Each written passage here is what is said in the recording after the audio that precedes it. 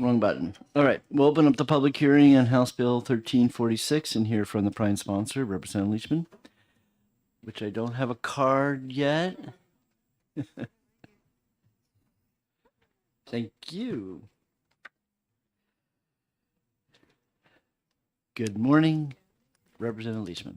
Good morning, Mr. Chairman. I do have a handout I guess I can give to Representative Grassi.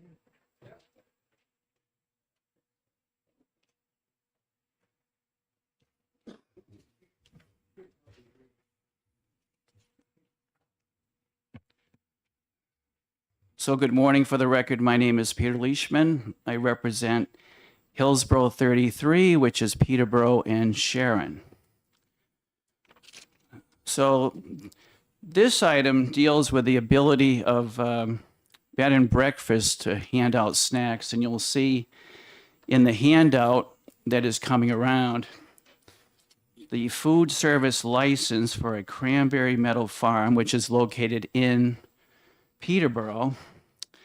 And I was contacted last year by the owner of Cranberry Meadow, and they were quite concerned that they could not even give out a cookie. So I have a bag full of cookies for the committee.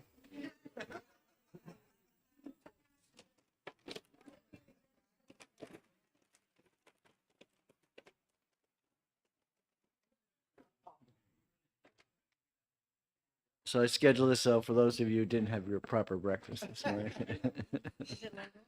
Right.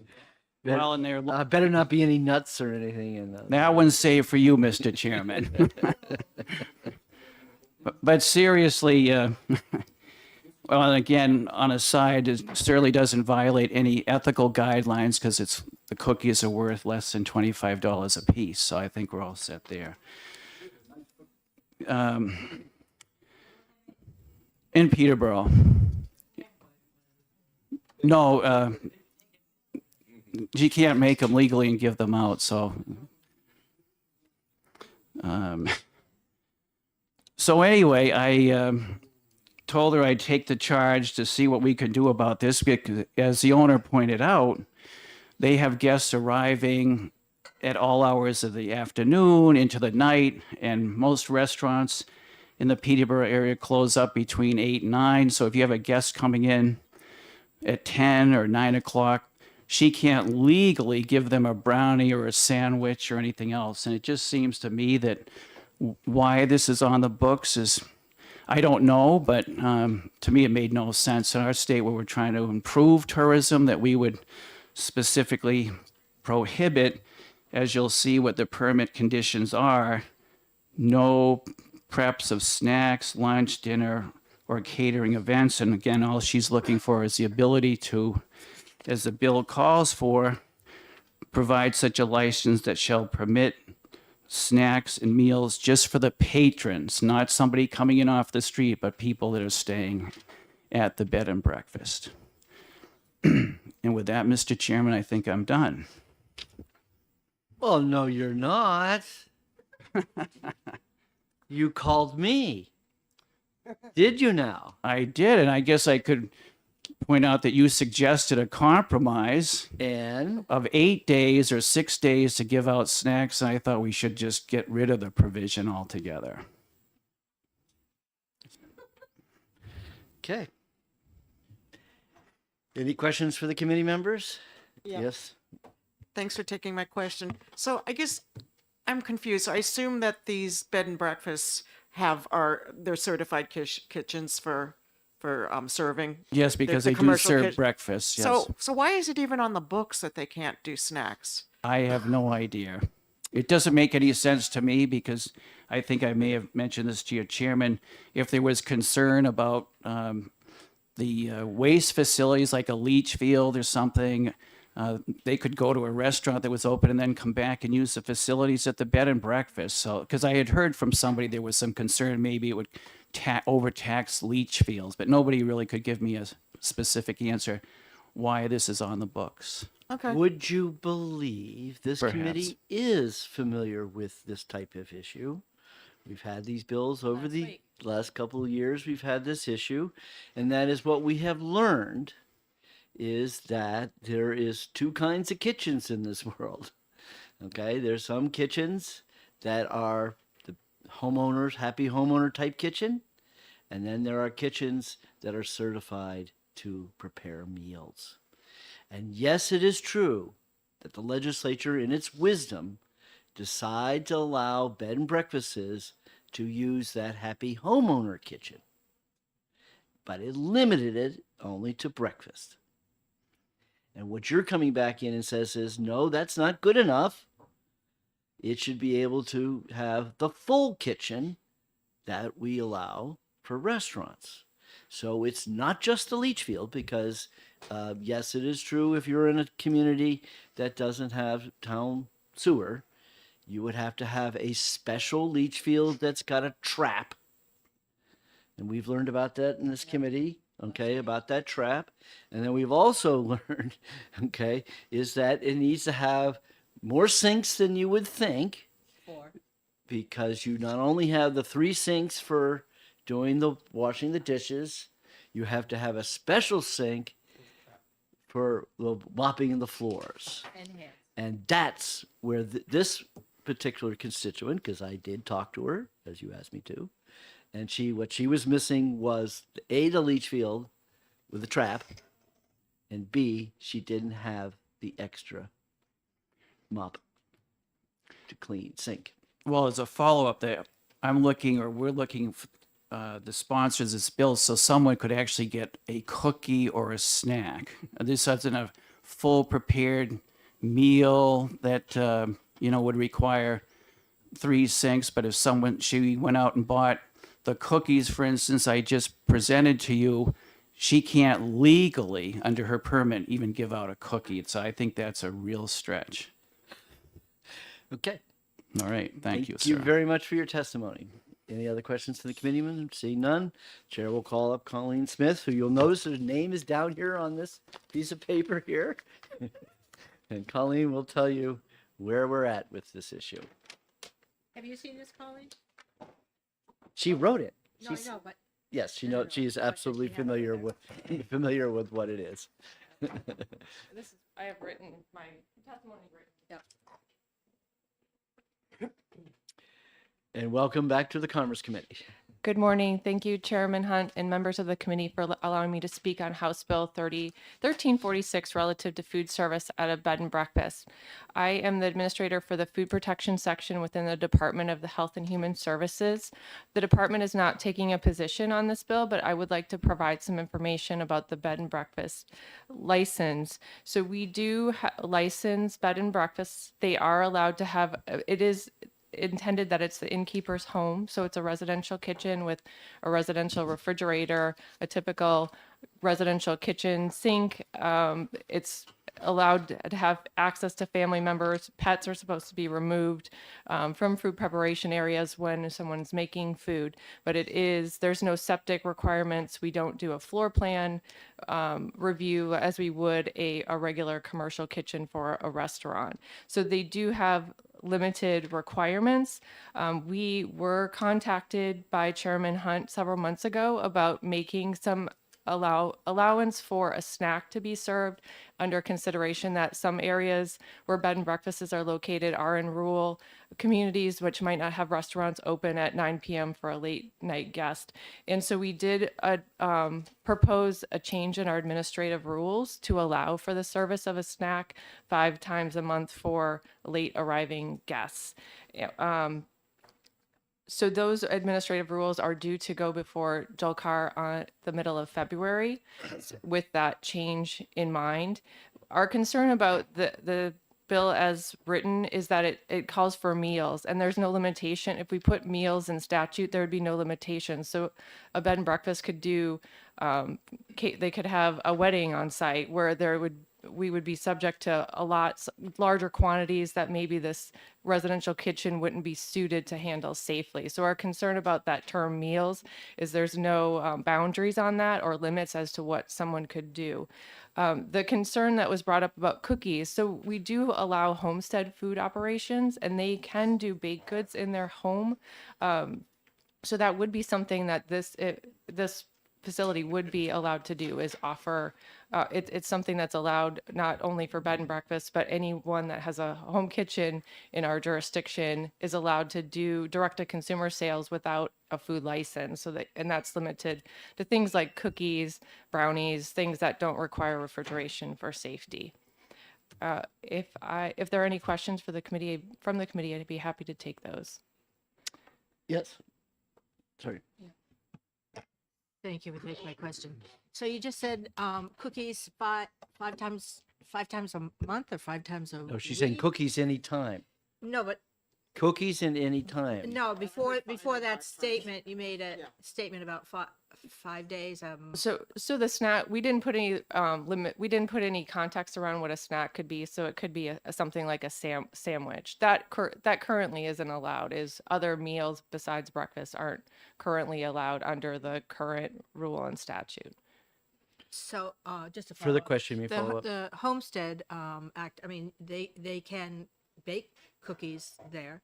Do they need a license to do homestead cooking? So there to are sell, or- so most homesteads are exempt from a license that do direct to consumer sales, and they also are allowed to even sell at retail stores without a license.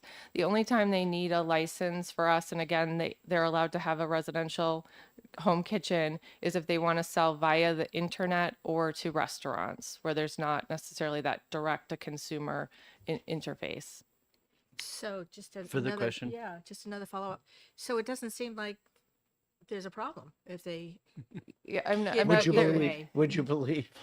If there was unclarity around this particular licensee, you know, we'd be happy to reach back out to say that they currently, even before our rule change, which would allow them to make something like a sandwich, they're not restricted to offering baked goods. That's something that's allowed in other instances. So we So wouldn't. there's no dollar amount limit on this on the baked goods. For some reason, I remember there was some bill that had a So at $10,000 limit. or last session, the dollar amount was taken away. was So now, repealed. yeah, so Okay. there's no longer a dollar limit on what a homestead can make. Right. Well, I was kind of worried because, you know, a DoubleTree, they give me a cookie, and I just want to make sure that a bed and breakfast can give cookies.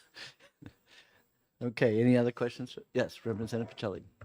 Thank you. Clarification. So are you saying that if we eliminated the word meal from this bill, would we still need it, or snacks are already covered under a different statute? So we have a proposed in rule to frame up a limit on the snacks. So I would say if you are going to put it in statute, maybe we would need to have, and there's no limit on it, maybe some clarity around what a snack is. So I'm trying to, play ahead and figure out what the disposition of this next step would be. So there seems to be a question about meal. Yeah, the in next step bill. is that it's the rule. Now, because you sent me your letter on, did you send that to all the members, or am I the only one who got that letter? I just passed out copies of the written testimony that includes our language that will be in the Okay, so it proposed includes what's the language of the rule. right. So this is when I called her earlier, and I've been. Some of you might know about we're supposed to keep eye on rulemaking, and I watch it every month to see when this rule hearing was coming up, and finally saw that it did hit that this rulemaking will be entered. And this new rule will then supersede this statement here where it says no snacks. So what you will see is this piece of paper will change, the annual license will change, and will state this new rule change that you can have up to 6 snacks per month. Now, obviously, nobody's keeping track of that. It's just the point being is don't make a habit of doing it every night. Don't say to all your guests that we're going to make you sandwiches every night. Okay, that it's a one-off on occasion that you check in, and at Peterborough, all the restaurants are closed at 9:00, so that you can at least get a sandwich from the bed and breakfast facility. Okay. Thank you. I thought we had this problem solved, but evidently Representative Leishman didn't think so. Okay, yeah, Representative Grassi. Yes, thank you. This thing about limiting the snacks to 5 times a month or 6 times a month, whatever it is, I really have a problem with that. Maybe we have to provide a definition for snacks. And if you could come up with some sort of definition for that, because I think that, I don't see a problem with them providing snacks anytime throughout the month. And, you could have a bed and breakfast that, or it could be a house with the Brady Bunch living in it. You're probably going to have as many meals. And being quite familiar with restaurant services as well, most of what I think they're looking to propose, I mean, there may be some stuff here that weddings and other events that may be a problem, but you don't really need a grease trap for making a BLT or making, There's a lot of bacon grease. Yeah. very well. It all depends on how you do it. Maybe I Do picked the wrong not one, but dump making that a peanut bacon butter and grease. jelly sandwich, you don't need a grease trap for. And I don't see them making. I mean, as I said, they could be the Brady Bunch. You make grease trap. You make BLTs for all the kids in that family. It's going to be fine in the septic system. As long as they're not looking at a professional kitchen here, I don't see a problem with this. And I think that, I would support having no restriction on snacks. Assuming that a snack was only a cold cut sandwich. That could be something that is not a cooked meal, or maybe that's what we have to look at, have some sort of definition for, or a prepared thing that they could bring in from off-site, where all they're doing is disposing of the waste. Pre-prepared is not an issue here. Right. Pre-prepared absolutely, you can go get that. The issue in that case is whether they're charging for it. So, but that obviously any hotel guest or bed and breakfast guest, if they brought food in from somewhere else, then that's not what's in question here. The question was they show up at 9:30 and said, we missed dinner. Is there anything you could do to help us? Yeah, and if they had like a sub sandwich or something that So what you're looking for is a definition of that snack. of a snack, so that we can make it unlimited. Because I think if you put 5 in, or you put a number in it, it's unenforceable. Well, the 5 and 6 is really that. The intent of that is not so much to what about the snack itself. That was intent is not the person, not the bed and breakfast to do it routinely. But I don't okay. see a problem with that.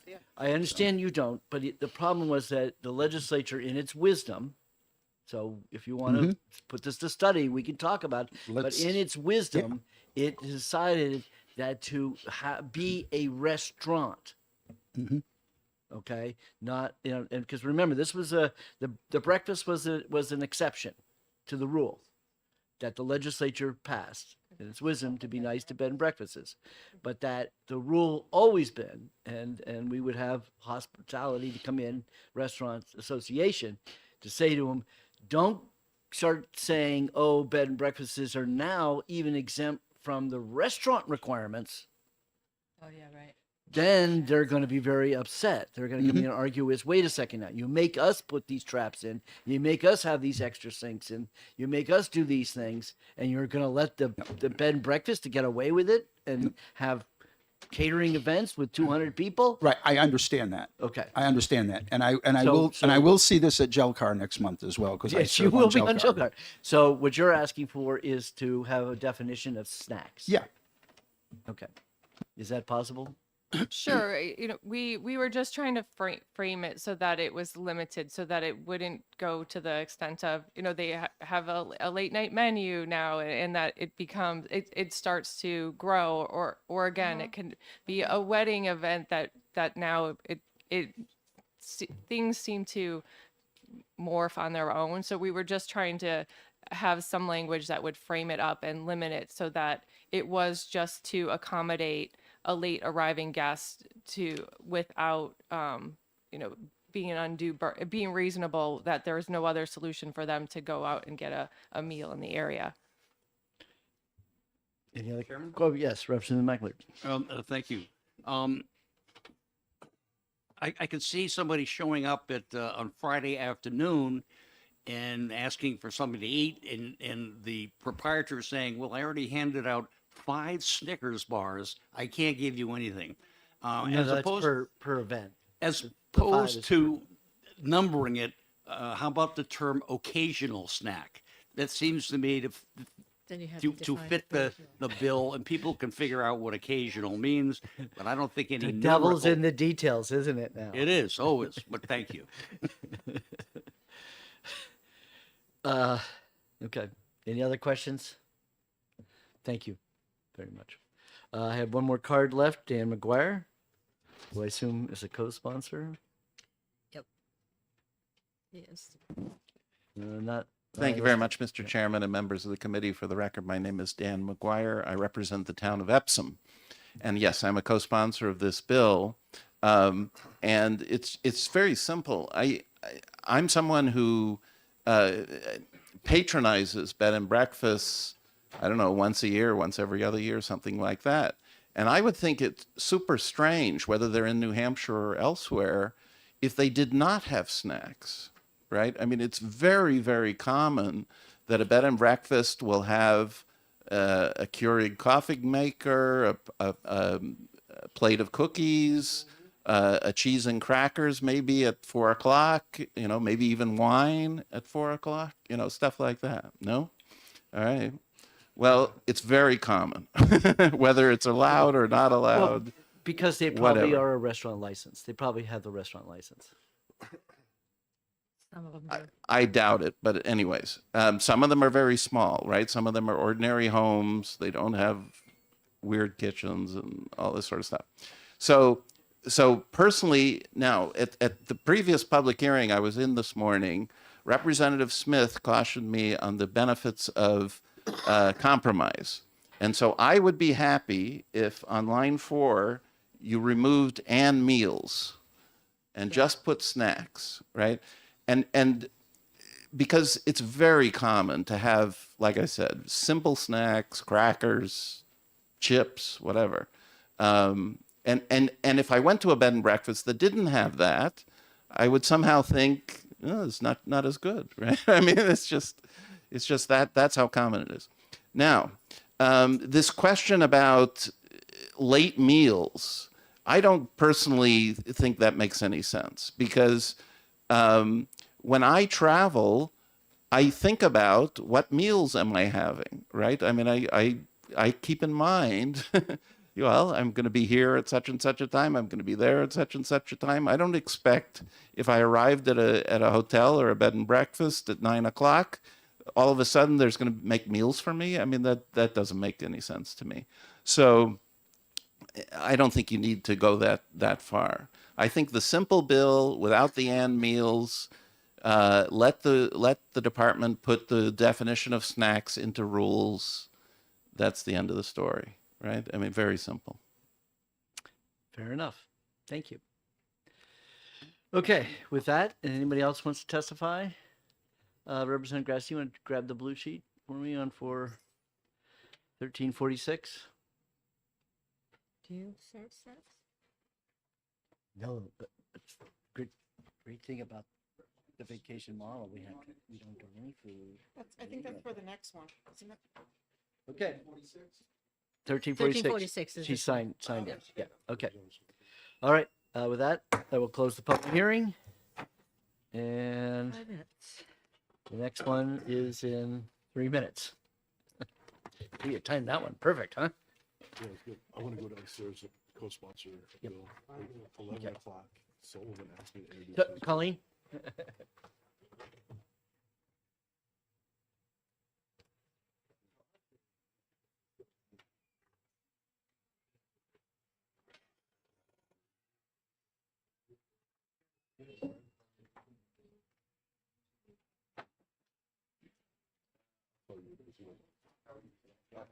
I'm co-sponsoring the bill downstairs right now.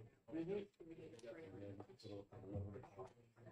So, we just finished last night. We should go. What you gotta do?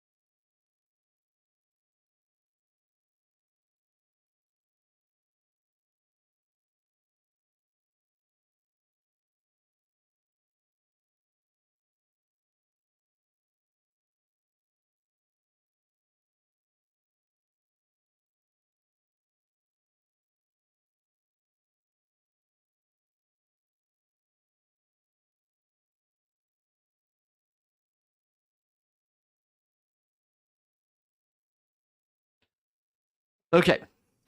We'll open up the public hearing on 1702 and hear from the prime sponsor, Representative Leishman.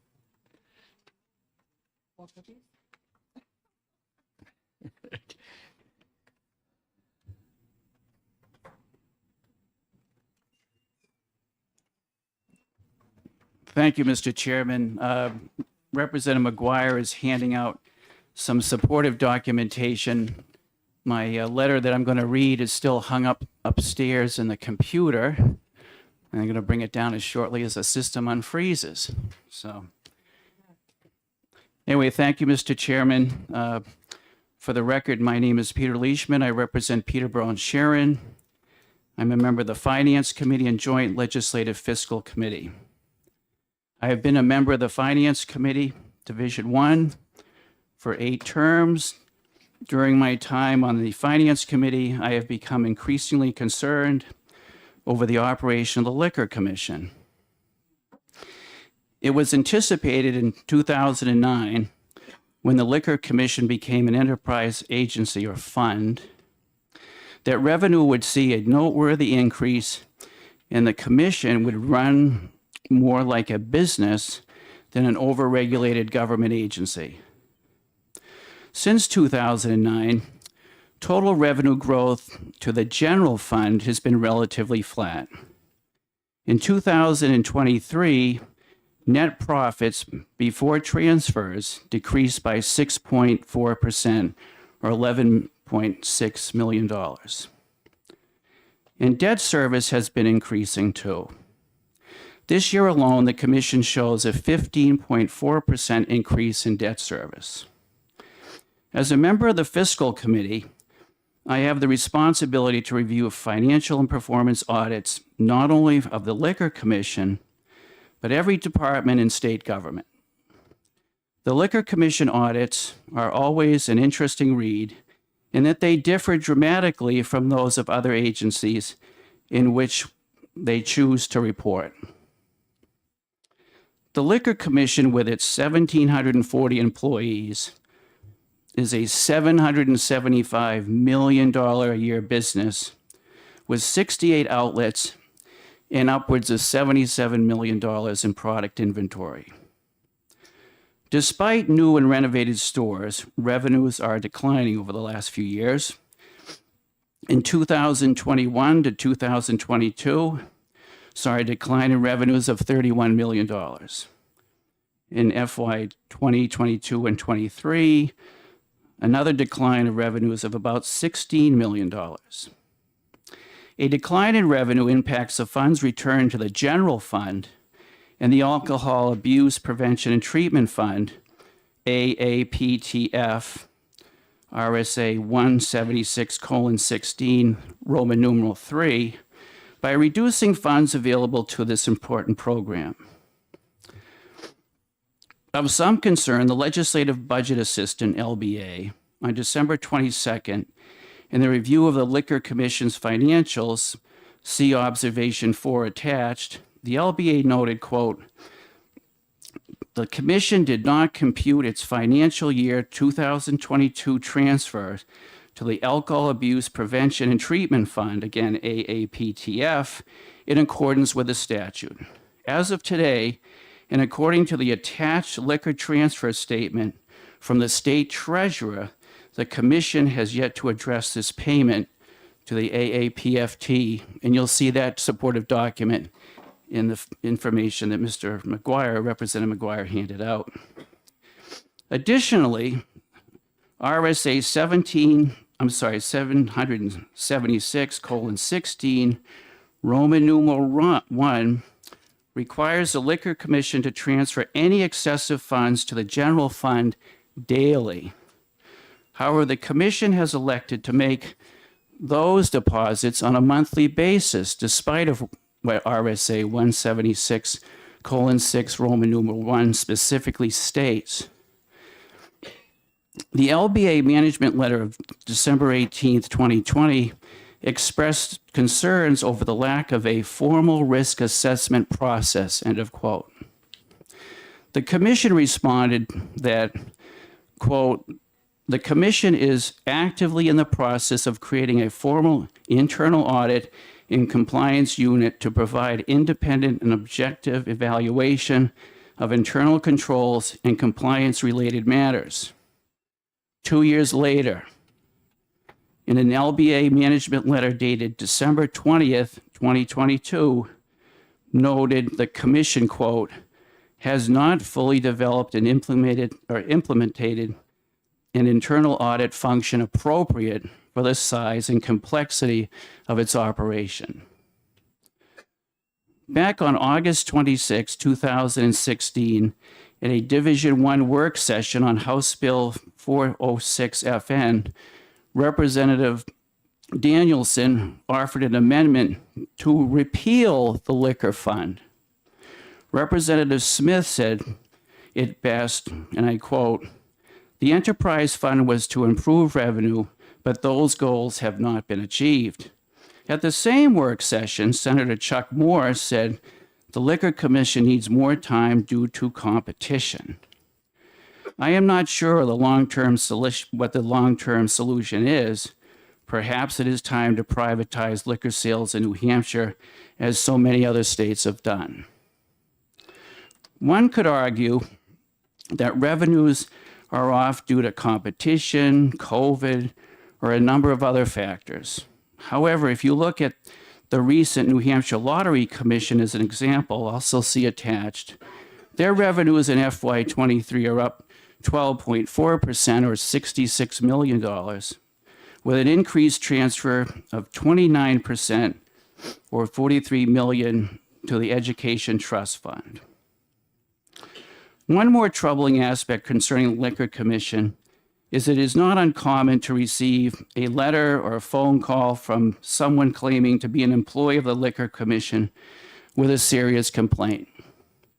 The last letter I received is attached and was forwarded to the Justice Department for review. Finally, Mr. Chairman, I know that you are the go-to guy, see attached, when it comes to liquor, and I am looking forward to a healthy debate regarding the Liquor Commission going forward. Now, I would like to add, there's been a lot of emails and phone calls back and forth that I've received over the last couple of days where people thought the bill called for the removal of the Governor's Commission on Alcohol Abuse. That is not true. Is somebody also, as far as Granite State Advantage, there was some concern expressed that this was also going to be eliminated. But as one of the prime sponsors of both bills that brought us the New Hampshire Health Protection Plan initially and the Granite State Advantage, that couldn't be further from the truth. I do have an amendment, Mr. Chairman, based on my conversations with Kate Fry several weeks back at New Futures concerning Medicaid expansion. And as you know, the money to take care of the state portion comes out of the net proceeds or the profits from the Liquor Commission. And what the amendment specifically does is move that to the Liquor Commission's gross revenues versus net profits. As Ms. Fry pointed out, there is a feeling in the legislature that this money should not come from general funds and something like the Liquor Commission.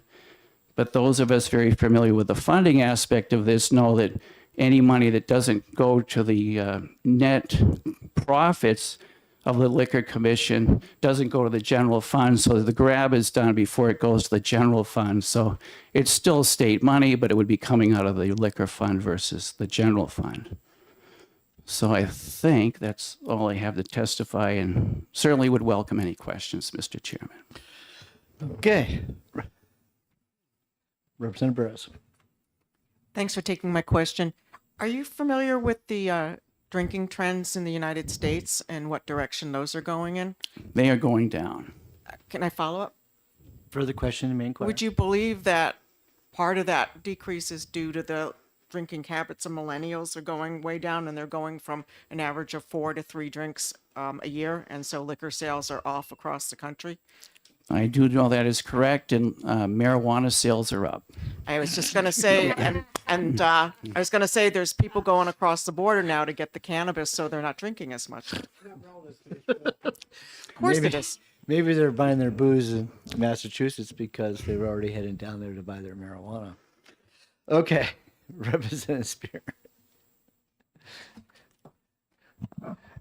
Thank you.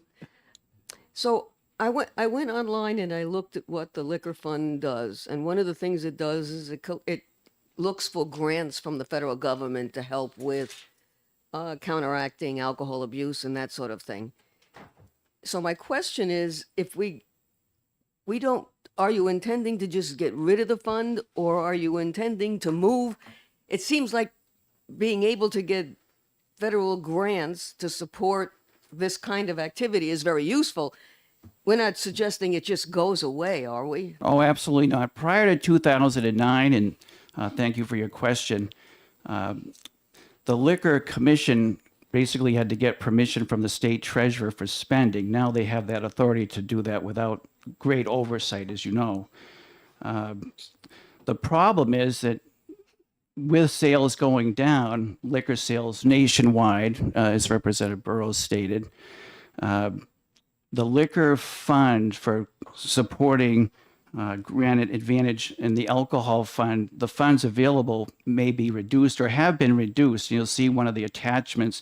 It shows the amount of money has been reduced to the New Hampshire, not New Hampshire Advantage, but the Medicare advanced funds that are required, and the alcohol funds, especially the alcohol funds have been reduced, excuse me. But there would be no impact on any federal funds received by this bill. Okay, so notwithstanding, I've got a pile of cards here. If everybody's all freaked out that you're... The pitchforks, I was told, were out today. So assuming that we make it clear to everybody that that was not your intent with this bill. It's clearly not in the bill, and the bill doesn't take effect. Several people called me and said, this is going to happen this year. And I said, if you look at it, the bill's effective date is July of 25, the next biennium budget. So it's possible that whether the governor or the finance committee could say that the alcohol fund should be funded with general funds. And I would specifically support that, because looking at 5%, you don't know what that could be. It's going to decline because of decreasing revenues, and perhaps it should be 6% or a set number in the budget. So that would be funded with general funds. So you're saying that theoretically, passing this bill might mean that they will get more money. I would hope so. Okay. As a chairman, So their concern should not be about what the less intent of this money. bill. I would. So Is it? let's stick to what the purpose of this Yeah. bill is. Okay.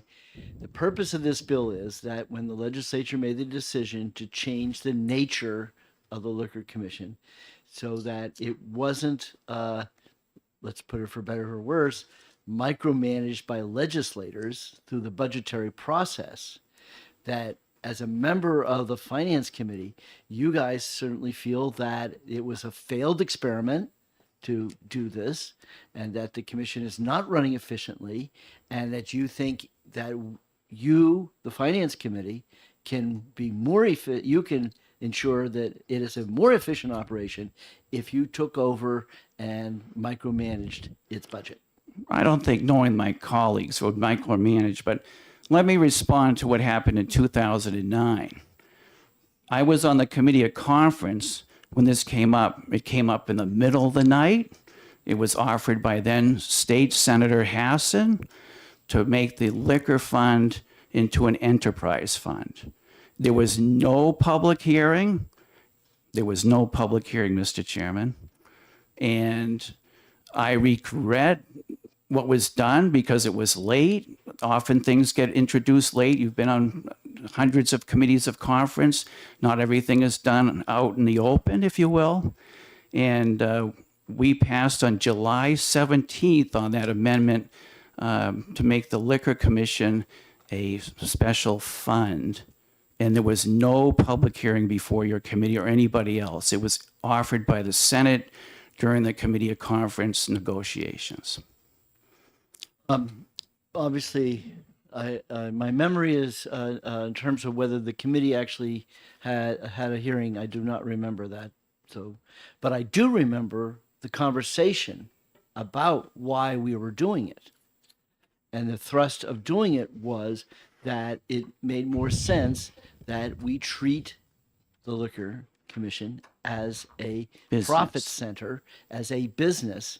And so therefore, the example I remember, and I'm trying to remember who said it, but it was someone from the department that was talking about how if a car crashed through the window of a liquor store, you remember that story? That's the example. And the Liquor Commission at the time said they would probably have to wait a week before they got authorization to That the replace the executive window. council had to approve the replacement of the window. So if you remember me, that there was some kind of discussion about why we were doing this, that certainly sounds like there was some kind of public hearing.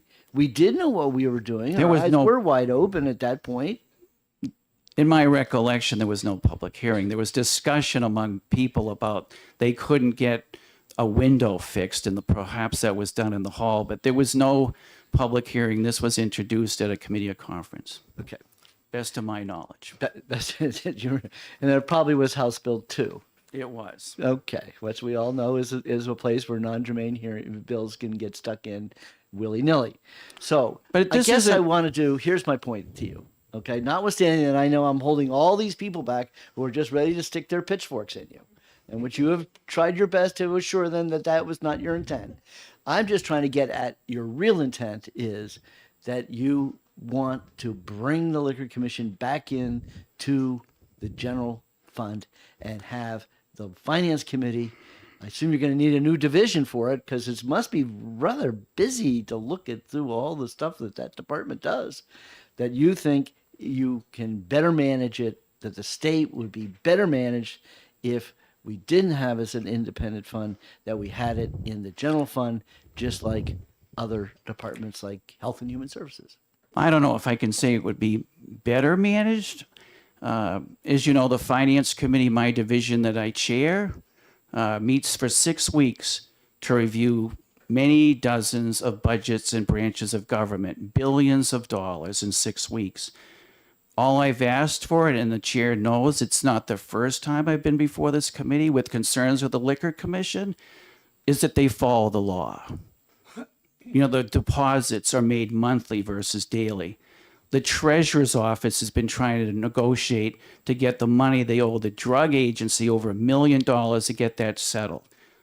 You know, if those issues were settled, Mr. Chairman, I probably wouldn't be here, but I've been on the fiscal committee a long time.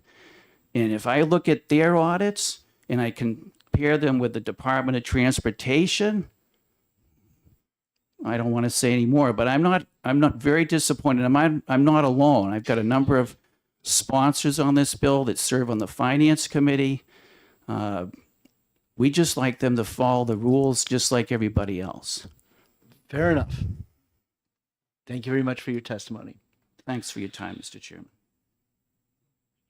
Oh, I'm sorry. We do have a question. Sure. Yes, thank you for coming before us. I have a question. Is this your handout? That is mine. Yeah, I'm still waiting for my written testimony. That they said it's frozen in the computer upstairs. Perhaps the chair had something to do with that. But Follow up? Why do people put these powerful? Follow up? Further question you may inquire. The last 3 pages of this handout,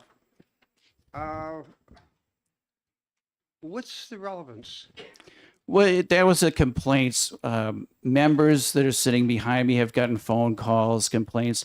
When I get a complaint, unfortunately, the complaints that whether I've got them or other members, people are afraid to put their names to them. There's a Miles that I deal with at the Attorney General's office, and he said until the complaints people put their names on, there's not much we can do. But we don't get complaints from anybody else, and I know that probably doesn't say is a good example, but that's why that is just an example of one of the written complaints that someone went to the trouble of to send to my home in Peterborough. And final, the last page is a letter with no author. As I said, people are afraid to put their names on them. So it's hard to act, but we do get those complaints, sir. And final, You already had a final. over the last week, we've gotten, I know all of us, gotten 100 emails on 1702. Nobody failed to put their name on it. Thank you. Would you believe? Well, I believe. Thank you very much. Thank you, Mr. Chairman, for your courtesy. Always a pleasure seeing you. Chair will call on Dan McGuire, who is a co-sponsor of the bill and a member of the Finance Committee. Thank you very much, Mr. Chairman. Once again, Dan McGuire from Epsom. Yes, I am the Vice Chair of Division 1 of Finance, and another member of our division is Representative Grassley, who's also part of your committee. So I'm in favor of this bill for the reason that I'm against automatic spending, right? This treatment fund gets this automatic 5% from the liquor fund. It goes up and down based on whatever the liquor fund happens to do, and there's no thought behind, is that the right amount to spend? Is that the wrong amount to spend? Should we be spending more? Should we be spending less?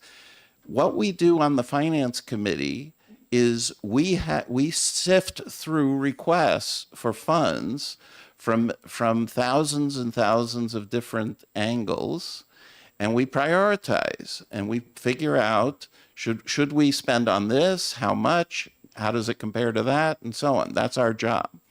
And so when there's automatic spending like this, it makes things more difficult for us, because if we wanted, first of all, there's a little bit of an out of sight, out of mind kind of aspect. That's why this is done, because people who want this don't want close scrutiny on what they're doing, generally speaking. And so things that don't directly affect the general fund get less scrutiny from us than others, right? And so what that particular fund should do is it should be part of the normal Division 3 process, where they decide how much funds go to Medicaid, how much funds go to recovery, how much funds go to this, that, and the other thing, right? And it should be balanced against all the other requests that we get. Now, it could be when maybe the consumption of liquor is going down, but the problems with drugs are going up, and this fund needs extra money, right? I mean, it's just, I'm against this kind of automatic spending. And it's riddled throughout the budget, quite frankly. I mean, this is one little piece. I mean, this doesn't solve the whole problem. It's one little thing, but why not fix this now while it's in front of us? An example I had in the budget just recently was the Affordable Housing Fund, right? There are 3 different affordable housing funds, and when that came to our committee, we have to decide, are we putting 10 million here and 15 million there and 20 million there? What are we doing with this? Well, it turns out one of these particular affordable housing funds gets an automatic 5 million from, I think it's the real estate transfer tax, right off the top. And we don't see that, right? We see, okay, how much general funds am I using for this, that, and the other thing? And so that's not part of our thinking when it's automatic like that. So and I only discovered that just recently because the Senate has a bill to take the 5 million and make it 10 million. So, so anyways, the point of that is, let's have normal oversight over these kind of funds, including the Liquor Commission. And one more thing I'll say, your example about the broken window, et cetera, I don't think that's realistic, right? We had a case this last time with the Department of Corrections, and the commissioner of the Department of Corrections wanted a small amount of spending authority so that she could reward guards who performed above and beyond the call of duty, right? That give them a present, give them a little party, give them a something when they do something good. And so we did that, right? We're open to when commissioners come before us and they say, I need a little spending authority for such and such a purpose, right? Like the broken window or whatever, we give that, right? I mean, it's not something where we have to, I don't get a list of, well, I bought a typewriter ribbon, if such a thing still exists, right? And we approve it. I mean, we don't do that sort of stuff. We budget, right? And this will give this much oversight over an area that has been problematic and gets very little oversight at this time. Okay, Representative Gibbs has a question. Thank you. And thank you for testifying this morning. Isn't it possible that what you've described as automatic funding, isn't it possible that there are some programs, perhaps important programs, that need consistency of funding in order to be able to plan and operate in a consistent manner, and that is the reason why there are specific allocations of percentages or dollar amounts, so that those programs are not subject to biennial uncertainty? Yeah, I guess I don't agree. I mean, I think there's they get certainty every 2 years. In general, we don't eliminate anything, but we adjust, right? We push a little this way or that way. Now, there are certain dedicated funds that are there for constitutional reasons, like the highway fund, for example, right? So the Constitution says highway funds can't be intermingled with general funds, right? So we do that, right? So there's other similar things, but in this case, this isn't a consideration. Representative McLeod. Thank you, Chairman. As a previous was previously said by another representative, is that there seems to be a misconception as to what this bill does. And I've got a lot of emails, as everybody else had, saying, let's ITL this because they're going to totally discontinue the alcohol fund. What went wrong there, and how can you correct that perception? Yeah, I think it's as Representative Leishman said, the effective date of this bill is the same date as the new budget starts, right? So the new budget will start on July 1st, 2025, right? A year and a half from now. So that's when the next budget will take place. So knowing that alcohol and drug fund will not be automatically funded this way, the department that runs it will come to finance and put it in their budget. They'll put it in their budget. It'll be a line item in the budget. It'll be a 5-minute or 10, however long discussion when Division 3 looks at that budget, right? So it's not going to be, it's not disappearing. It's just the automatic nature of it is what's disappearing. You see? Okay, thank you very much. Thank you, Mr. Is Representative Smith? I don't see her. Yeah, I think she had to leave for her own committee. Okay. And then normally next person up would be former Representative Ned Cornyn, and I see he's no longer in the room. He is opposed to the bill as proposed, so I assume he would be focusing in on the same issue that everybody else is focusing on. So now we'll get into all the opposition to this bill. And so all I can ask is, please, when your testimony here that the sponsor did not mean to discontinue these funds, but I can see that the argument of the guaranteeing dollar amounts versus the flexibility that the Finance Committee might change those things and every biennium is a possibility. So Rob Berry and David Kearney David had to step out, but I do have Jenny Okay. O'Higgins with me. and Jennifer Higgins. Great. So we did mark, for the record, Rob Berry, General Counsel, Division of Medicaid for New Hampshire DHHS.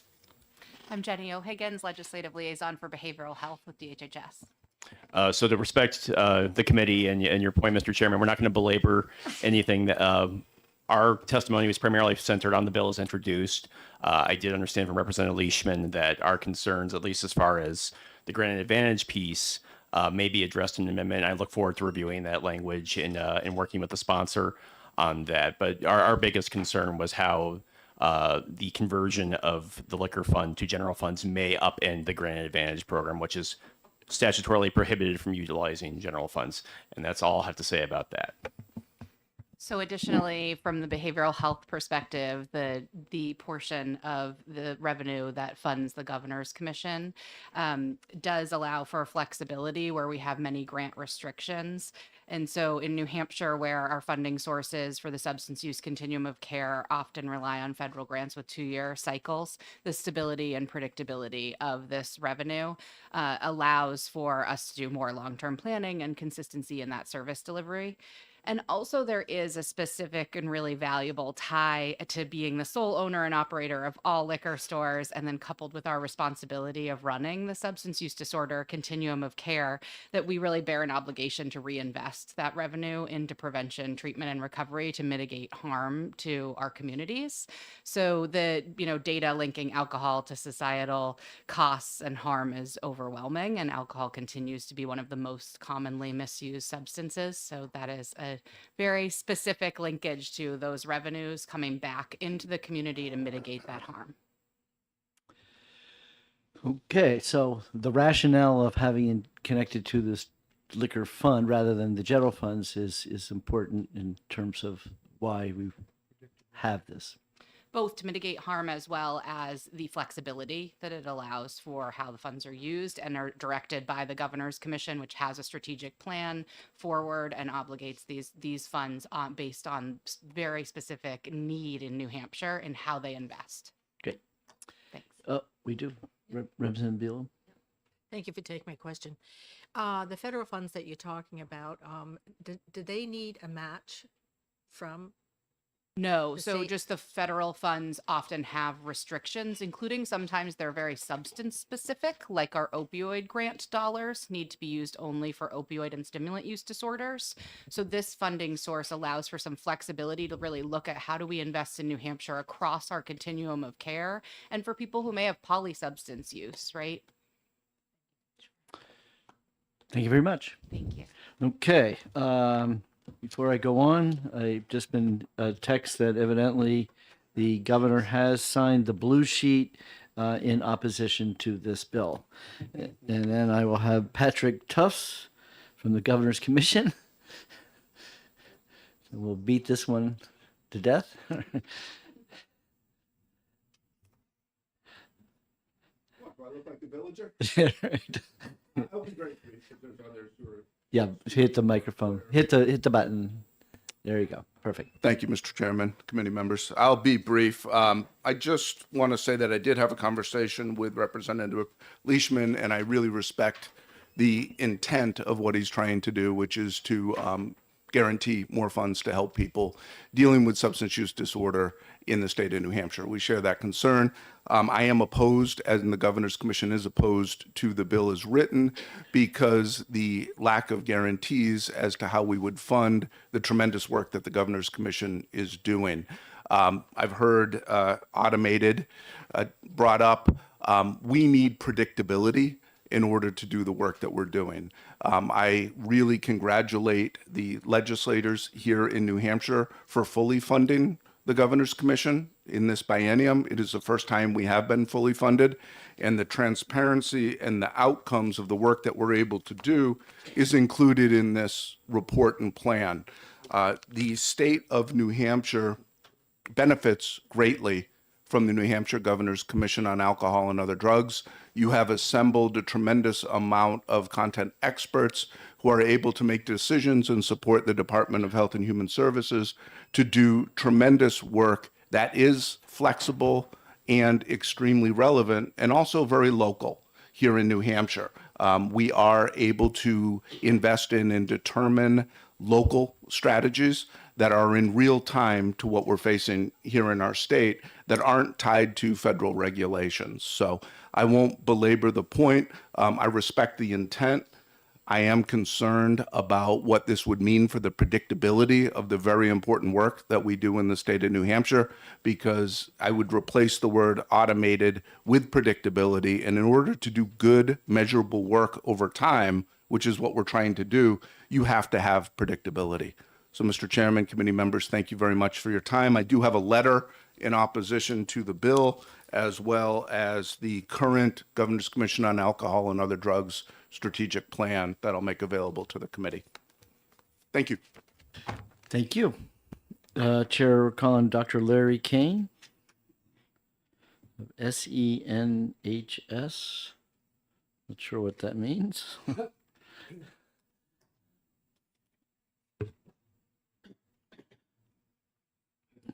Yeah, hit the red button. Yes. Yeah, this happens all the time at home. Listen, What is SENHS? Southeastern New Hampshire Services. I'm on the board of that organization that provides drug and alcohol treatment. It's a rehab in Dover. You would like me to be short. I intend to be so short as to defer my remarks to the executive director of this organization who sits behind me. But I definitely am opposed to this bill and am very much in favor of what the legislature did in the year 2000 to establish an alcohol fund for the treatment and prevention of this scourge. So with that, I'm going to step aside, but I hope that you will consider a letter I've written and my comments that this is an important piece of New Hampshire now, the alcohol fund, and it should be continued. And it hasn't been funded properly, in my opinion, until recently. Thank you for that, and thank you for your time. Thank you. Jonathan Janey, is that who you want? SE? Did I get it right? Yeah. Did Larry leave the button pressed? Yeah, he did. Good. Okay, hi, I'm John Chain. I'm the Executive Director of Southeastern New Hampshire Alcohol and Drug Abuse Services, and I'm speaking in opposition to the bill as written. Thank you for your time and thank you for listening to me. Yes, I am the Executive Director of a treatment facility in Dover, New Hampshire. And the points that have already been raised very well this morning are absolutely true. We are at times hamstrung by restrictions on federal funding, and we are reliant on consistent funding levels to continue operating the services that we provide. Alcohol use disorder is a huge problem. It remains a huge problem. We still see a significant number of people for whom alcohol is their primary or sole drug of choice. And in order to treat those individuals, we require funds that are generally applicable. So my concern with the bill as written is in paragraph 3, where it specifies a portion of the gross profits that establishes no floor for this funding level, and that is my concern there. A portion is far too ambiguous. Thank you. Okay. Any questions from the committee members? Seeing none? Thank you very much. Thank you. Chair will call on Kate Fry. There she is.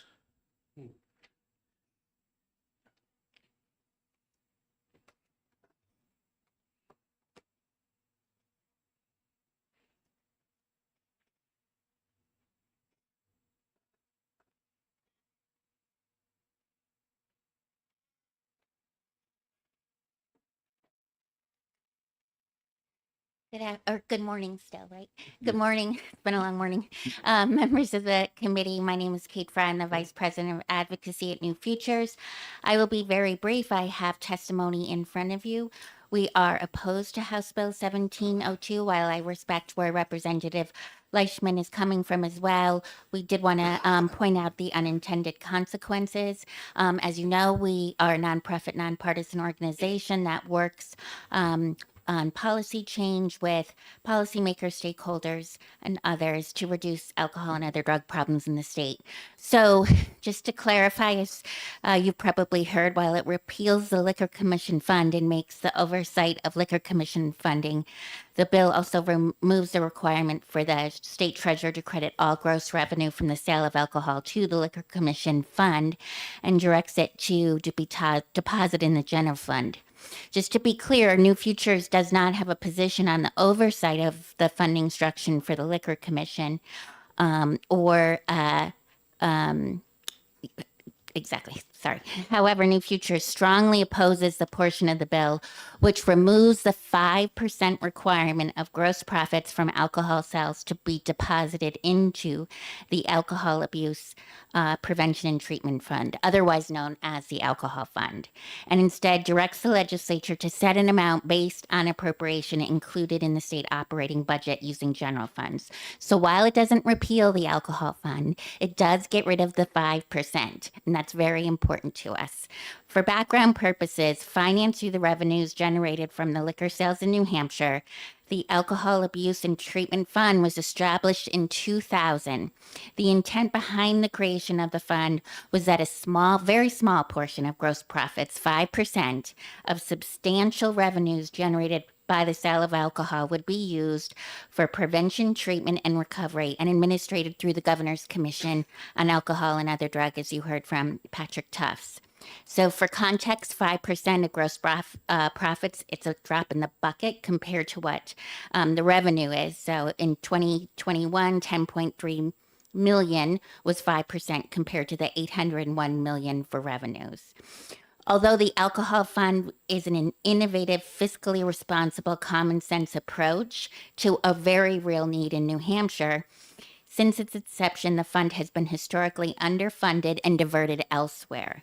It was not until last year, 20 years later, that the fund was actually fully funded at the amount of 5% in the state's operating budget for 24 and 25. So this bill reverses that historical action by removing that requirement of 5% of gross profits and just leaves up to the legislature an amount based on the appropriation included in the state operating budget. So we all know from 20 years of history, and you have a chart in your packet, this appropriation will likely be far below the 5%. So as said earlier, it would also disrupt the funding structure for Medicaid expansion. There is a prohibition in the Granite Health Advantage law of the use of general funds. So now if a portion that used to come out of the Liquor Commission fund comes from general funds, that's likely to impact the entire Medicaid expansion program, which provides healthcare coverage to more than 50,000 Granite Staters. So for these reasons, we ask you to vote in expedient to legislate. Again, I brought an alcohol fund chart that shows you fully funded versus what was actually appropriated. And just to clarify, the funding actually increased in the past. I think you heard earlier that it's decreased over there. We finally got fully funded this year. So we would ask you to vote in expedient to legislate. I also have a one-pager on the Abuse Fund and the Governor's Commission and some of the agencies that receive funding. And I do want to underscore the importance of, even though it said this would happen in 2 years, we have to remember the fragility of many of these agencies who deliver this funding. So the long-term planning would really be impacted no matter what. Even if it's in 2 years, we have to be able to look at the long-term picture. Okay. Representative Gibbs has a question. Thank you. The question I'm going to ask is based on my own experience as an agency head dealing with federal funding and the agreements on which that federal funding is often based. Do you know if any of the federal funds for alcohol abuse programs in New Hampshire come via agreements that include a provision stating that if the expected consistent funding were to be reduced, that would violate the agreement for the federal funding and imperil the federal funding itself? Thank you for the question. I believe that that could happen. I'm not an expert. I don't work at the department. I do believe that there could be language in there, but I do also want to underscore what Ms. O'Higgins said, that the alcohol fund, because it's not general funds, provides tremendous amount of flexibility that can't be used where federal funds has more restrictions. So it really is an innovative fund where you can use where there may be restrictions with other funding. Thank you very much. Thank you. I see that Judge Gordon has arrived.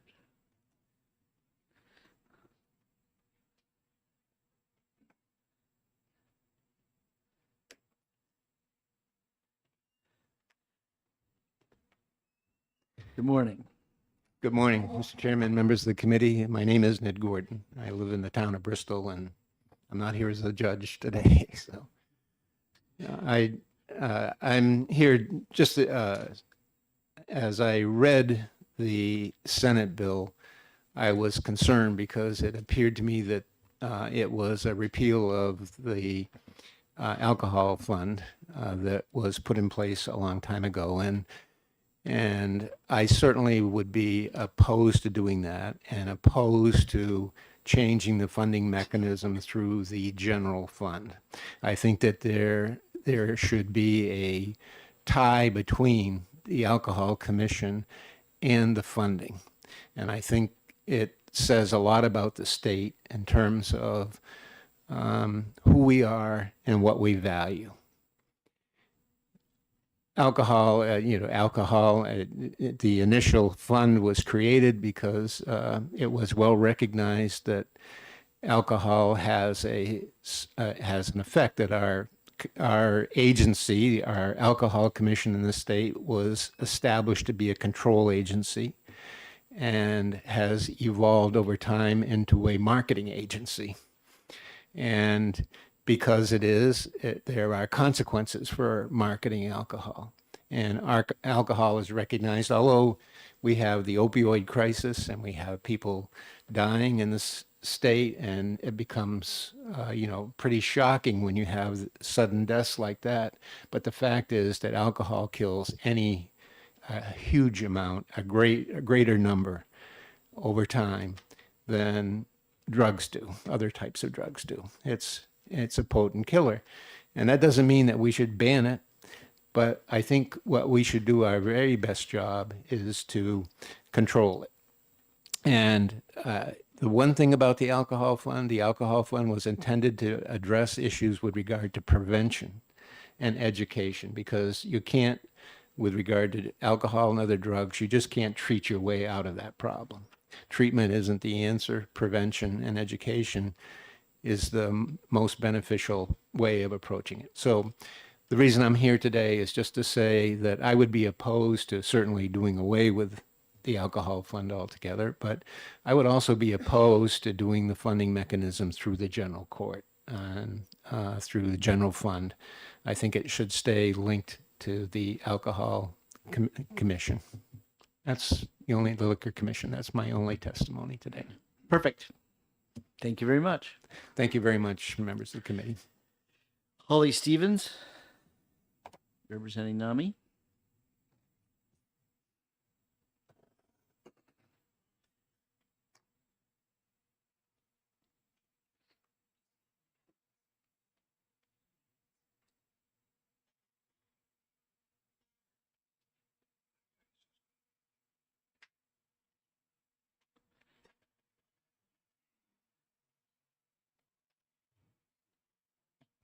Chairman Hunt, members of the committee. It's been a while since I've been here.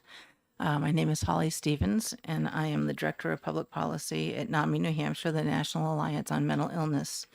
NAMI New Hampshire is a nonprofit grassroots organization whose mission is to improve the lives of all people impacted by mental illness and suicide through support, education, and advocacy. And on behalf of NAMI New Hampshire, I'm here today to speak in opposition to House Bill 1702. As you have heard, this bill would put the Medicaid expansion program in jeopardy.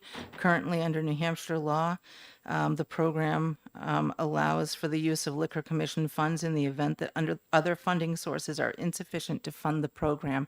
And I have included the RSA for your reference, and I can go through that if you would like to show you where it says that.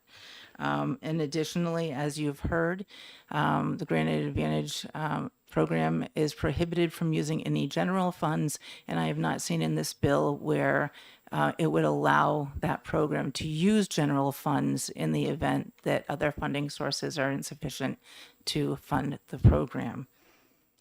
Of all the challenges facing Granite Staters, our mental health crisis is paramount. In New Hampshire, 221,000 adults have a mental health condition and 15,000 minors ages 12 to 17 have depression. And yes, a lot of those folks right now are covered by commercial insurance. However, at any point in time, somebody can lose their job. And if that happens, and Granite Advantage wasn't there as a safety net, they would be unable to continue the services that they have in place.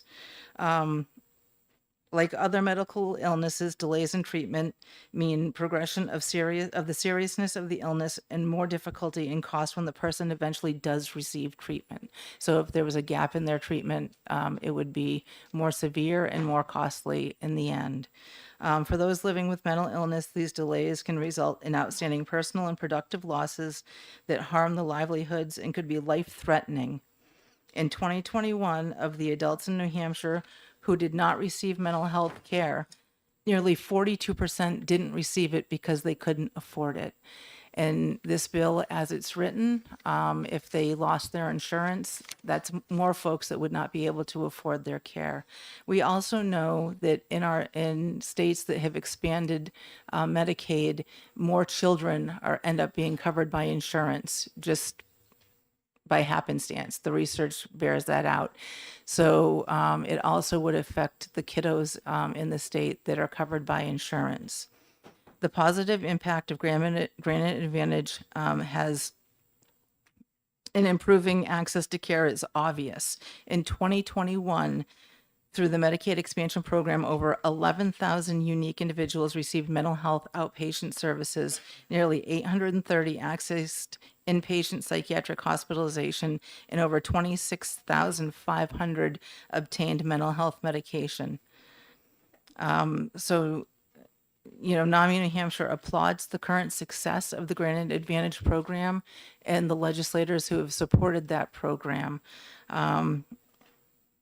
However, House Bill 1702 could put all that work in jeopardy, and therefore we do oppose this bill, and I'll take any questions that anybody has. I think we're questioned out. Thank you very much. Thank you. Chair call on John Burns from SOS Recovery Community Organization.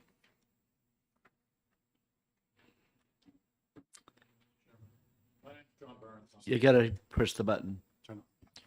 My name's John Burns. I'm the executive director for SOS Recovery Community Organization, and we have peer-based recovery centers in Dover, Rochester, and Hampton, New Hampshire, as well as a social enterprise workforce development project as a restaurant in Somersworth, New Hampshire. And I want to speak in opposition to this bill. I appreciate the intent, but I do think that there will be some unintended consequences to it, and especially, as has been said, the flexibility. So to give a couple examples, we have two contracts that come to mind that come through the Governor's Commission. One is through as a subcontract of what's called the Facilitating Organization, which funds all of the recovery community organizations across the state.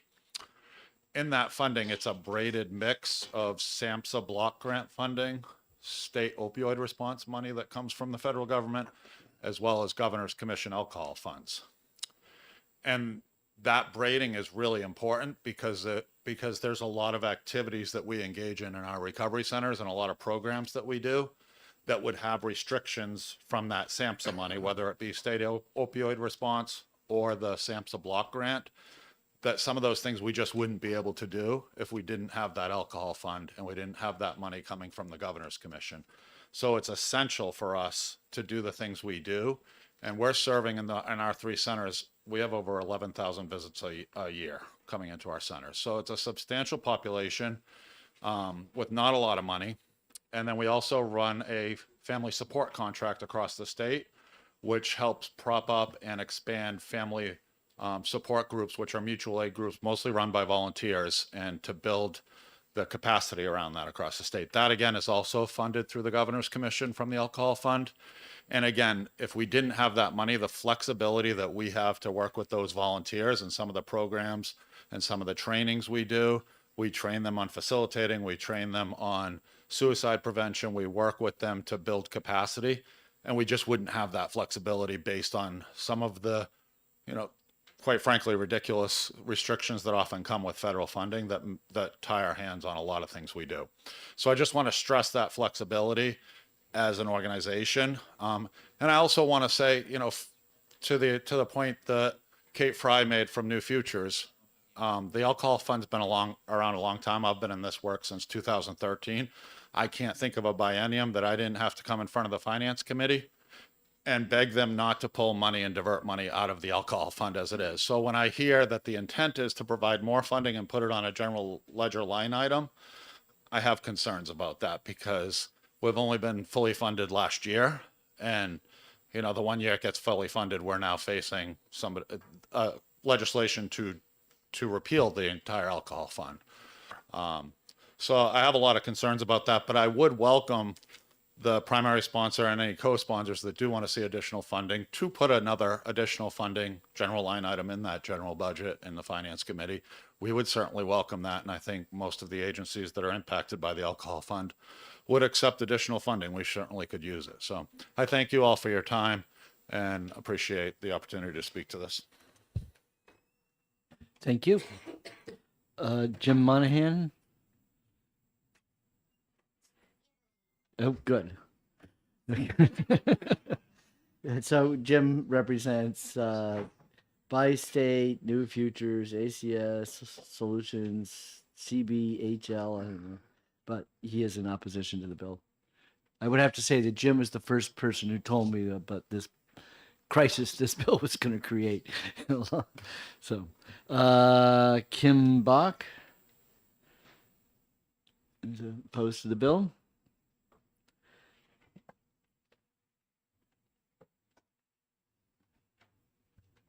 Good morning, and thank you for your time. My name is Kim Bach. I'm the Executive Director with the New Hampshire Coalition of Recovery Residences, and we receive our support and our ability to operate from the Governor's Commission. What we do is, for the most part, we voluntarily certify that recovery homes across New Hampshire use best practices and are safe, ethical places for people in recovery to get their lives back on track.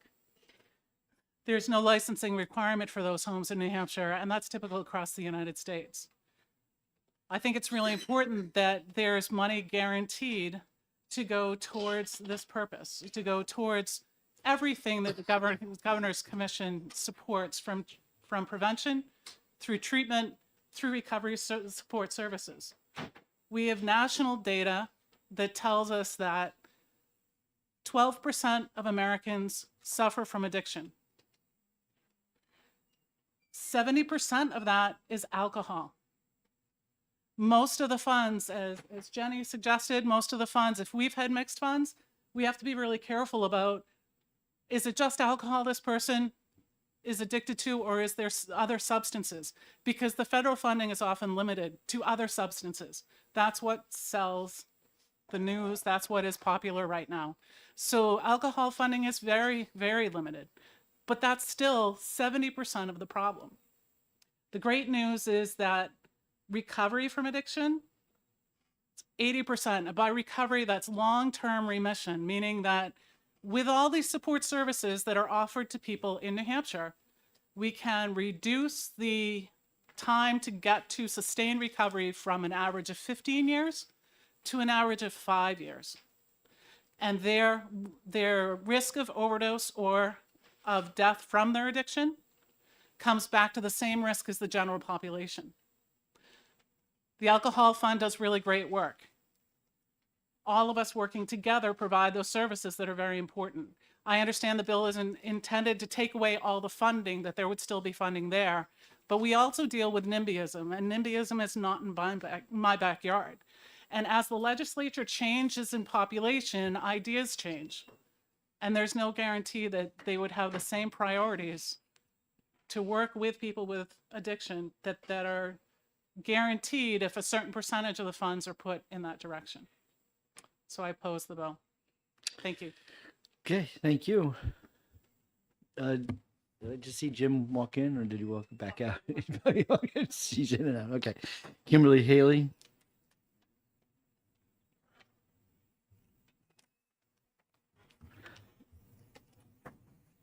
Hi. Good morning. So I've been a prevention counselor in the state of New Hampshire since 1988. So I was here when the Alcohol Fund came into existence. And I've also seen the fund not fully funded year after year after year after year, with lots of frustration. With all due respect to the representatives who put 1702 together, which I oppose, it feels more and more, the more people up here talking to me, it feels more like a little bait and switch. You know, the governor's commission has a bunch of representatives from the prevention, treatment, and recovery community who advise the commission on how money should be spent. Now, these representatives say, no problem, okay? The alcohol fund's not going away. We're just going to let the general fund fiscal people, you know, handle it. You just give us your budget and we'll take care of you. You know, that's what they're making it sound like. That's not the way it's going to go, okay? Because they've barely ever funded the alcohol fund in full. Who's to say they put a dime in for prevention, treatment, and recovery? You know, oh, sorry, we have these other expenditures, you know, we can't help you, you know? And one of the reasons why it's important that it goes automatically into the fund, because it guarantees us something to work with. And when you're sitting there with budgets away from the commission, these people don't have in their mind who these cuts, you know, or lack of funding are going to impact, you know? You got to ask the people that work in the trenches, okay? With the fallout from people consuming alcohol and other drugs, okay? So the people making these decisions, I doubt you've ever sat in the room with a 13-year-old who lives with family substance use, who wants to die, who's talking about dying because they have no hope for their future, okay? People working in the trenches help that kid through services figure out why they do have hope, that their life can be different than the one that they were born into, you know? I'm not sure these people have ever gone to a prevention program in a school and followed a prevention counselor around to see what they really do. How do these services benefit anybody, right? Have they ever gone into a treatment center and talked to some of the clients and what they're getting out of these services? Have they ever gone to a recovery center, you know, when they're providing some activity on a Sunday afternoon that's keeping people from using? Have you ever experienced that? So when you're sitting in some room with a pile of money in a general fund, you're not going to be thinking about these people unless you make the effort to actually go and visit some of these programs. It is incredibly unethical, immoral to me that a state receives a pile of money from the sale of a legal drug, but we have to battle for people to take responsibility to clean up the mess on aisle 5, okay, in the form of addiction, okay? 1 in 4 kids in the state of New Hampshire lives with a caretaker who has an alcohol disorder. 1 in 11 lives with a caretaker who has another drug disorder. Okay? That's a lot of kids. I work as a consultant with prevention counselors statewide. And I can tell you, these prevention programs are now going down into elementary schools because we have 4th graders bringing alcohol to school. And these people want you to think that, oh, alcohol sales are going down. That's a good thing. Well, they're right. That's a good thing. Ask yourself why. Because people are in the trenches helping people. So they either will grow up and not drink until they're in their 20s and avoid addiction, or they're helping them get treatment and they're supporting them once they're sober. That's why. And the time is not now to like, oh, we don't have to worry so much, okay? We've got adolescents selling drugs on Snapchat, fake pills from China that have fentanyl in them. Okay, this is what we're dealing with. And we're talking about, oh, don't worry, your money will be safe in the general fund. No, it won't. It's a bait and switch, and it's a lie. And we'll be lucky to get anything. And I urge you to oppose this bill. Thank you. Thank you for your testimony. Got one card. It'll be 2 seconds. Sorry. I just want to thank you for what you said, because I think it's a lesson for people who are legislators to get out of this building and go see what's happening, not just in terms of alcohol addiction, but drug addiction, a lot of other issues. So I just wanted to thank you for that. Thank you very much. Okay, I got one card left. Ava Hawks. And since you wear an orange bat, I'm going to hold you to 1 minute. Thank you, Mr. Chair, members of the committee. I will be very brief. I am here for the record. My name is Ava Hawks, and I'm the Director of Advocacy for the New Hampshire Medical Society. We are here opposed to House Bill 1702 for reasons that have been expressed at length today. We are just very concerned with the unintended consequences of this bill impacting the funding structure for Medicaid. And I will leave it at that, and I'm happy to take any questions. Perfect. Thank you very much. Thank you. So, Representative Leishman, I'm not sure why my letter to the editor made it in here, but I want to assure you, I've never had a phone call or an email where someone says they want to get rid of the liquor fund. Well, I would like to respond not to the last speaker, but the previous speaker before her. And the allegation that we as legislators don't know what's going on. I lost my son to a fentanyl overdose. So that testimony and attacking the sponsors and me personally, when I know what it's like, that's wrong. And I know that the sponsors want to see more funding, and restricting it to 5%, it's not appropriate. But to make an allegation that those people, whether your people sitting around the table or the sponsors, don't know what's going on is wrong. I hear you. You're right. Thank you. Okay, I will close the public hearing.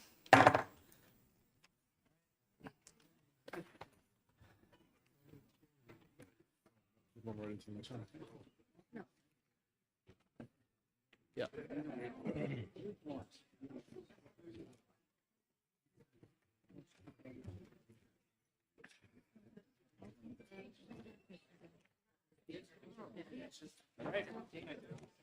It's a public policy issue. Shouldn't be taking a position. When he made.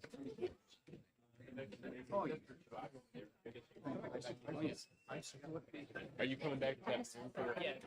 Yeah. Okay, cool. See you then. What's it for you? Understand. No, I'm gonna go back to the office. Yeah, I'll let you know. I'll probably leave around, I don't know, 1:30.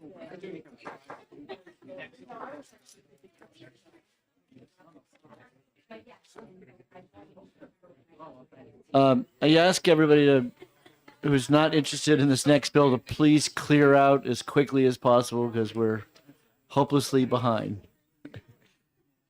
Okay, Representative Sullivan. Okay.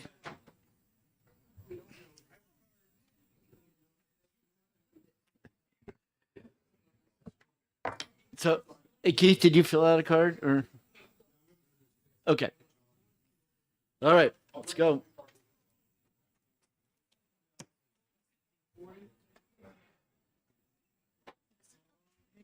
All right, Keith, you're on.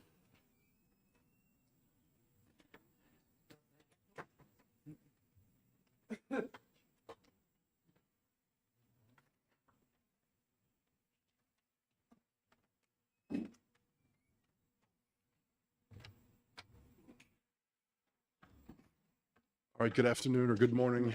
It's still good morning. Good morning, Commerce Committee. I'm introducing House Bill 1540. For the record, my name is Representative Keith Ammon from Hillsborough District 42. I'm a co-sponsor on the bill, and I'll just describe briefly what the bill does. It changes what restaurants have to provide.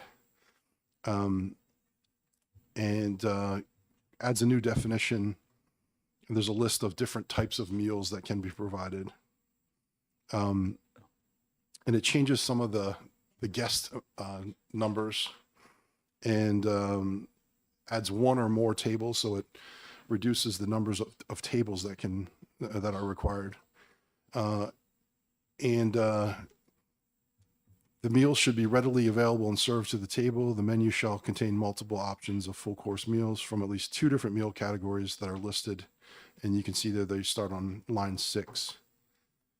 And with that, I don't know if I'm qualified to take a whole lot of questions on this. And I know there's probably people behind me that will have more detailed answers. So, but I'd open up for questions if there are any. So what is the intent of the bill? It's to allow for less requirements for, I think, basically serving alcohol, right? Isn't that the idea? So that you had to have a meal that required tableware, that you couldn't eat it standing up. So we're reducing that and adding different types of meals to it. So you could have a salad or a wrap, because I think what I've heard on this committee for the last 3+ years is we don't want people drinking alcohol without anything in their stomach. And that's really the issue, is that it slows the absorption rate of alcohol if you have food readily available. So I think this new definition still allows for that. You can eat a sandwich, you can eat a wrap, you can eat a salad, and that meets the requirement. So that's my understanding. Okay. Any questions from the committee members? Representative Walsh. Thank you. Thank you for taking my question. Can you just tell me what a national super stew is? A national super stew. Right, on line 17. Line 17. I'm just curious. I've never heard of that. Is that Campbell's? I can answer that if you'd like. It may be a regional term that we may not use around here. Oh, like a chowder? It is from Campbell's website. It is A Campbell's. whole bunch of definitions for different types of stews and soups, and I just included all of them in when I was writing the bill. Hey, thank you. Maybe it's Italian wedding soup or something, right? Not homemade. Let's put it that way. Okay, but I was really disappointed when Campbell pulled the pea soup off the market for a while, but it's back now. So It's back in. Yeah. and that might be a stew because it's got ham and peas. Thank you very much for your testimony. Thank you. Do you have a question? Oh, sorry. Do you realize he said he might not know the answer? What about chowders? Chowders. Sorry. I guess that could be considered a stew or a soup. Yeah, I mean, chowders are stews. I'm aren't really they? just kidding. Is cereal a soup? It's got. Representative got Abbott, I'm liquid sorry, in I it. couldn't resist. I'm just kidding. Okay. Thank you.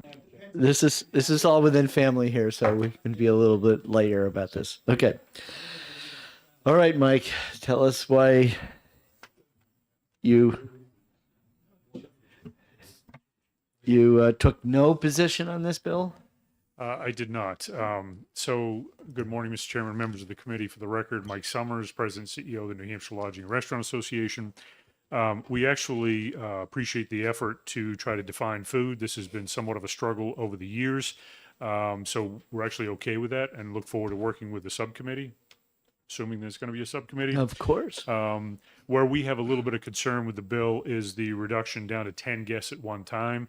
10 guests is basically a takeout counter, frankly. So I don't know that we necessarily want to have a full service restaurant, distilled spirits, et cetera, at a takeout restaurant. So again, look forward to working with the subcommittee on that and working through those, and certainly happy to hear where the commission is on all of this. So that's it. Oh. I guess you're allowed to ask a question because you didn't testify. Now I get it. Why that happened. Would you believe that I actually just spoke with the commission, and so I think in working committee we're going to actually change that part that you're raising a concern with to the language will read something to the effect of we'll leave the 20 as is unless under discretion by the liquor commission, and that'll give them freedom to look at it. The motivation behind that specific part is there is a restaurant I learned about in the North Conway area that my brother's a plumber and he was doing plumbing for them. And they didn't even know that his brother was a cig rep, but they were just venting about how they can't get a full liquor license because they can only put 14 seats in there. And he wants to be able to serve like martinis and stuff. It's just a cafe, higher end, I guess. So it just seemed kind of ridiculous to me, which is why I put it in there. But then the Liquor Commission has a pretty good suggestion for the language, so I imagine we'll adjust it in the working session. Look forward to seeing the language, obviously. But again, I will also say, having worked in the restaurant industry, it's awful hard to make it in this industry with 15 seats. So just for what it's worth. But if you have alcohol. Yeah, but even then, I mean, you 50-50. Your alcohol can only be 50% of the revenue. Just real quick, I'm Representative just Burrows. curious which restaurant it is because it'll give me a visual because I'm from that area. No, We can it'll talk about help it me later. understand it better. He'll tell you later. Okay. All right. Thank you. Thank you.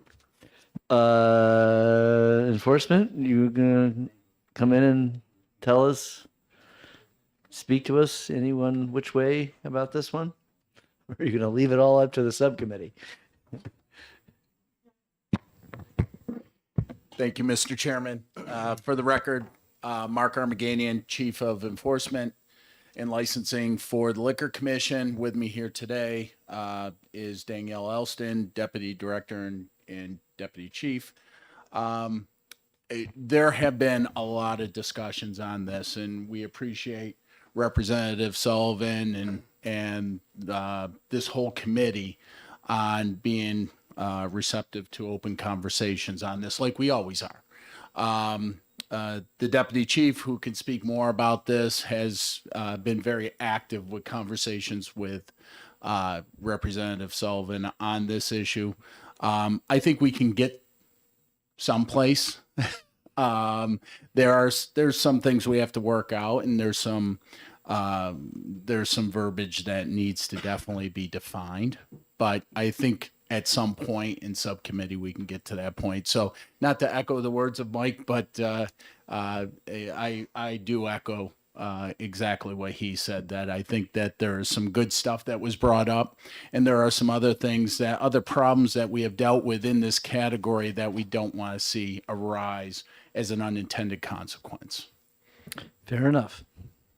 Danielle, you want to say anything? Sorry. Okay, we're all set then. Any questions from the committee members?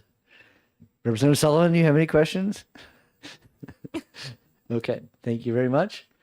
Representative Grassi, you want to see if there's anybody signed in on that blue sheet? You didn't know that joining this committee means you had to get up and sit down.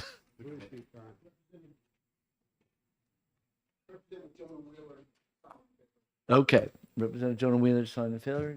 His next one says, I don't know if he wants me to do it too. We're not there yet. We gotta gavel this first one down. I was trying to pay attention. Okay, so who's going to testify? Okay, this one's, yeah. So you will fill out a pink card afterwards. Yeah, thank you. All right, we'll open up the public hearing to House Bill 1374, and you got 5 minutes. Okay, yeah, so this is two very subtle tweaks to the existing law. One of them is to change, and I'm sure I'm going to get flack for it, but anyways, we're changing the current law, for those of you who don't know on this committee, I'm sure many of you do, the current law says that if you don't sell $75,000 worth of food in a year, then you need to sell 50% of your revenue from food. And so I think for those smaller restaurants that don't have the ability to sell maybe 75,000 a year, that's a big burden. And so I just reduced it down to 15%. It doesn't mean that they get rid of their kitchen. It doesn't mean they get rid of serving food. Of course, you still have to get 15% of it. It seemed like less of a burden for these smaller cafes, particularly when they're in their early startup phases. Then the other one, which sort of came as more an observation, is the idea that they have to be open 5 days a week in order to be able to sell alcohol. I thought that was a bit of a burden, and I adjusted it, particularly up where I live, where a lot of our business is tourism, and you start to get to the slower, the shoulder seasons. We're talking April, May, and November. A lot of places are really slow, and they want to be able to open only 3 or 4 days a week, not 5 days a week, because they just literally can't make money doing it. And so we're forcing them to be open when it's not profitable during those slower times of the year. So that was the motivation of changing that down to 3 days a week. And yeah, those are the basic ideas here. Any questions? Representative Burrows. This is a would you believe, in high tourist areas like where we are in the North Country, even some of the big restaurants can't stay open 5 days a week because they can't get help and because there's no housing for workers. So I mean, I think that's a problem, not just for small. So I think that's a good point in the bill. Yeah, thanks. Would you believe? Yes. Okay. Yeah, I know. Representative McGue. Thanks, Representative Sullivan, for bringing this up. On line 14, should it be limited to the evening meal, or should it just be any meal?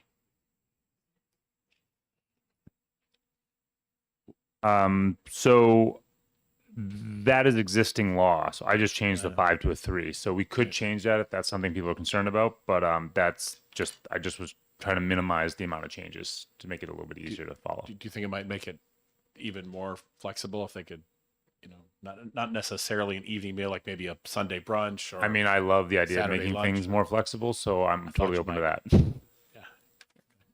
Okay, so yes, I've been around too long. So that 75 was actually reduced.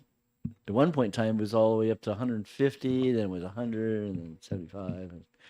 And the idea is that when it comes to the 50-50 was really the most important number. Because that when you get down to that de minimis number, if you're just 15% and 3 days a week, that sure looks like just a bar. That's not a restaurant when you're doing that low. And I think that's the reason why the legislature has never gone there. Yeah, I understand the motivation behind that. I don't know if that's entirely an accurate way to think about it. And we certainly can have this discussion in the subcommittee. But the way I look at it is there are places that are primarily bars for good chunks of the day already in some places, even in the state with that. You know, you go to Manchester, downtown places, they're open. I know there's different licenses. I'm not trying to go into that. But what I'm saying is we're still allowing people to open up establishments that sell that can't sell liquor but can sell beer and wine and have not this requirement. And so what makes that not a bar? I know places that are set up this way that feel like a bar, but they're just selling beer and wine and mixed cocktails that are, pre-mixed. So all intents and purposes, it's essentially the same. People still are capable of getting drunk by drinking beer or wine or seltzers or canned margaritas. And so I think that is, if we're truly terrified of bars, we seem to be in this state, I feel like we need to acknowledge that there's an inconsistency in it right now. And I'm trying to address that with this. Well, it's similar to the fact that that same category, you were talking about the beer and wine and the pre-made cocktails, which are lower alcohol than if you were to actually make a drink, is the same thing when it comes to their beverage distributors versus the State Liquor Commission. That the intent to the legislature all the way back to 1834 was that, yes, that the distilled is a different category, and that the only people who should be in the distilling business are people who serve meals, dinner, full-fledged meals. Yeah, I mean, somebody thought that at some point. I don't know that the majority of people share that view, and I also think This is back in 1934. Yeah, right. Coming straight out of Prohibition, I'm sure they had real clear-eyed vision on what alcohol laws What they were afraid of. They just got rid of the Prohibition. We just got rid of Prohibition. I'm sure they were super open-minded about opening up the doors. But no, I mean, I think at the end of the day, if I drink 10 beers and drive home from a restaurant, that's a concern. If I drink 4 cocktails sure and hope drive there's home, no bar, no facility would ever give you 10 beers. okay, but whatever. You get my point. Don't get hung up on the numbers. Try to understand my intent of what I'm saying, which is if I overconsume beer or wine and drive home, that's a problem, or act like a jerk outside, that's a problem. Those things that happen whether we're selling beer and wine or whether we're selling liquor. And I struggle to understand what the fundamental difference is between somebody drinking a couple margaritas or gin and tonics or drinking several beers and being inebriated. The outcome is the same. You've consumed some level of alcohol that impairs you. And so the idea that we have this special regulation, and we still will have a special regulation because there is no requirement on food sales as a percentage of total revenue if you just have a beer or wine license.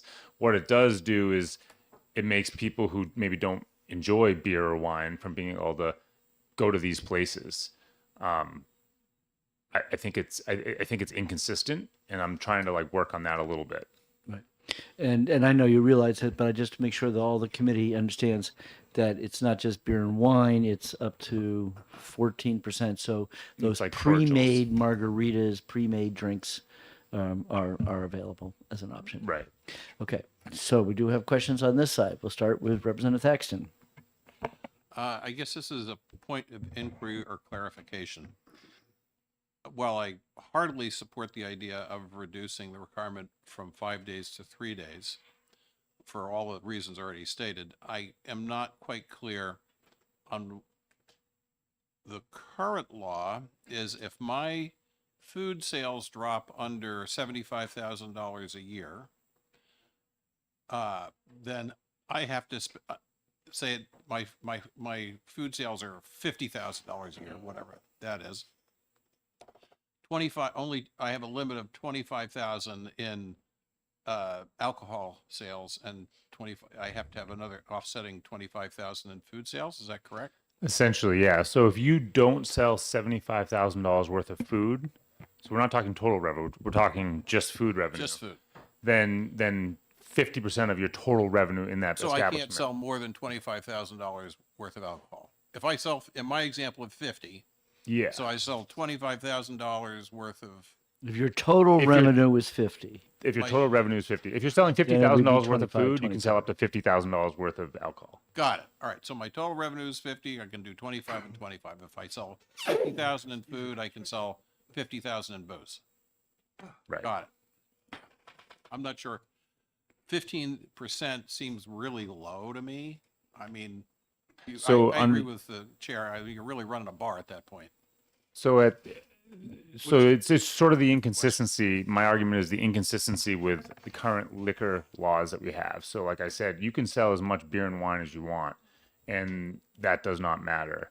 It's only the hard alcohol portion. And I just think if we're worried about overconsumption, or it's hard to know what the intent is, because like, you know, the chairman said that this was written coming out of prohibition, and who knows what they were thinking. But it to me, it's just it's a blatant inconsistency. It's really glaring when you look at it, and it is preventing businesses from operating the way they want. And I think that this is the Commerce Committee. We should try to be making it easier for businesses to run and not have burdensome regulations that don't clearly serve a public benefit. And I haven't heard somebody make a strong case as to why this little carve out for just the hard alcohol portion is important. But you did say you understood that having food was a good thing. I'm fine with the food. I mean, I think having food is most likely what's going to happen no matter what, because even in places where other states where there are no food requirements, most places that sell alcohol have food.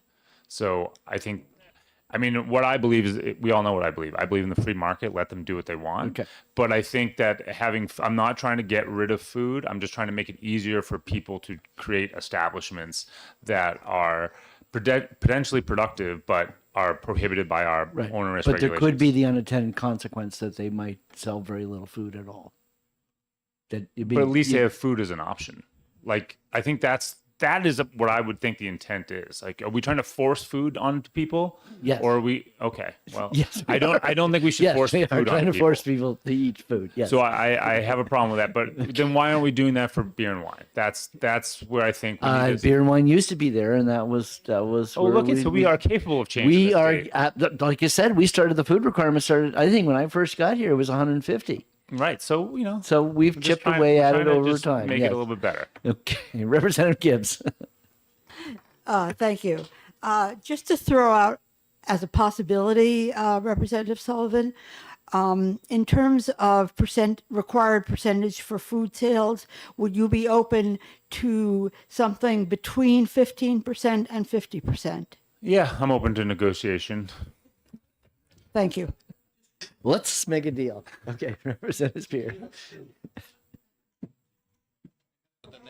Have you heard anything from anyone that's specifically a business owner or somebody trying to start a business that is indicating that this is what's stopping them from opening their business? Yes, that's the motivation behind this bill. Can you tell me what the context of that is? Yes, they have so there's two cases, and one of them that I'm more familiar with, they have a business going and they can only sell beer and wine, and they are not capable of building out a full kitchen to meet this requirement. It's also a small space. They make the 20-seat requirement, so that doesn't impact them. But they don't really, if they were to build out enough to do a full restaurant, they do sell food as is, because that is a requirement, and it's pretty good food, but they cook it off site and bring it in.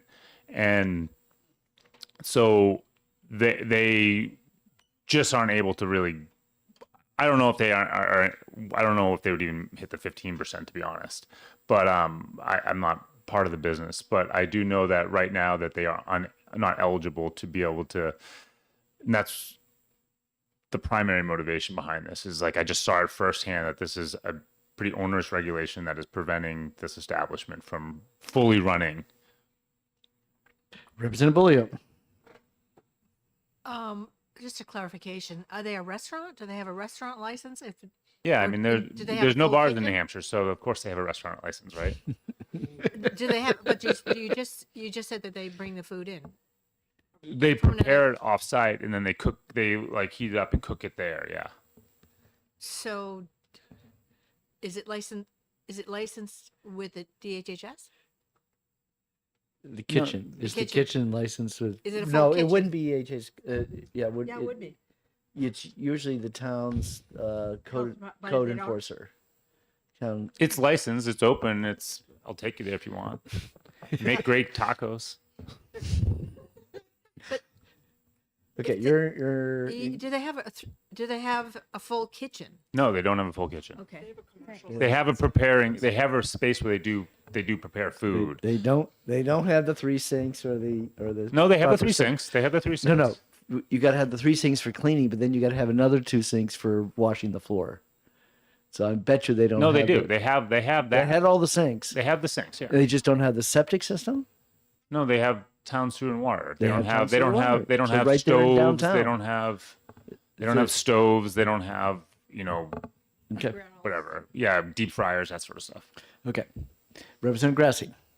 Would you believe that I'm familiar with a restaurant similar to that, or a place? It's basically a brew pub, but they serve food that they get from another restaurant that prepares it for them, and they just resell it at their place. They cannot sell alcoholic beverages as well, and other than beer and wine. And I think that's what your bill is attempting to address. You know, they sell appetizers basically as pretzels. Yes. So different under the things, beer and wine license, you have to have some food available. We didn't get into the big deal about it, and that yes, I was in the room when we passed that. but they wouldn't be able to sell mixed drinks. Right, and I would Well, believe mixed that. I drinks, believe.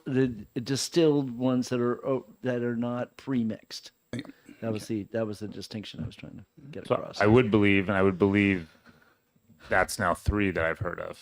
So I'm sure there's I'm more. sure there are plenty of There are other plenty of businesses them that out would be there. made that would benefit from this regulation. And this isn't quite softening it in the way that the beer and wine license Okay. apparently was softened at some point. So, thank you very much. All right. All right, Mike.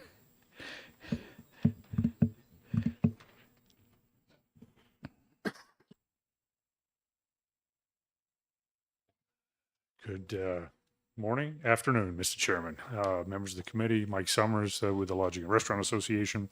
We're actually opposed to this bill. We have concerns. Interesting discussions you're having. I think the example over here to my right, I believe that's a nano brewery license, if I'm not mistaken, not a brew pub. A brew pub has the ability to sell mixed drinks, et cetera. Brew pub definitely has distilled, but they have the full food requirement. They do, full-blown kitchen. Correct. So going back to the testimony of the sponsor of the bill, and certainly appreciate the bringing this bill forward. If you're not producing the food on site, I don't know that you need to have a full-blown liquor license. And I'd also just take a step back. The comment about, can somebody do enough sales to meet the 50% or $75,000? Your gross sales would only have to be $150,000, and you already meet the 50% requirement or the $75,000. $150,000 in this industry is nothing. Most McDonald's are over $1 million in sales in any given year. So that is a very low threshold. And in fact, in talking to a lot of our members, a number of them actually suggest we should maintain the 50% and potentially take the $75,000 up to what Chairman Hunt mentioned a minute ago, somewhere in the neighborhood of $150,000. And to just give some perspective here, because sometimes it's easy to talk about a big number and get lost, but at the $75,000 threshold, that's only $1,443 a week in food sales. It's about $289 a day if you're open 5 days a week. That's nothing. That's, 5, 6, 8 guests at, cheeseburger and a drink. And at $150,000, it's less than $3,000 a week, and it's about $577 a day if you're open 5 days a week. The other concern we have, obviously, is moving the threshold from 5 days to 3 days. And I would also say, and I believe if department's going to testify, but right now there is a mechanism in the statute that allows for, if you get a full service liquor license, you can apply to the Liquor Commission to get that reduced to 2 days, 3 days, whatever. So there is already a mechanism in place for the commission to, at its discretion, to allow a business to come down to a lower number of days. And again, I go back to the staffing comment earlier. We've certainly seen that. We've experienced that. We've shared an update with our members to make sure that if you go less than 5 days, make sure you talk to the liquor enforcement investigators, make sure that they're aware of what you're doing. So those are our concerns, and obviously look forward to a subcommittee work session. So with that, I'd be happy to answer any questions. Okay, Representative Thaxton. So you represent the restaurant owners, is that correct?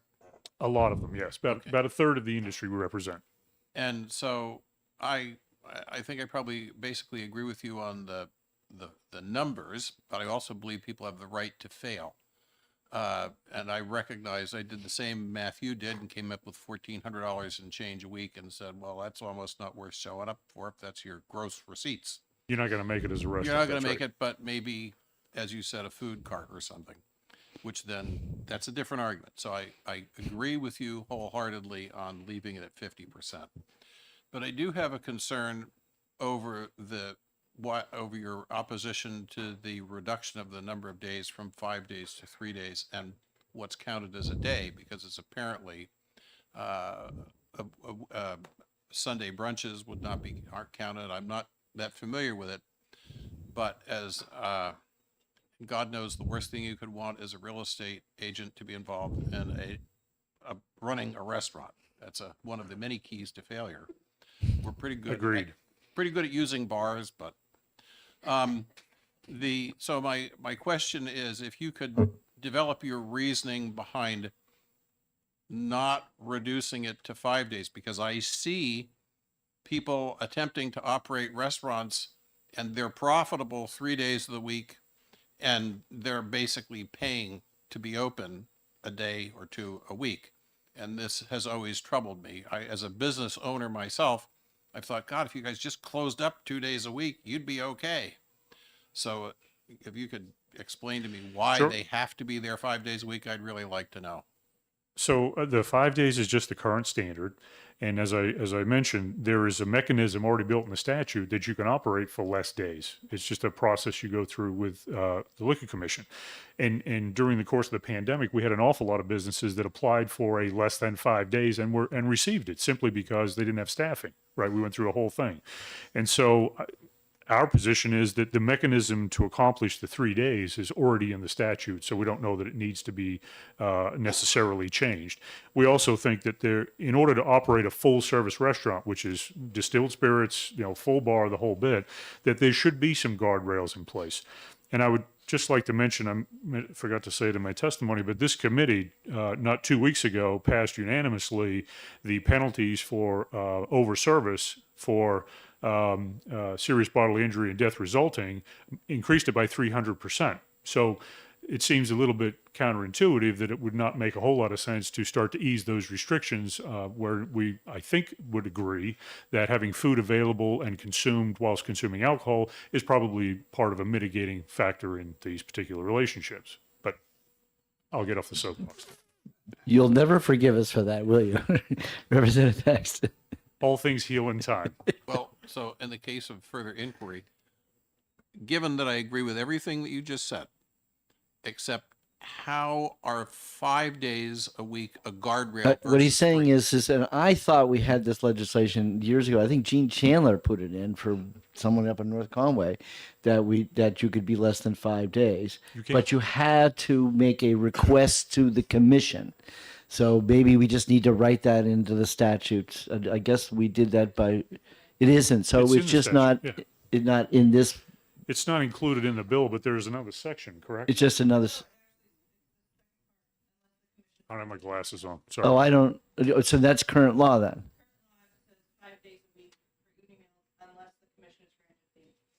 An exemption. Exemption. Right. And, Okay. and the commission So- has usually been very receptive to just tell us why I- you need to do it, and Yeah, no problem. and that was my memory. So, but unfortunately, I didn't have the bill in front of me, so I could have said, I think I wrote that amendment. Okay, okay, Representative Gibbs. Thank you. Regardless of the specific numbers, and you probably heard me a few minutes ago suggesting that there might be a percentage number somewhere between 15% and 50% that would be appropriate.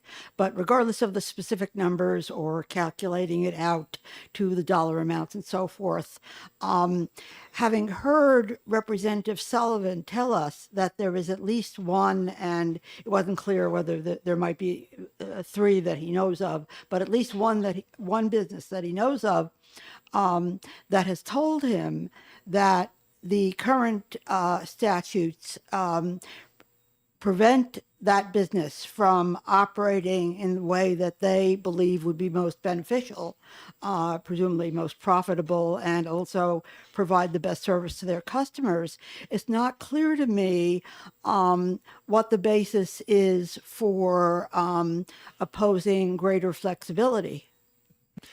Normally, I would agree with you, but I think the issue you're going to find, and I'm actually going to defer part of the your question to liquor enforcement, because my understanding is in order to have a full service liquor license, you are required to have a full service commercial kitchen.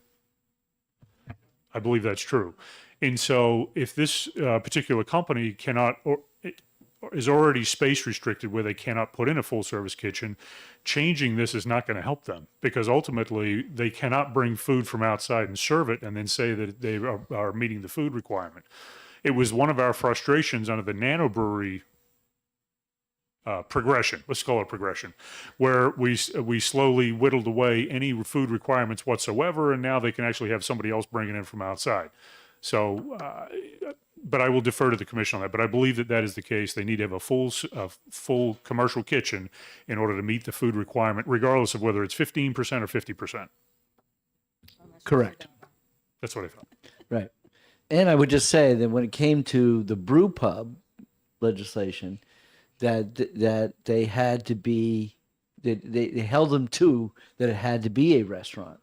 That's right. And therefore, they to get the license, they had to go for the full liquor license, the 1280, but they could sell distilled, but they had that was the deal that was struck to create the brew pub license, which we'll learn more about. More to come. More to come. All right, Representative Hammond. Maybe this is a question for the commission. I'm just curious, does the exemption, is it indefinite, or do you have to reapply for the exemption? Do you know, Danielle? Why don't you come on up? Everybody all done with All Mr. done with Summers? me? All Okay. right. Thank you, sir. Okay, Danielle, introduce yourself so everybody knows who you are. Danielle Elston, Deputy Chief of New Hampshire Liquor Enforcement. The exemption can be done at their license renewal. If they've already received it, they can request the exemption again at the time that they renew, and we can continue with the exemption. So it's not, the renewals are approved, so it can be a continued exemption. Okay, any other questions to the Deputy Enforcer? Okay, seeing none, thank you. Having nobody more to testify, we will close the public hearing. And we'll be back at 1:15.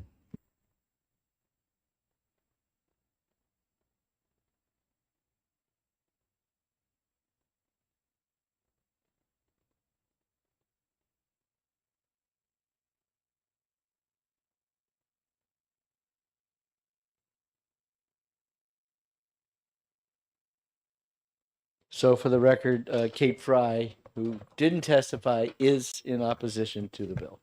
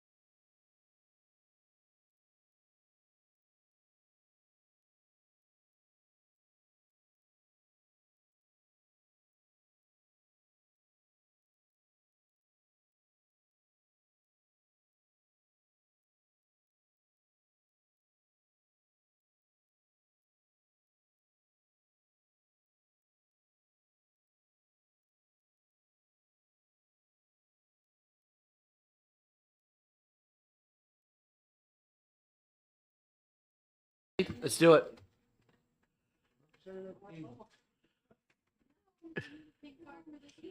No, this is not a hearing. So, but the first thing you need to do is that Sarah, you need to turn around and meet Sarah. You must probably know Sarah already. I did meet Sarah, and she has an H in her name. Okay. Was my mic on? Yes, it was. But I have a Sarah without an H in my life. So too, you know so the story, right? I do know the story. So you got to make sure she has a copy. She has it. Okay. And have you read it, Sarah? Do you like everything in it? Not yet. I just wanted a thumbs up or thumbs down. How about a thumb sideways? Okay. Go ahead. Thank you very much, Mr. Chair and members of the subcommittee. For the record, my name is Karen Ebel, and I represent Merrimack District 7. And I'm here to present to you an amendment to HB 1649. Has this been passed out, or what do we have? The clerk has it. I made sure to have it Oh. before we went to lunch. You had it. I could have had it. But then again, I might have spilled Why my don't, I'll just my wait. chili dog on it, and that wouldn't have been good. I mean, the other thing that I gave the clerk, which I don't think had been distributed, is a support letter from the professional firefighters for the bill. So you should have 2 documents. Well, I'm just hoping if anybody has a problem with it, they're here in the room. Yes. I tried to make sure no one left had any problems. Okay. So tell me when you would like me to start, Mr. Now, Chair, and I'll yeah, go. walk through the amendment. Yeah. Okay, this is a replace all amendment. We like that. And it's 0352H. So the first thing, so Mr. Chair, what I thought I would do is I'm just going to walk through the bill in order of the pages, and this will reflect all the conversations that we had last week at the work session. So the first thing I did was we talked, so if you go down to page 1, between line 28 and 29, there were 3 definitions there. One was for fabric, one was for fabric treatment, and one was fluorinated containers. Those definitions have been removed.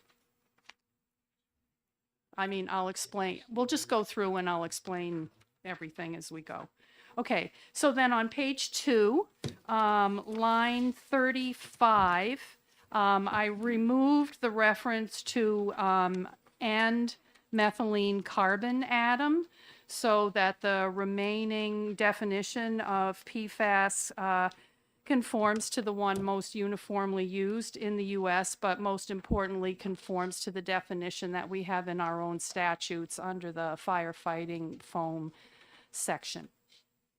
The next thing I did for clarification, page 3, line 11, I made sure to note that PFAS added product includes a PFAS added consumer product, so it's an all-encompassing definition. On line 28, line 25, page 3. Does everybody have? Okay. So you recall what I said earlier, that I removed the definition of fabric, and I have replaced the definition of fabric with the it's identical, but it's textile, because there were words textile and fabric used in here, and I was trying to make things more uniform. The next definition I added was textile furnishings, because we're going to discuss adding that to the product ban list. It's what we talked about before. And then line 31, I have a definition, textile treatment. That's basically, that was fabric treatment, but I'm just trying again to make the definitions more Do they homogeneous. still make Scotchgard? I mean, they make stuff, yeah. And Scotchgard is still out there? I mean, they still make, I mean, you guys talked about Resolve with the fellow from Waste Management. Yeah. he Right, said that. carpet cleaner, and so I, 'Cause but that's for results from carpets. That's clean. Well, this is It's a carpet cleaner. right. You're right. Okay. So I believe, yes, they still make these fabric treatments. And in fact, I think that some of that stuff is what's even used by the carpet cleaning people to treat the rugs. So, okay. So that's that. So the next section, which is a very important section and one that everyone has been very interested in, it starts on the top of page 4. This is so sections 3, 4, and 5 are the new exclusion sections. The first one excludes from the coverage of this law drugs and medical devices that are subject to regulation by the U.S. Food and Drug Administration.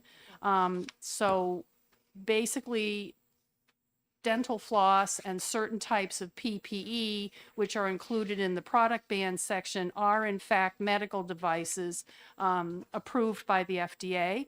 And I communicated directly with the folks that make these things. And so I think it's necessary to do this exclusion. The next thing that I've excluded is water utilities and wastewater treatment plants, because they were concerned because they handle things that have PFAS in them, even though they're a byproduct of their processes, that they not be considered as subject to this bill at all, which they are not. The next thing for the exclusion, it's actually something that the chair was very interested in, so I'll have to tell him about it when he comes back. This is the exclusion for hydrofluoroolefins, which is HFOs. That's a replacement refrigerant for a much more hazardous refrigerant that has deleterious effects on the climate and ozone layers and everything. So this provision is basically, it excludes products that are approved under what they call the SNAP policy, and also under the American Innovation and Manufacturing Act. This has been discussed with the lobbyists for Honeywell and SPAN, the Sustainable PFAS Action Network. They've approved the language. They've seen the amended language. Just clarifying that, and they've agreed to this, the exemption doesn't apply to products that are banned by this act, which for the most part wouldn't have, they don't have refrigerants anyway, but just in case there was something in there. The next thing, page 4, between line 15 and 16, this was where the notification provision was, and also the labeling provision. I've removed each of those sections, as we discussed, in their entirety. So they're totally gone. The next thing is in the product ban section. So if we go to page 5, number 3 had been fabric treatments. I renamed that to be textile treatments to do what I told you I was doing. I've removed fluorinated containers from this list, and I've also removed dental floss.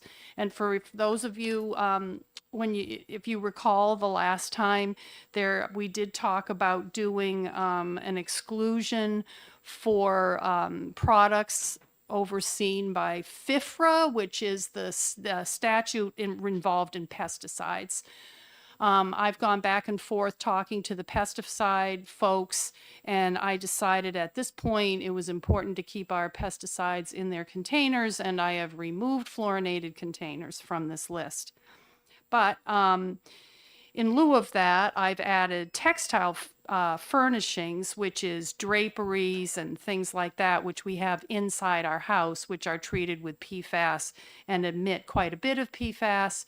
And textile furnishings, I pointed out to you, was defined in the earlier part of the bill. This is something that's also supported by the Waste industry, because textile furnishings carry an enormous load. So now that the chairman is back, do you want to talk about the exclusion language regarding the Yes. HFOs? Okay.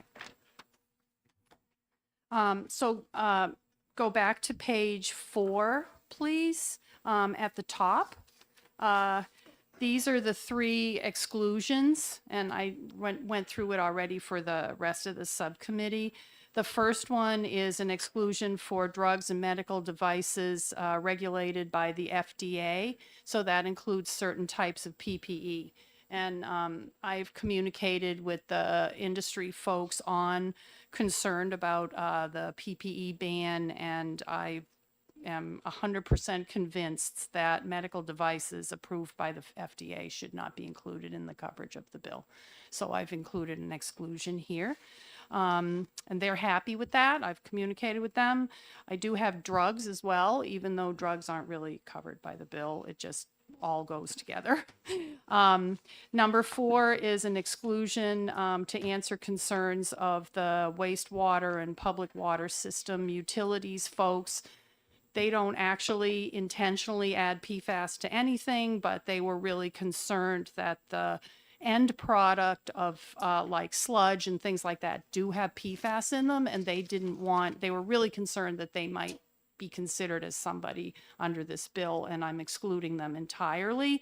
I worked with the New Hampshire Municipal Association to nail down this language accurately. So the next exclusion is number 5. I explained it for the rest of the committee, Mr. Chair, but this is the HFO exclusion. And significant new alternatives policy program is SNAP. That's the program that is sort of blesses alternatives to much worse stuff like refrigerants, HFCs. And this is the language I work closely with the lobbyists on. They've approved it. They've seen this amendment. I showed them the amendment, the whole thing, before I shared it with you. So, and then there's an exemption for things otherwise banned by the bill. So that's all right there. They gave me the thumbs up on all of it. And then the only other thing is on page 6, I have the language requested by the chair, which sunsets the DES position 5 years after passage, 5 years after implementation of the product ban. So I actually went back and looked at the YouTube. I think I've got everything here that we talked about. Isn't that great, that YouTube? Yes, it is. You know, It is. You can relive jokes and all kinds of things. all that stuff we missed, all those years I've been in the rep, and we didn't. Who knows? Now I have people to rely on me telling the story. Right. So if you have any questions. Okay. Any questions to committee members? Actually, I have Yes. a question. Thank you. If somebody had a product that was highly concentrated in with PFAS, how do you dispose of it? You know, at the moment, it's not considered a hazardous material. But if it were me and I knew that it was concentrated with PFAS, I would bring it to the hazardous waste collection days. Okay, thank you. Oh, yeah, they would take it. But might not if you believe you look if at the statutes, it hasn't yet been designated as a hazardous waste. It's ski wax. It's very concentrated. Oh, yeah. Evidently. Yeah, yeah, it is. I mean, which we can add to our product ban. Okay. And everybody all set? Okay. Okay. Thank you. Thank you. Okay, Sarah.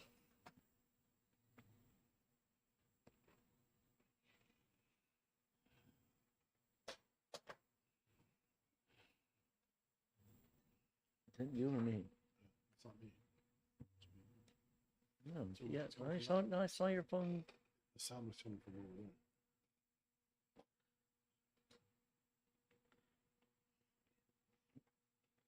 I'm sorry. Okay. Good Yeah, afternoon. I'm sorry. That's okay. For the record, my name is Sarah Juhas Kern, which is a mouthful, so you can feel free to call me Sarah Kern. And I'm the Assistant Director of the Waste Management Division at the Department of Environmental Services. DES has reviewed the amendment that you were just discussing, and the amendment significantly addresses a number of the concerns that we expressed in our letter of testimony from earlier this month. That being said, we remain neutral on this bill. However, we look forward to continuing to work with the sponsor on it, and we'll be following the bill with great interest. Okay. Now I wasn't expecting you to take a position, but so we were more worried about anything that was a fatal flaw that we most worried. We believe we could implement it based on the amendment. Okay.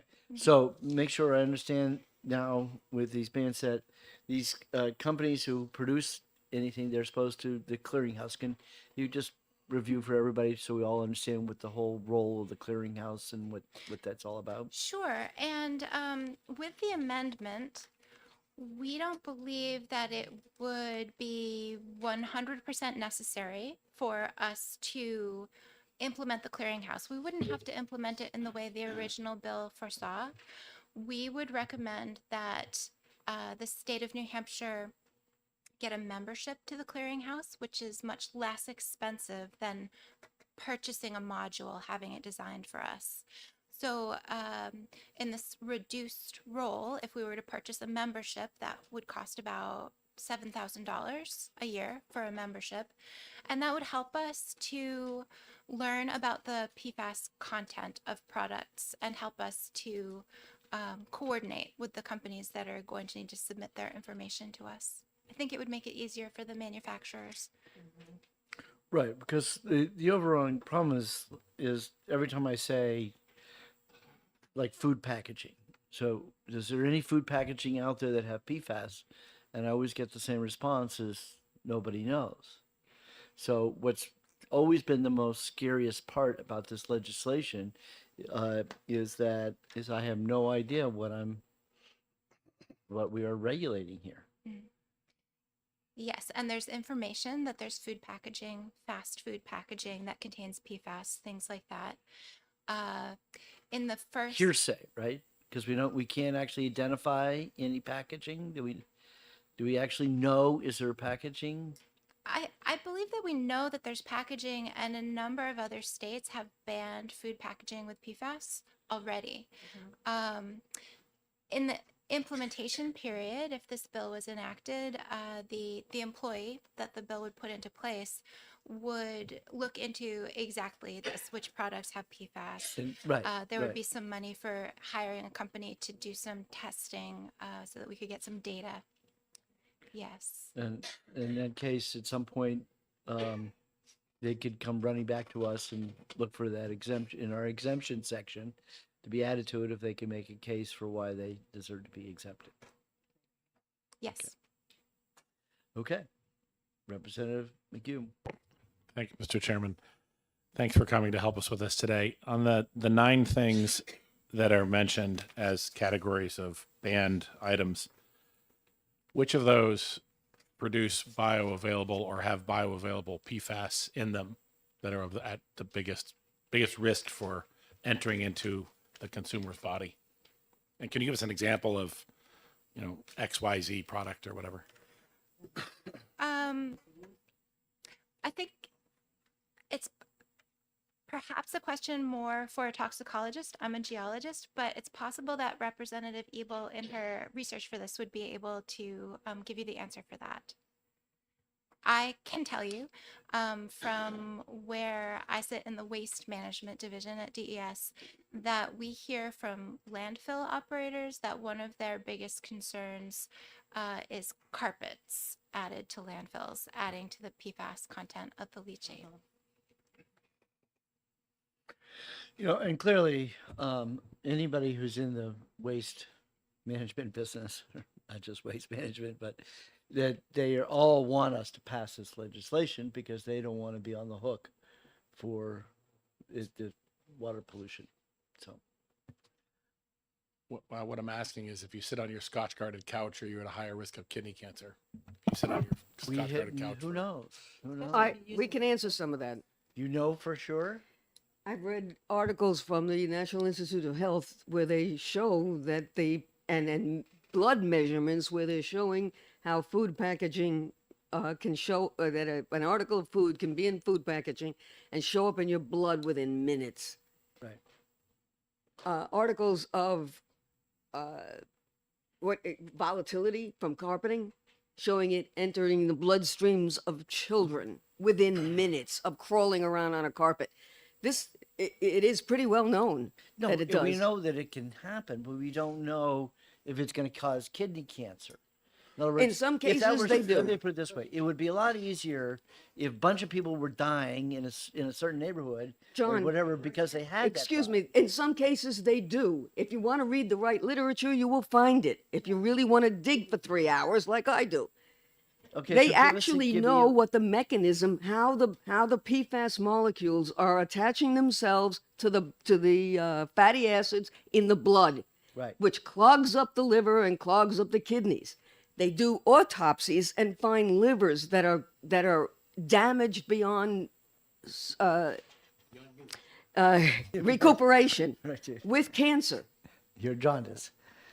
Yeah, but that's what I'm saying is, but that we all have different DNA that are susceptible, and some are not susceptible. And right? some of us are ugly.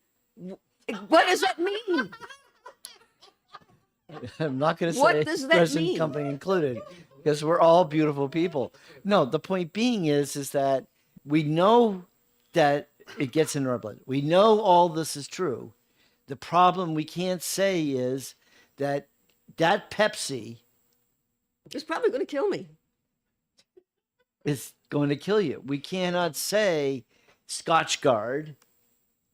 You know that if you spray Scotch Guard tomorrow on your, we cannot say that you're going to. I think about was Jordan's Furniture, who you always talk about how great their furniture was, and they're throwing glasses of wine on the thing and saying, "This is look, what a marvel! This thing is impenetrable. This is a great service." And you'll say, what is on there, and if we buy it, am I going to die from it? We don't know. John, we don't if know. if it looks like a duck and it quacks Well, like a that's- duck, it's a duck. Yeah, it's cumulative impact.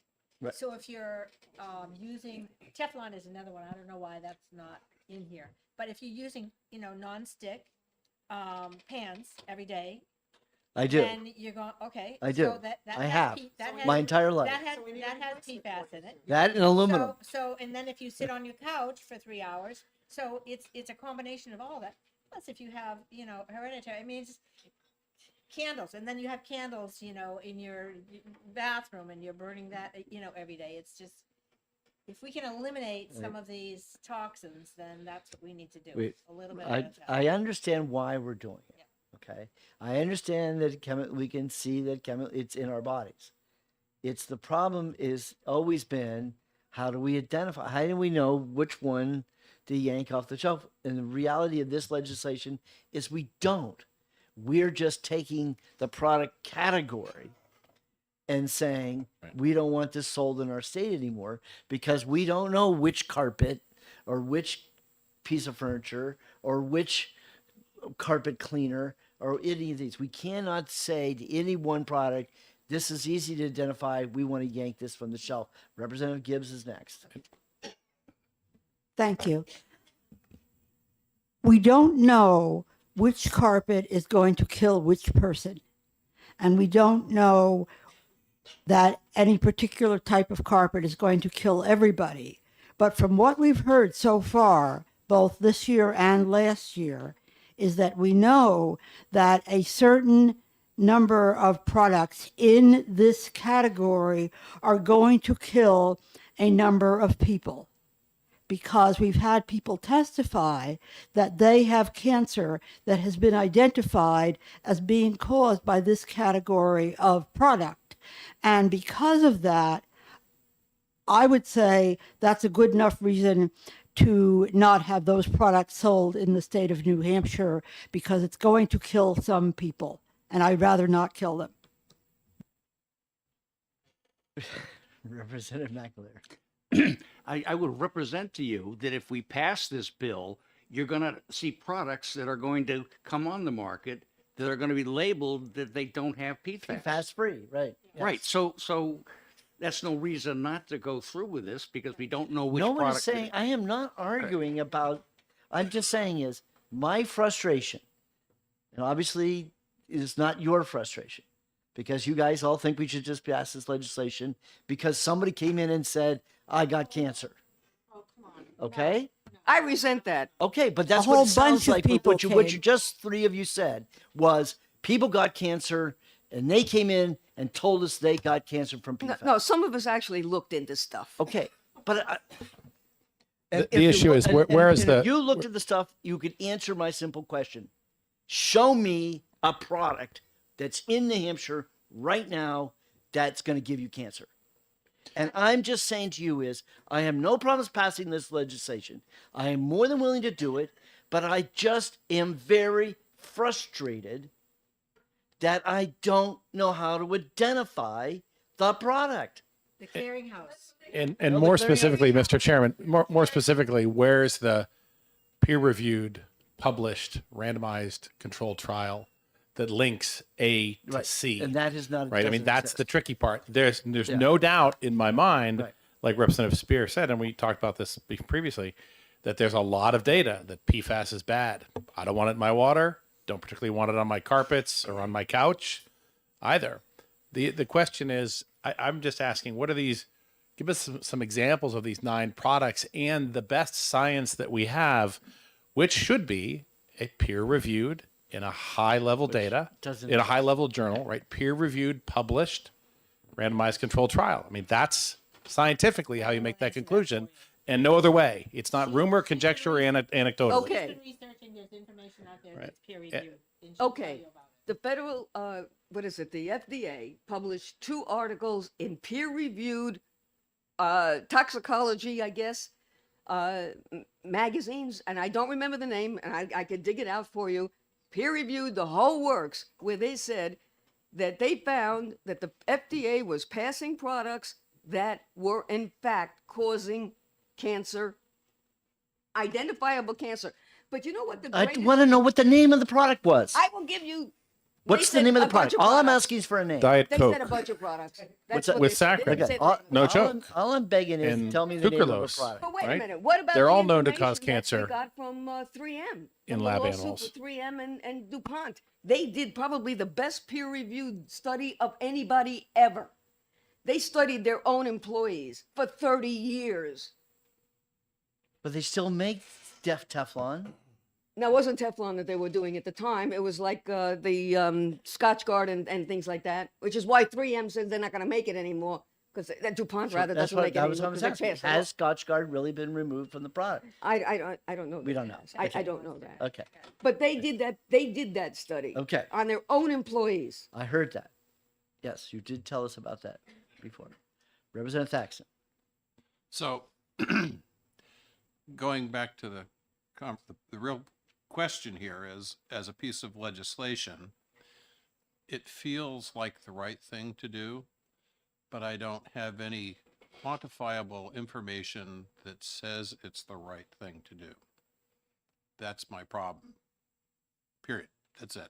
There's a lot of emotion over this, which I think is misplaced. Okay. Thank you very much, Sarah. Thank you. And I wanted to offer, I don't know whether this group has had a chance to speak with DES's toxicologist, Dr. Patali, but if the group would be interested, we could make arrangements for him to I come would and say anybody who can tell us a product that's going to be banned or just going to be affected by this legislation, love to know what it is. Just love to know something. Scotch Guard is no longer on the market, by the way. Scotch Guard is no longer on the market. Okay. Thank you. Representative Ammon.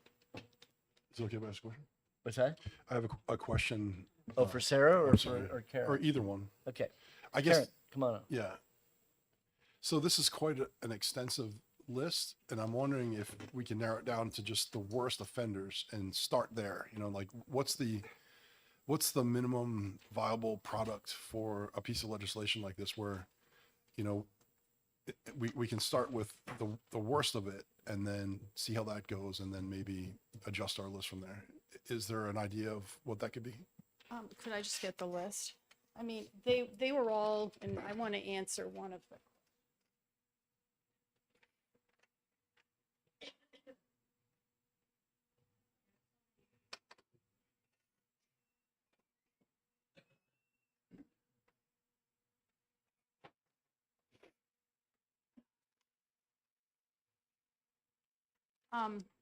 Okay, so why don't we just go to the product ban list?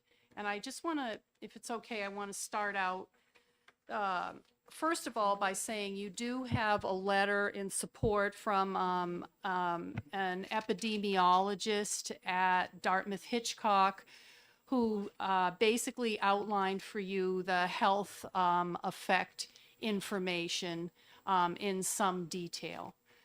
And I can get more health data.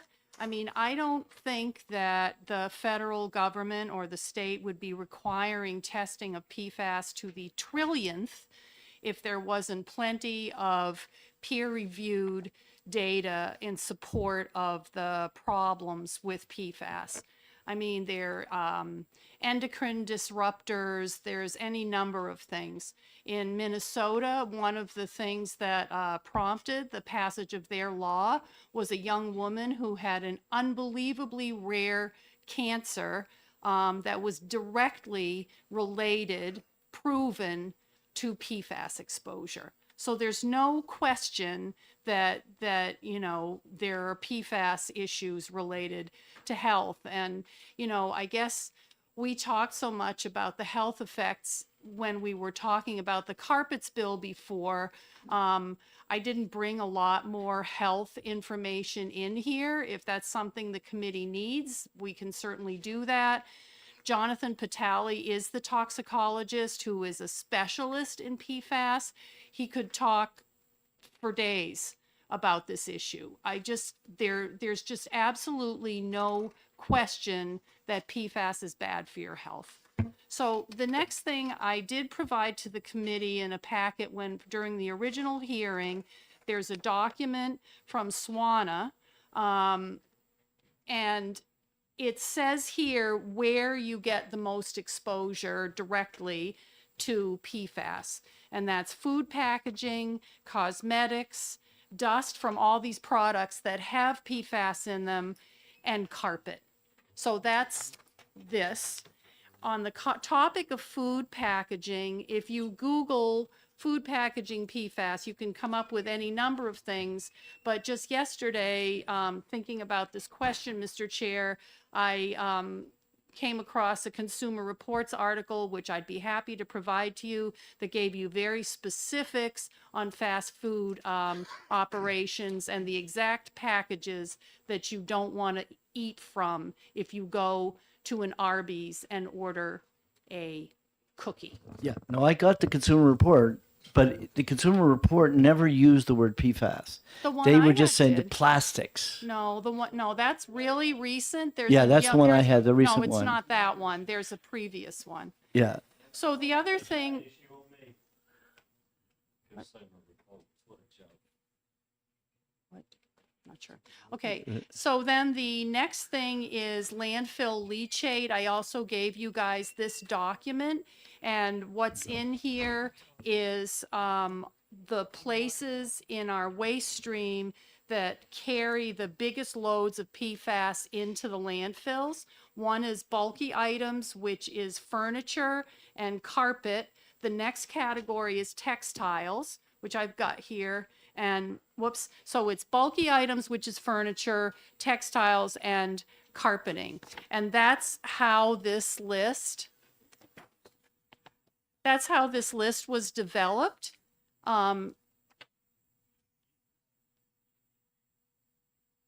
So it's very hard for me to say to you that we should narrow this list, Vice Chair Ammon, because every single thing that's on here was very specifically chosen.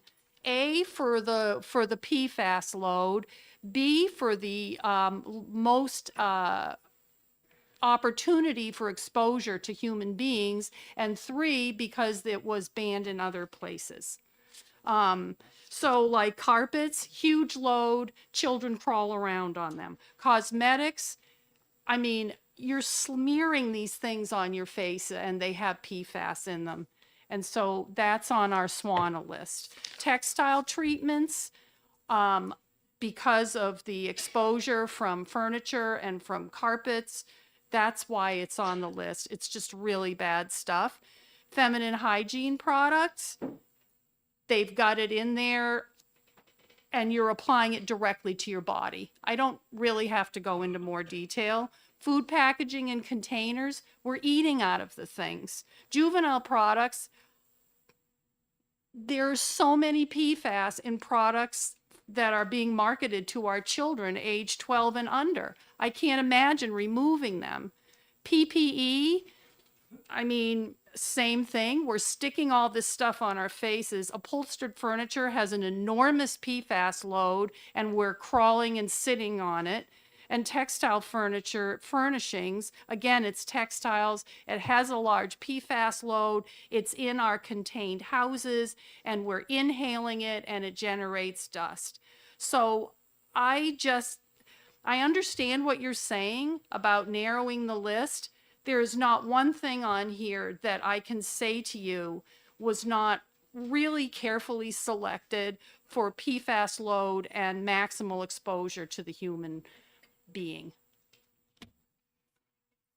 Thank you for that answer. Yeah, I'm sorry if it was more complete than you No, might have liked, but I'd I be want you to interested- understand, I just want to explain how these products got onto this list. I'd be interested. You mentioned it sounded like you were describing matrix of the nine things, and they were banned in other states. Yep. And then you mentioned a couple other aspects. Yeah, I you- think I'd you like have- to see that list. Yeah. Well, you have the safer, I distributed the this. graph that you mentioned. Yeah. Yeah, and if you still have it in your documents, if not, I It's mean. in my drawer. I have it. Yeah. I mean, But I do have a it's follow-up back question, there. if that's all right. Could there be unintended consequences to the market? And I'm just trying to imagine a scenario. So let's say we have another pandemic and it's really severe this time, and PPE is in short supply, and some of that PPE has PFAS, associated with it. So we have it would reduce our supply, potentially. I'm just trying to think of like, because whenever you bring, whenever you mandate or ban something in the market, it causes unintended consequences. Can you think of anything like that might be realistic? The only thing I would say is in the case of well, first of all, responding directly to your question about the pandemic, that would be there would be a declaration of emergency, and then the governor could just, do what he wants as far as the statutes were concerned. So, but there is anyway, go ahead. And then the whole thing about the unintended consequences.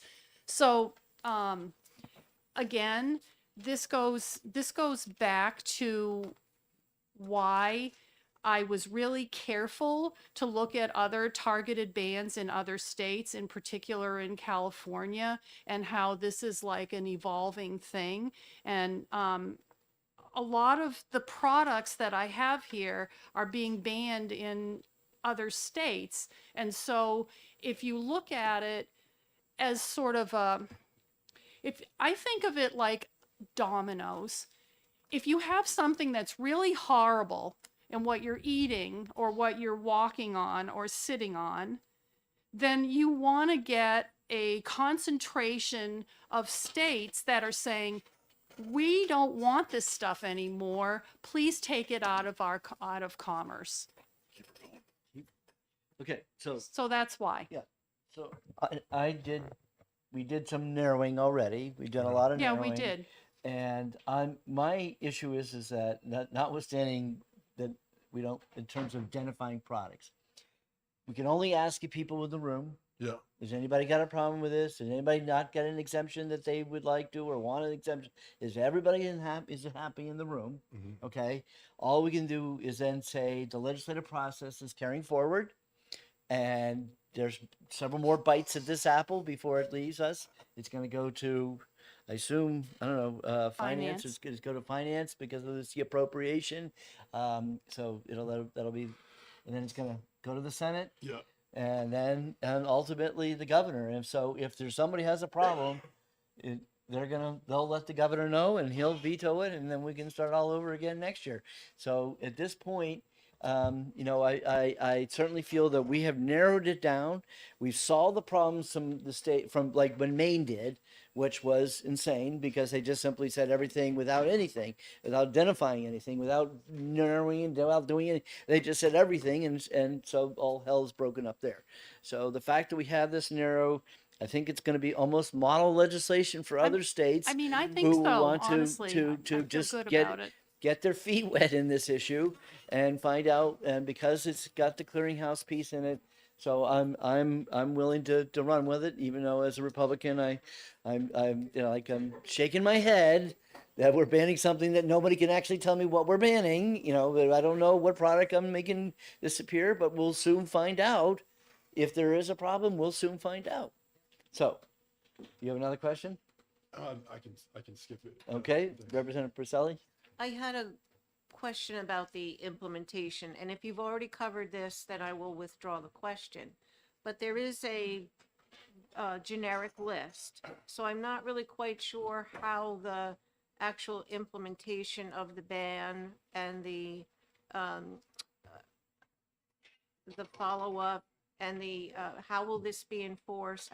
That part I'm not really quite sure about. That's why we'll hire somebody at DES, and DES has the option to pass a set of regulations that will help to put parameters around it. But a quick follow-up. So, okay, cosmetics. You ban Maybelline Big Lash mascara. Like, who is taking it off the shelf? I just don't quite understand the mechanics. Well, they will know. I mean, But it's do you not have like a specific we have a product list with we like have a SKU? we have a 4-year window, and so manufacturers will be progressively.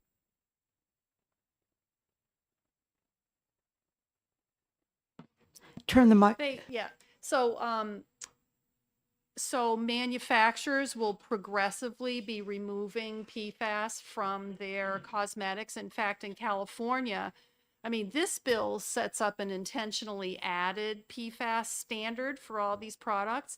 In California, for cosmetics, you cannot have any PFAS. They have a list a mile long of things you can't. No, I know. So what I was going to say is that over the course of the next 4 years until the ban is implemented, the other thing that's going on is that EPA is kicking off a required reporting thing that shows all the things that have PFAS in it, and that will be up and running. The reporting requirements will be up and running by May of 2025.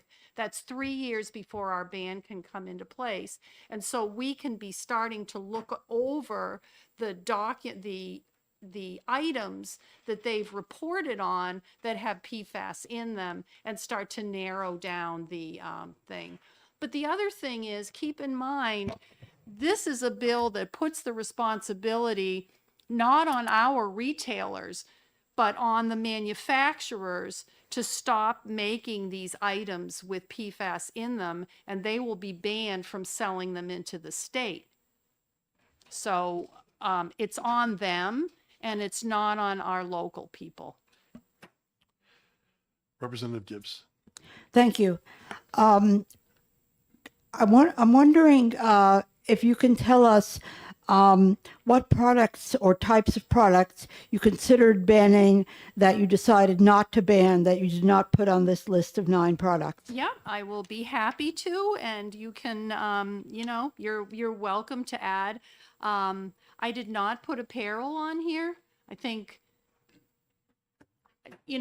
actually in thinking about it in some ways the way you did, Vice Chair Ammon, I mean, this is big, but I didn't want to get into apparel. Also, people feel really strongly about the Gore-Tex in the state. And also, if you're talking about apparel, you can have many exclusions to it. It's just really a complicated area. I also didn't feel like there were enough states that were diving into that right off the bat. So that was one thing that I didn't include. I didn't include cleaning products. A vast area. It includes industries, hospitals. It just seemed really complicated to me. That's something that Minnesota is working on right now. It could be added at some later date. Definitely a problem. And then the other thing that I don't have in here is cookware.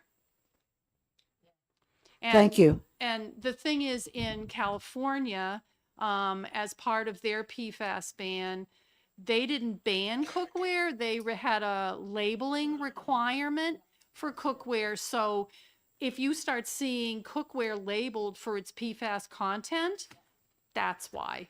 And they have a similar law that they passed in Colorado, labeling requirement. Minnesota, I think you may see as a result of that, more and more cookware coming off the market. I wouldn't touch a Teflon nonstick pan for all the tea in China.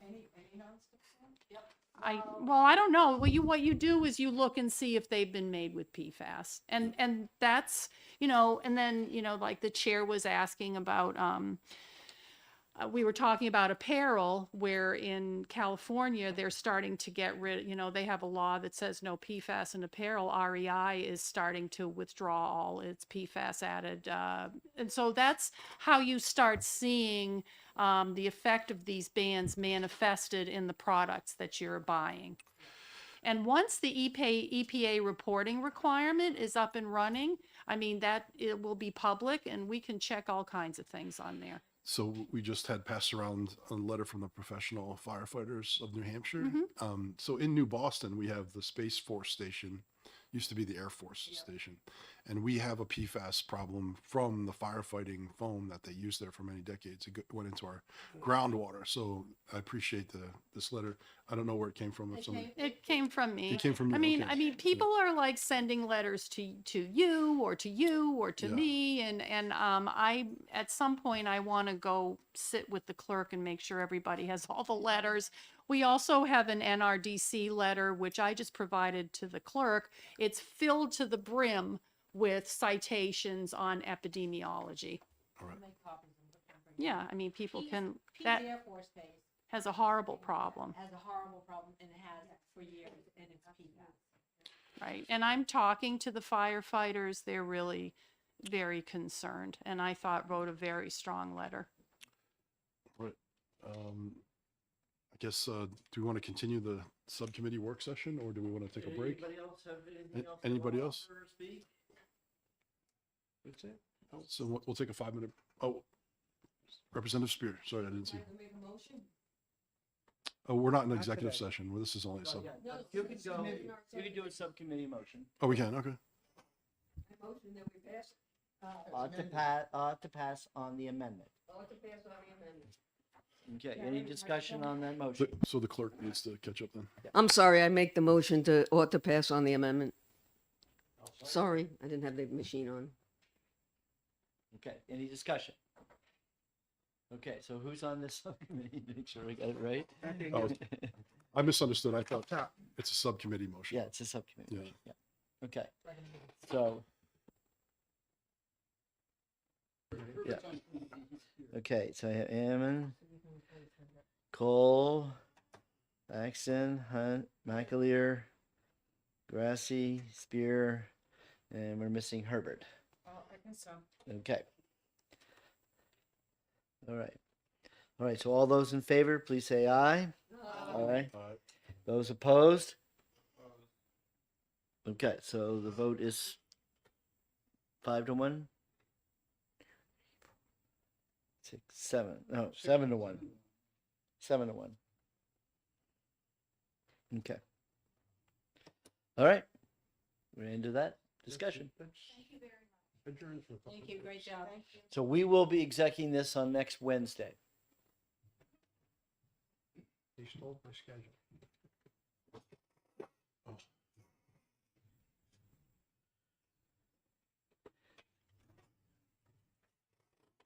And I guess that closes the subcommittee here.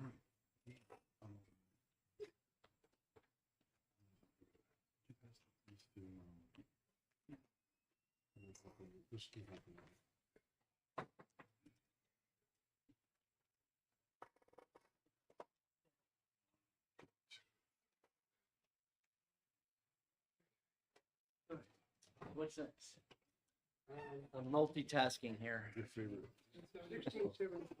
Okay. All right, Keith. That's the amendment there. I think you should pass those. Okay. So you have one, and then Yep. oh, here's an extra one for the clerk. We weren't the only ones who felt that way, by the way. Well, when I came back in,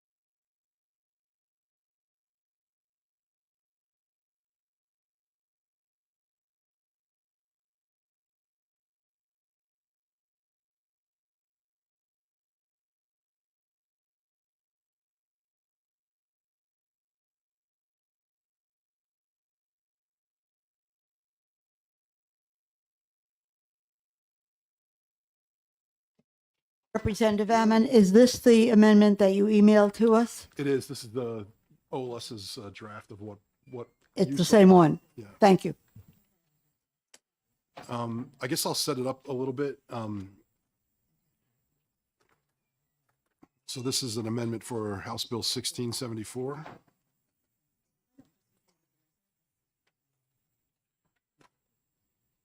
You guys ready? Okay. So the original bill, if you remember, had three parts to it, and it was a big reach. It had making gold and silver legal tender. It had the state establishing a bullion depository, and it had an electronic currency portion to the bill. And to me, the last two were the most interesting. This amendment removes the bullion depository and the electronic currency piece. And what I'm thinking is, in future years, those two things could lend themselves to a stable coin. I want to say regime, but that's not the right word. A regulatory system for stable coins, which would include a gold and silver stable coin. And it could be not the state, but third party. So the state would, and we can get into that next term, right? So I took that out. I think those two sections are useful for a future and a broader discussion and a more well thought out discussion. But what we did was just remove or just keep the original language of making gold and silver legal tender. We removed a bunch of definitions that no longer applied because they're not in the language anymore. We put in a reference to some federal statute. If you look on page 2, line 11, that was new. That was just to clarify what it meant previously. And we moved the effective date out to January 1st. It was July. So we gave it another 6 months. I've since had a conversation with Christine Heck. Do you want to talk about, you sent us an email last night saying you were going to look at the bill, and I think you had an additional thought. Maybe we could start there. Catherine, I'm getting your name mixed up. I'm sorry. So your concern was about applying this to municipalities, making it mandatory for municipalities, and you had an additional thought. Thank you, Representative Amon and members of the committee. For the record, my name is Catherine Heck, and I represent the 234 cities and towns of New Hampshire.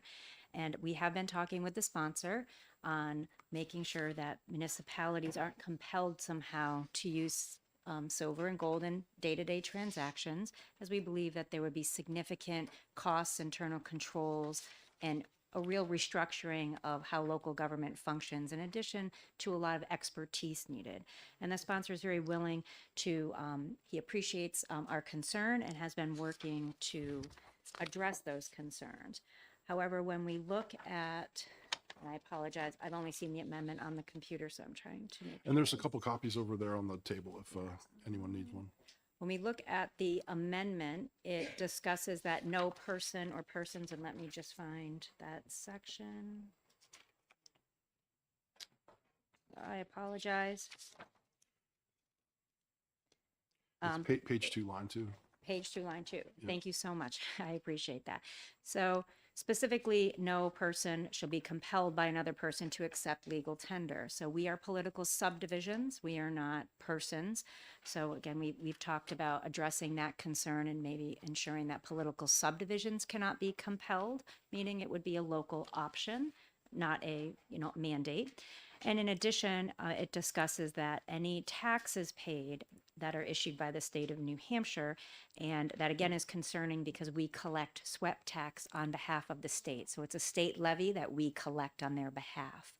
So we would just want to make sure that it could be considered that we are somehow carved out of a compelling mandate so that we can decide for ourselves if this is something that moves forward in our state, that it is done so at the local level by local decision making. So I think that was our comments and our concerns. So if we add that language, if we decide to move forward with this, adding that language would satisfy your concern? Yes, it would. Okay. All right. And Keen, do you have any comments? And so now we kind of had this is mainly original language, and we had a broad public hearing about it, but now we're just focusing on this one aspect. So I'm sure you have some thoughts on it. Yeah. Wait, I think Oh, I'm sorry. Somebody had a question. Representative Gibbs.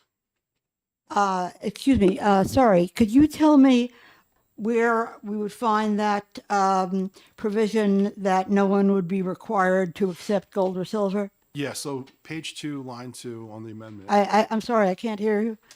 Page 2, line 2 on the amendment it says a person shall not compel another person to. And you would add a political subdivision? Yes. Yeah. Okay. Thank you. And that was at lunchtime we talked about that. So yeah. Thank you. Thank you. And then Keen from the DRA.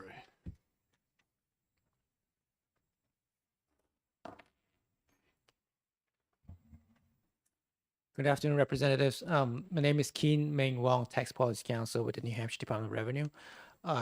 Thank you very much, Representative Ammon, for forwarding the copy of the amendment to us.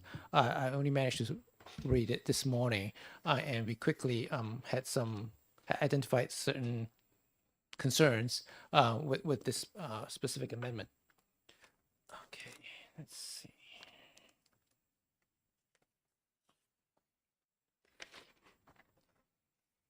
So first off, I think it's quite obvious that this is something new for the DRA to work on, accepting or looking at returns with that's not in U.S. dollars, or whether it's in different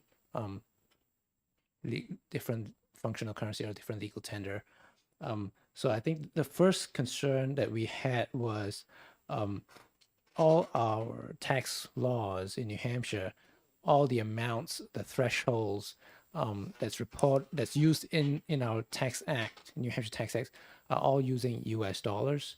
So if the currency that's being used by these qualified business units are in a different functional currency, and if they're reporting on their returns in a different functional currency, so I think the concern is how what kind of exchange rate would be used to translate that into to see if certain thresholds for certain deductions and things like that or taxability would be considered when reporting the return.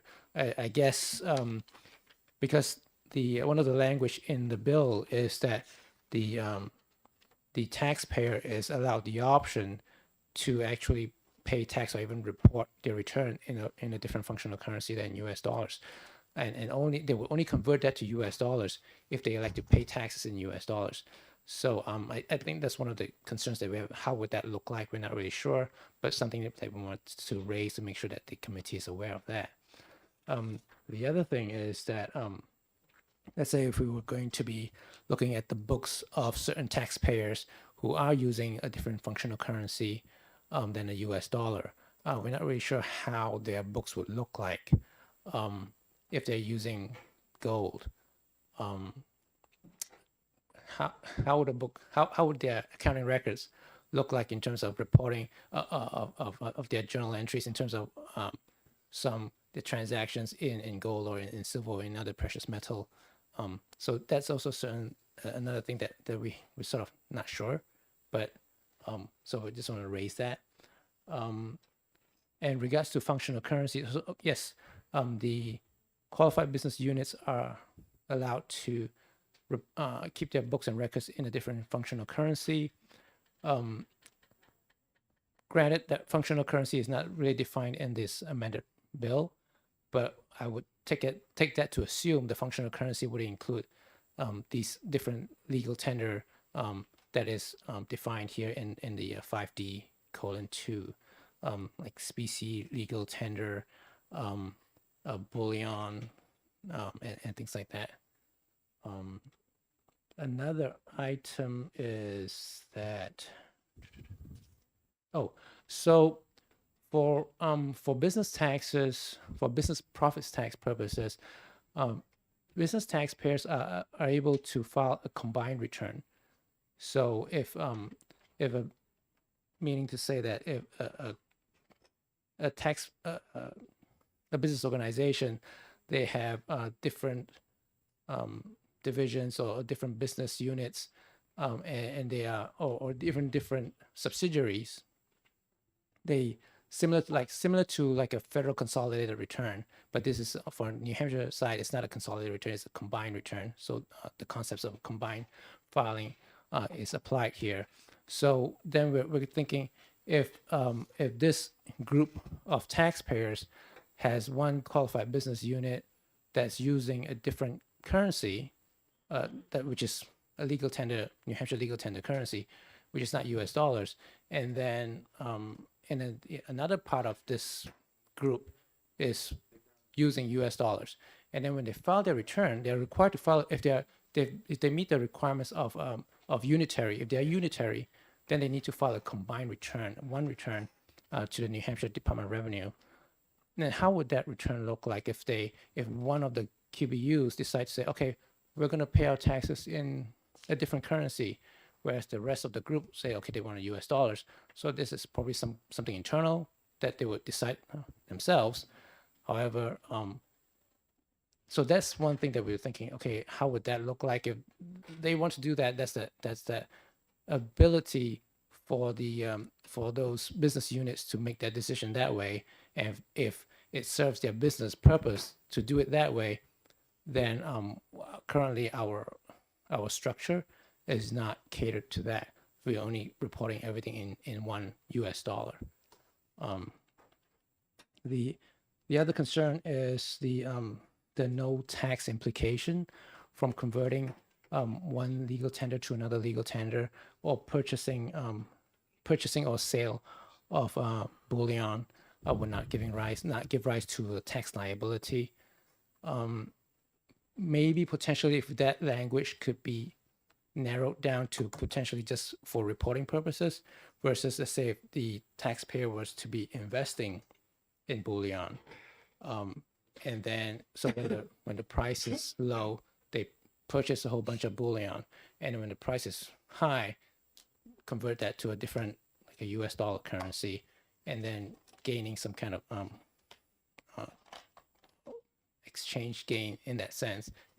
And if that's kind of a business activity, we think that probably should be taxable. Of course, this is a policy concern if the committee feels that, okay, those kinds of transactions are still not taxable. But then we just think that maybe if we were to, so there's kind of like a speculation at play here where people would just probably play the commodities market and stuff like that. So we're not sure if that's something that's considered by the committee. And then finally, it's also the cost involved, as what Catherine had mentioned. If taxpayers were to start paying their taxes in something other than U.S. dollars, as if they're using specie gold or specie silver or bullion, there would be definitely some cost involved for infrastructure for the DRA to accept those kinds of precious metals and security infrastructure, how to maintain that. So those are generally our concerns with this. They sound like valid concerns to me. Questions over here. I'll start with Representative McAleer. Thank you. The first thing that, well, you started talking about, but the first thing that jumped out to me on this bill is again, line 1, page 2. I have no idea how this would not be subject to short-term, long-term capital gains or losses. I just don't understand it, because it's, in fact, it would be the same thing as if I'm, trading international currencies. And if I've got gains, I pay a tax on them. So that was the first thing. The second thing, which is actually my first question, is I just don't understand the practicality of this at all. I just don't see that it's needed, that it's necessary. Maybe Representative Ammon can address this, but what is really the purpose of this? I don't get it. Thank you. I think the purpose of this bill, it's more of a policy question, and I'm not in any position to address that question. Okay. Yeah. Representative Gibbs. Thank you. My questions are actually for you, Representative Ammon. And I just need to back up a little bit to be sure I understand correctly. If I am an owner or an employee of a business who needs to have a bill paid, or I am a tax collector at any level of government in New Hampshire, state or local, and somebody comes to me and says, I want to pay my bill or my taxes in gold or silver, under this bill, I could say, no, the payment must be in dollars. Is that correct? That's correct. So that's the next line on page 2. Okay. Line 2. I just wanted to be sure of Have that. to be mutually agreed upon. I'm sorry? It would have to be mutual. Okay. And then I guess my other question is going along with Representative McAleer, and that's basically why we have currency in this country, the dollar, which has the full faith and credit of the United States government.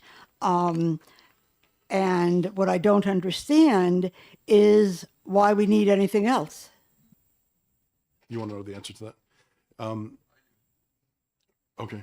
So we're not the only state considering this. There's about 10 states that have done this already. And it ties in with the U.S. Constitution, and it's referenced in the bill. It's Article 1, Section 10, and it talks about no state shall, and then there's a list of things, and it says, so no state shall ... make anything but gold or silver coin a tender in payment of debts. So the state has the ability to follow to explicitly enact that. I wasn't asking why we can do it. I understand what you just said. That's the foundation. I was asking, why would we want to do it? Do you want to know the answer, or do you want to ask questions? Yeah, okay. So this is my personal feeling. The inflation that we've gone through, and we've gone through several periods of inflation, that it might make sense to have sort of like an alternative that's based on constitutional principles, that maybe only a few people will use, but we have a mechanism for avoiding a significant inflation event. So this gets into Representative McAleer's question last week about, is this a philosophical discussion? This is my opinion. The national debt in the beginning of this year, just a few weeks ago, passed $34 trillion. The interest on that debt is approaching $800 billion. That's as much as we spend on defense. And the projection is that it could get hyperbolic at some point, right? So this is sort of like a precaution. And maybe you don't agree with that, but there are people in my town that would like to be able to do this. So it's voluntary, but it's a way to use another currency as legal tender. But is there anything that currently prevents any individual from keeping gold, either gold coins or gold bullion, for any purpose, either as a hedge against inflation or, for instance, as my father did, as a protection in case, God forbid, another Hitler were to arise, and we had to have something that we could pick up and carry across the border in desperation, as he and his parents had to do in 1938. So far as I know, there's nothing in the current law that prevents you from doing that. Right. So you can hold gold in your possession. Of course, but this is there's no prohibition against that, but this is for transactional purposes, right? So this is to sort of make it a part of the economy in a very small way for people that want to do it. That's my best explanation. Representative Thexton?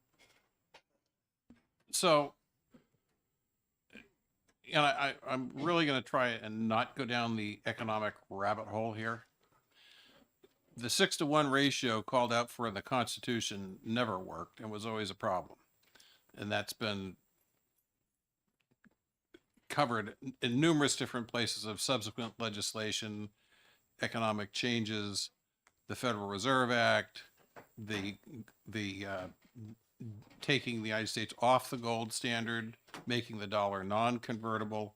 All of those things, while they're fascinating to people like me, are probably outside the scope of what anyone in this room wants to deal with right now.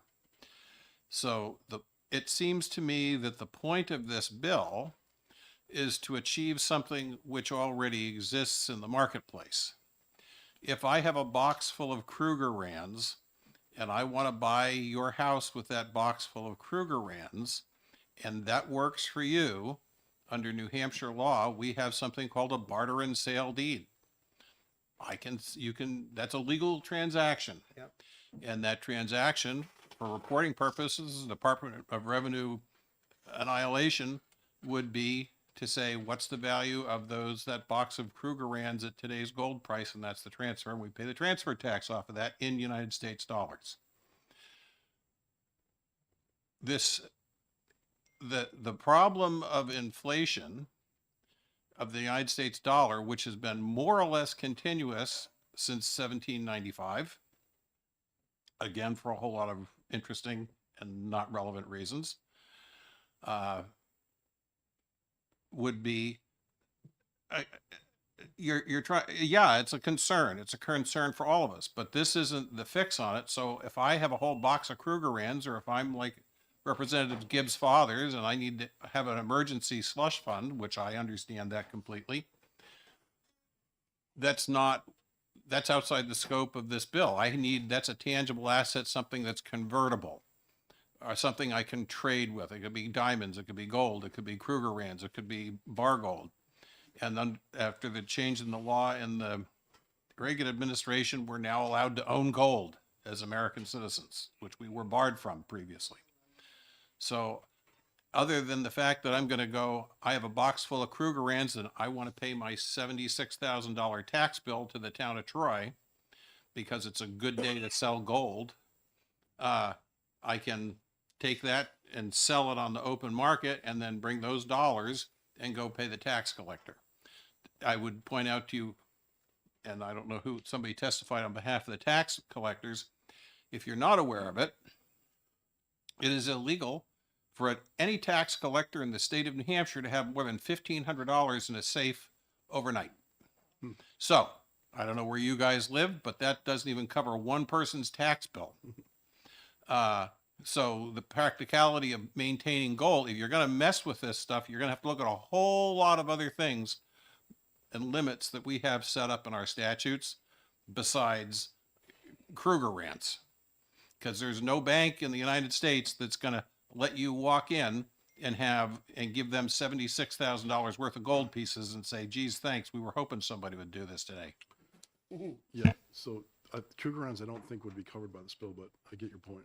I use Kruger silver- rands as an silver easily eagles, yeah. understandable example I have of some of gold those coins. Kruger rands. I'm sure you do. Do you have anything to add, Keen?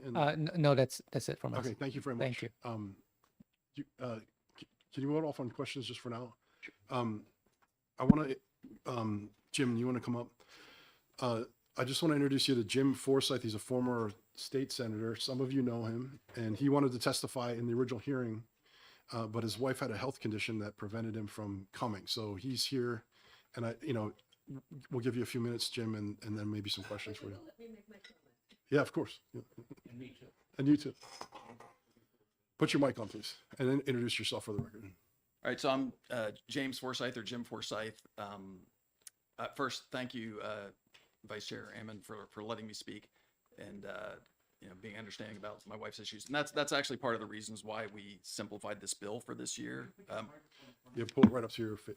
Yeah, that's part of the reason why we simplified this bill. Is I haven't been able to come up here and put the time needed into it because of that. But first, I want to say I registered yesterday as a lobbyist. I haven't. It takes time to make the tags, and I apologize for that. But I am registered as a lobbyist. I'll give you some quick background on myself, only so you understand I am not Dick Marple. For those, may he rest in peace.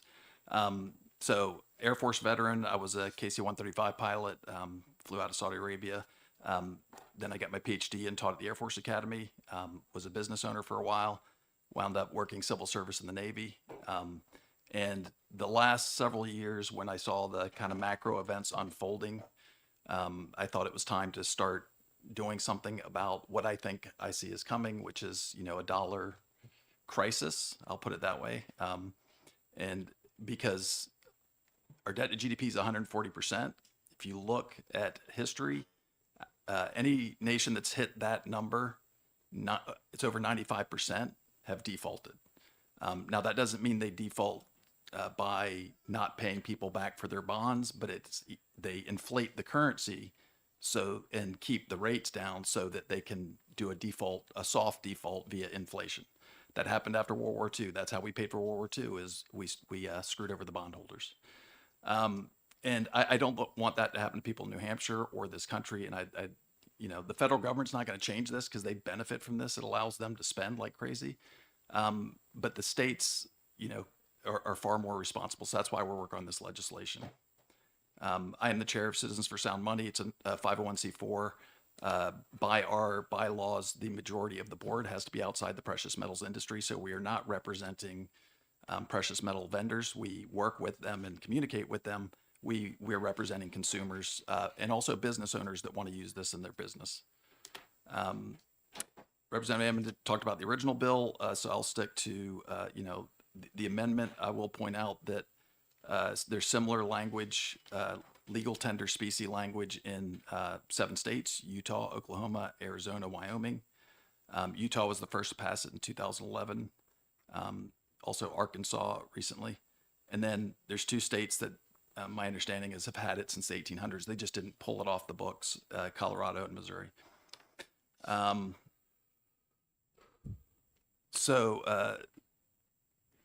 So big discussion here is, is this needed? There's a couple things. First off, if you look at USC 486, left my phone, but it basically says that if you have a gold or silver coin and you are, trying to pass that off as money, that you can be fined or imprisoned. And one person, one company was imprisoned for 5 years, I believe, for doing that. And it says, unless otherwise authorized by law. And that's what this bill is about, is authorizing it by law. Now, the bill right now only says U.S. gold and silver coins are legal tender.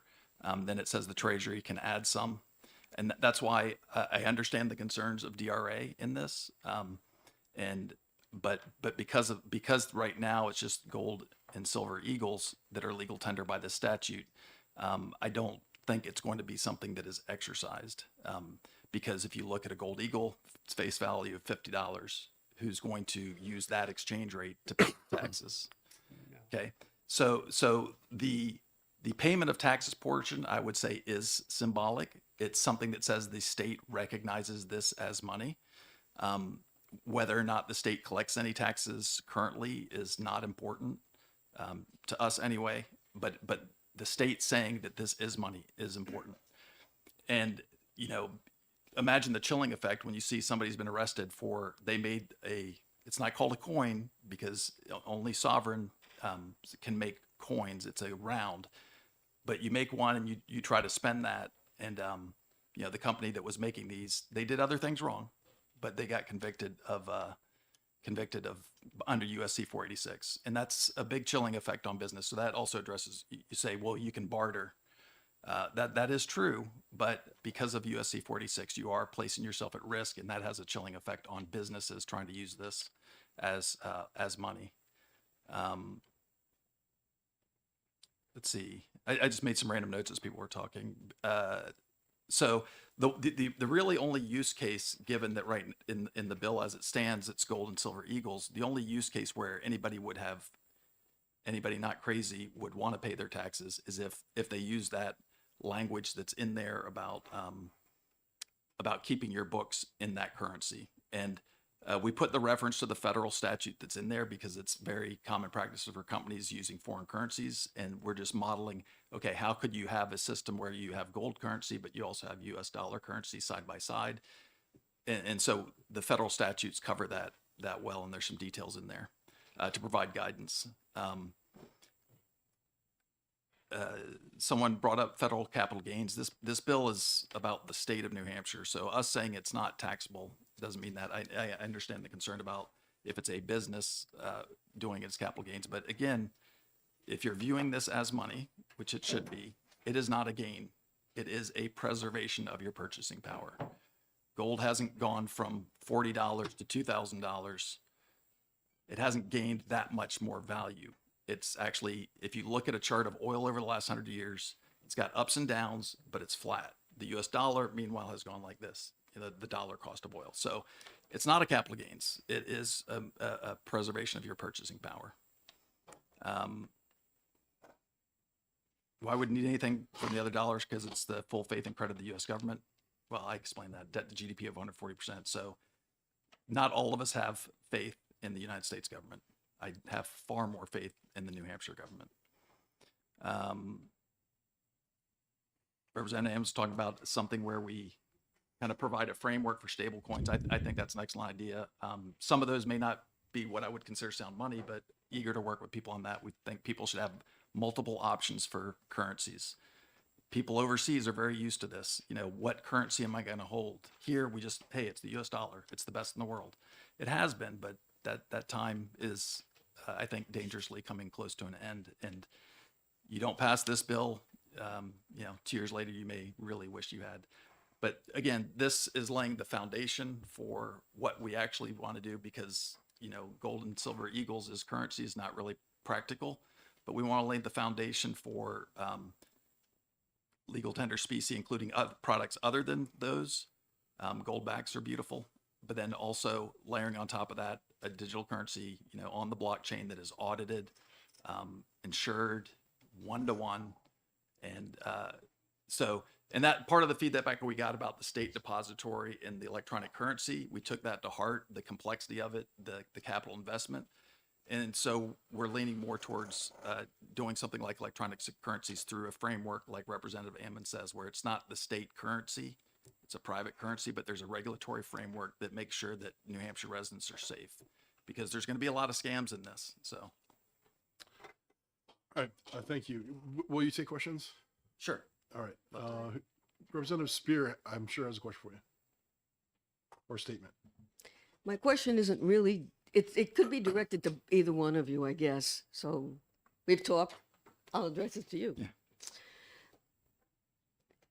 I don't like evaluating this based on a philosophy that the United States government's going to collapse or any of those things. I can't do that. I don't have the ability to do that. So what I did was I went and looked to find out why our state's doing it. This is, and not anything more complicated than what's in this bill, just within this framework, okay? So I look around and I found 13 states, some of which you've named, and I have a list of the others. And then I started looking at their bills, and I started looking, and this was tedious, and I ran out of time after about 4 or 5 hours. In every case, it was a tax avoidance effort. In every case, it was quoted as, I don't have to pay sales tax on gold, and I don't have to pay capital gains, state level capital gains tax on gold, and I don't have to pay intangible tax on gold increasing. At the state level. At the state level. You still have to pay it on the federal level. You can't get away from that. And unfortunately, because the IRS recognizes which states do it, they look at them pretty closely. Another issue. Across those 13 states, I made a little matrix, and every one of them have a mix of capital gains tax, sales tax, income tax, and tangible tax. Every one of them. We have none of that. So we don't get any of the benefit of why these other states were doing it. We don't pay any of these taxes. We have a vague intangible tax, interest and dividends, but that's being phased out. We don't pay a capital gains tax. We don't pay a sales tax. We're not getting a benefit, or at least as the reasons these states said they were doing it. Okay. So I'm not clear. After that, it just becomes an emotional thing. You want to respond to that? Well, I would certainly call into question calling it tax avoidance. You know, if you have $100 and you shove it under your mattress, you don't pay taxes on it. The only reason that gold goes up in dollar terms is because they're inflating the currency. So it's not a capital gain. No, But I'm not. I I'm not understand- implying an avoidance. I'm just Okay. saying that's what the reasons they were giving is so they didn't have to pay those taxes. Understood. Yeah, and so there is the one clause in the clauses in the bill that speak to taxes in New Hampshire are largely irrelevant. I agree, but business profits tax is not one of them. If you wanted to operate your business using gold and silver right now, you'd wind up paying a big profit from that you know, from the gold and silver you're holding, as it goes up in value as the dollar inflates. So it does have some impact in New Hampshire because it would allow for businesses to operate with the gold and silver as their money without having to be subject to taxes based on that. But it's actually kind of a good point because yeah, there may be motivations tax wise in a lot of other states. So you know, this bill is in New Hampshire geared more towards philosophical, but it's also, as I said, no state has passed something allowing blockchain gold and silver as currency. That really is the solution for people like us concerned about the strength of the US dollar. That is going to be the solution. Unfortunately, it's fairly complicated. We couldn't tackle it all this year, so we want to continue that discussion next year, but this lays the foundation for that. You want to take over? I do want to clarify. I did not mean to infer collapse of the U.S. government, and I agree with you. I don't want to go there. I don't want that to happen. I don't think that's going to happen. I'm talking strictly about the currency, and it may not be a hard collapse of the currency, but you know, high rates of inflation with low yields for bonds are going to wipe out a lot of pension funds, and it can cause a lot of calamity. So that's my concern, not a collapse of the government. Okay. Representative Axon? Well, first of all, I want to thank you for your service in the military, and I know you hear that a lot. And I know you're a smart guy and good at what you do if you taught at the Air Force Academy, and I appreciate all those things. And God knows you served as a state senator in New Hampshire for your $100 a year, which has got to be way more fun than this job. But you really let the cat out of the bag, and earlier in your statements, and you've backtracked on it, which is respectable and understandable. But what this bill is really about is a lack of faith in the government of the United States' ability to manage its finances. That's what we're really talking about. That's pretty much it. And on the one hand, I recognize that there are issues. I can certainly see in in terms of economic history and look down the pipeline and go, it could go this way, it could go that way. I certainly do not support a list way too long to get into in this room for things that happened or happening in Washington. At the end of the day, for the New Hampshire legislature to agree to this, I think only serves to further undermine the full faith and credit of the United States. And I can't do that. That's it. I appreciate the question. I think the way you're phrasing it is good. It's demonstrating some skepticism, let me put it that way, of the U.S. government to handle its finances. I think that's 100% accurate. And that's kind of what this bill is doing as a statement. We're concerned about you guys handling your finances. I hope that working with Representative Ammon on a blockchain gold, we can have a solution in New Hampshire for that to provide people an alternative.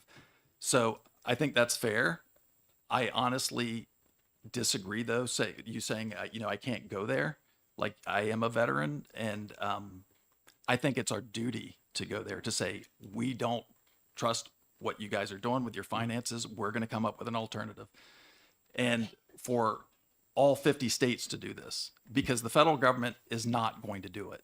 They cannot break the promises they made with Social Security. They can't stop. And it's going to take a crisis for them to change.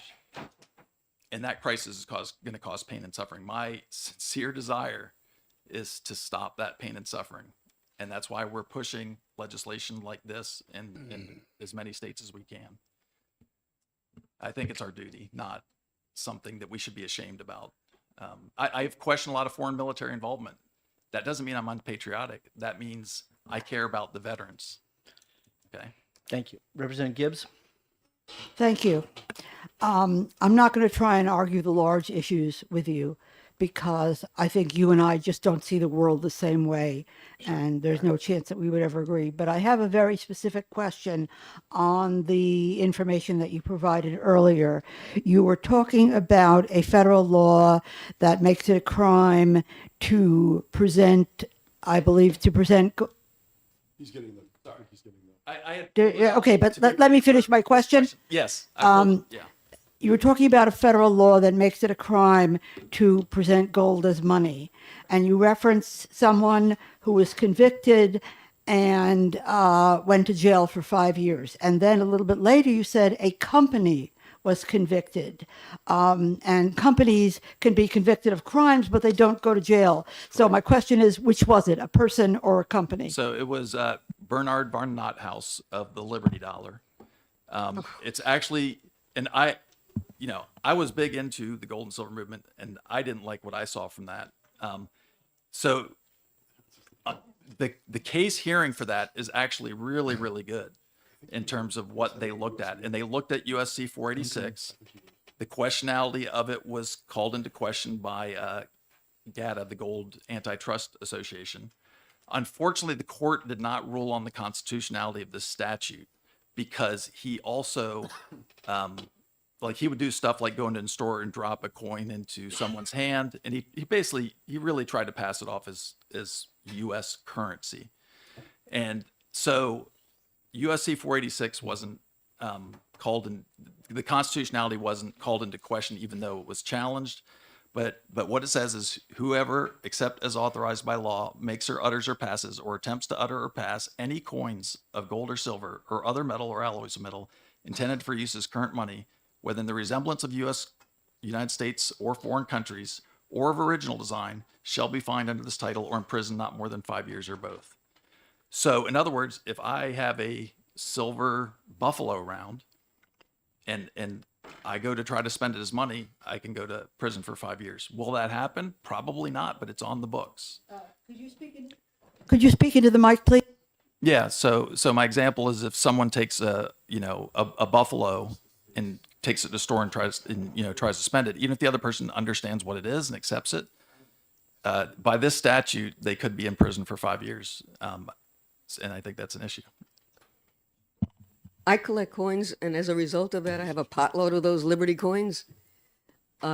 They made every effort to make them look like they were real coins. Absolutely. Yeah. And I think that was the core of where this whole thing went wrong. The guy, it was like a counterfeit coin. That's exactly right. So USC 486 that was a big discussion in the courts is this constitutional? And basically said, well, there's a well-established right to barter, which we've talked about, so someone should be able to spend these coins. It was challenged constitutionally, but in the end, there was definitely a very counterfeit component to what he was doing. And so they did not rule on whether 486 was constitutional or not, but under 486, and he He went to prison for counterfeiting, That's what he not did. for using gold. That was silver. It was silver. Well, define counterfeiting. If I have a buffalo, Well, if the court defined it as counterfeiting, It was counterfeiting.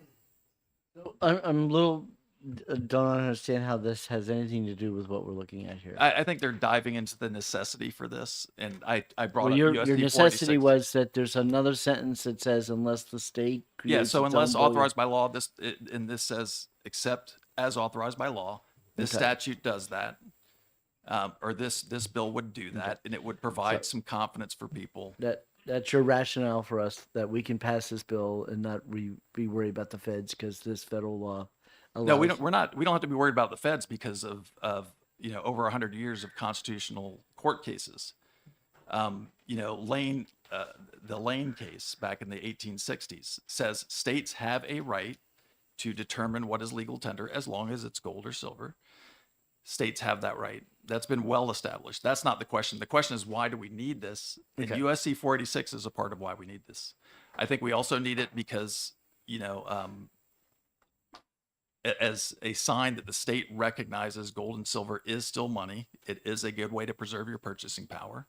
And we're concerned about the federal government overspending and causing a crisis with our currency. Excuse me? Correct. But if you're going to use gold, like if you want to have your business start using gold, which, people are trying to do No, I now. think they're just saying that they're going to stash away gold Yes. for when the crisis occurs. Yes. When That the is sky- when the world comes to an end, if they get their room full of gold, then they're Yes. they're feeling okay. Okay, can we wrap this up? I will wrap it up. Right? I don't know. Representative Giz has her hand up. Were you gonna? She's only raised her hand about 5 times and spoken out of turn. I think if Well, it's not. This is, never mind. this never is mind. like this is a subcommittee. I This is a subcommittee. We're not. You can talk out of order. So yes, go ahead, I'm McElwain. on the subcommittee too. Yes. What would you like to say? Never mind. I'm just going to drop it. We want to hear Yeah, I want to hear it. Well, fine. It's a political statement.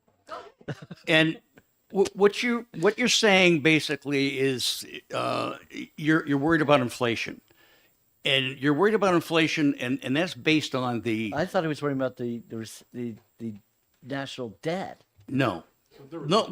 You're almost there. The worry about inflation goes right back to the national debt. Goes right back to the national debt. Okay. Now, if you were to go back and not pass Reagan's tax bill, if you were to go back and not pass George W. Bush's tax bill, if you're to go back and not pass Trump's tax bill, you would have a very, very small deficit. The problem is there's two sides to the deficit. One side is spending money and one side is raising money. And that's what we failed to do. And that's why we have a deficit. Thank you. Actually, I'm glad you brought that point up, to be honest, because that gets into partisanship. To be clear, I am not blaming one or the other party for what's going on in DC. It has been both. You've highlighted a lot of parts of that. It has been both. It's also, fairly structural. I mean, it goes back a long ways. The creation of the Federal Reserve has enabled this. This should not be a Republican or Democrat issue. It's a DC versus a state issue, in my opinion. Thank you. And I say that despite my party affiliation, which I went and got when I decided I was going to run. So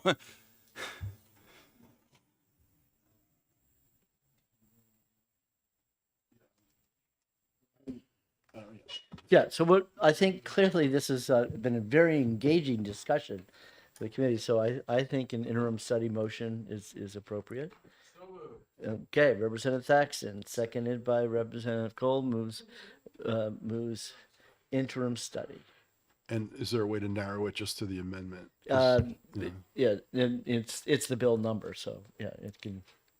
But in terms of the conversation, when we take it up again, we can certainly say let's stick to the narrow subject, because it certainly, we can get our arms around it more than the big bill. Anyways. So interim study, what I would like to get out of it, I know maybe some people's eyes glaze over on this topic, but I'm very interested in it. Yeah, I'm very interested in it. But what the DRA presented today, maybe in our interim study, focusing just on this limited amendment, we could dig into a little more about how would we implement it at the DRA level. I'd be interested in, Right. just kind of learning So, more. but that narrow subject, you didn't really have. Do you have an opinion on that? Only in the sense that someone's going to try to pay a tax bill with it, right? But isn't there another side to that? I mean, what happens when the state wants to use that goal to buy the goods and services? No, is that, I think it's the same side. That's to for that the interim conversation. study. We have a pending motion. This is discussion. Right now, we're in discussion on the pending motion.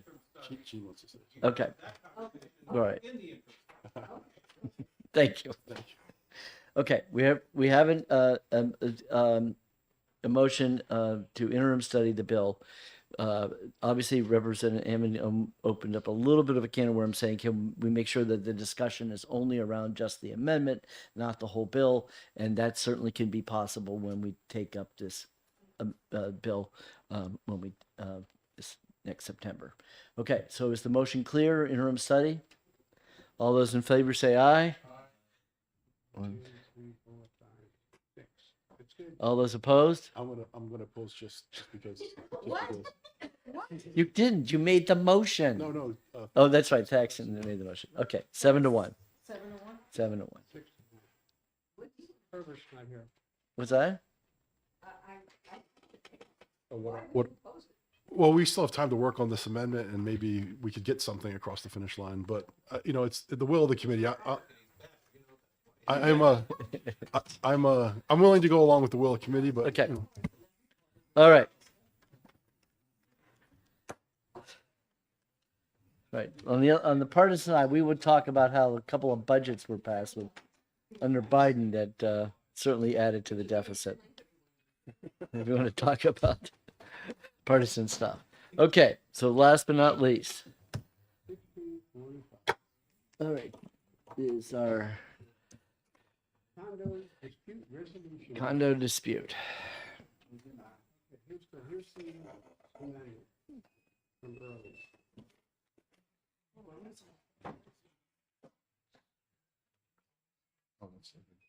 The fun's over. Okay. It's only 3 o'clock. We can move along. Okay. We have done this longer. Yeah.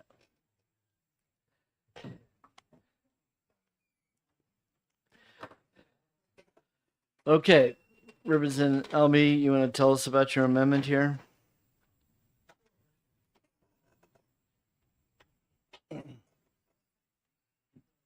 Now, you have already seen, if you bothered to read it yet, the one that I had in red letters in between that I just wrote up myself and distributed to everybody at the hearing. This is different in one way. I discovered when I went to talk with OPLC that there is no way they would want us or we would want them as a home for the board that we're trying to get. Right. And they said that if they got it, they would have to license everything. The only Right. thing to license is the property managers. There are only a few of them. And they'd probably fight back quite hard. And it wouldn't do much good just to license them. So so I tried a couple of other places. The Housing Appeals Board is too new to take anything on an attachment, but DAS as a whole has agreed to take on the board as an attached board. They have 4 others still now that the Housing Appeals Board left to become its own unit. And it costs more to become your own unit. So the last part of this amendment is line 7 to 23 of page 2.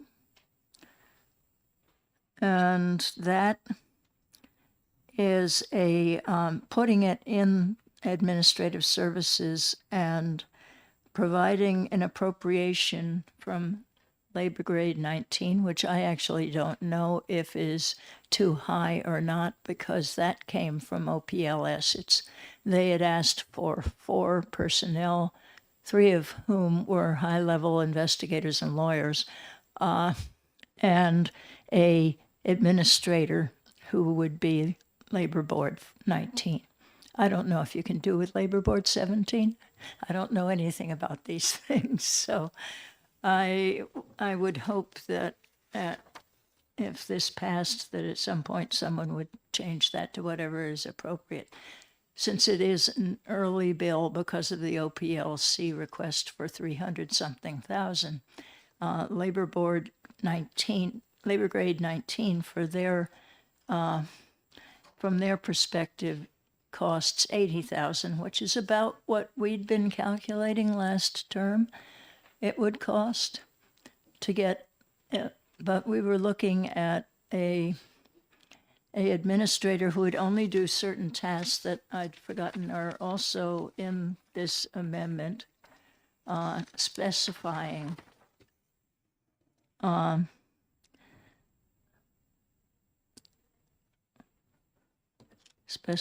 somewhere. Oh, I think they were in what I was just talking about.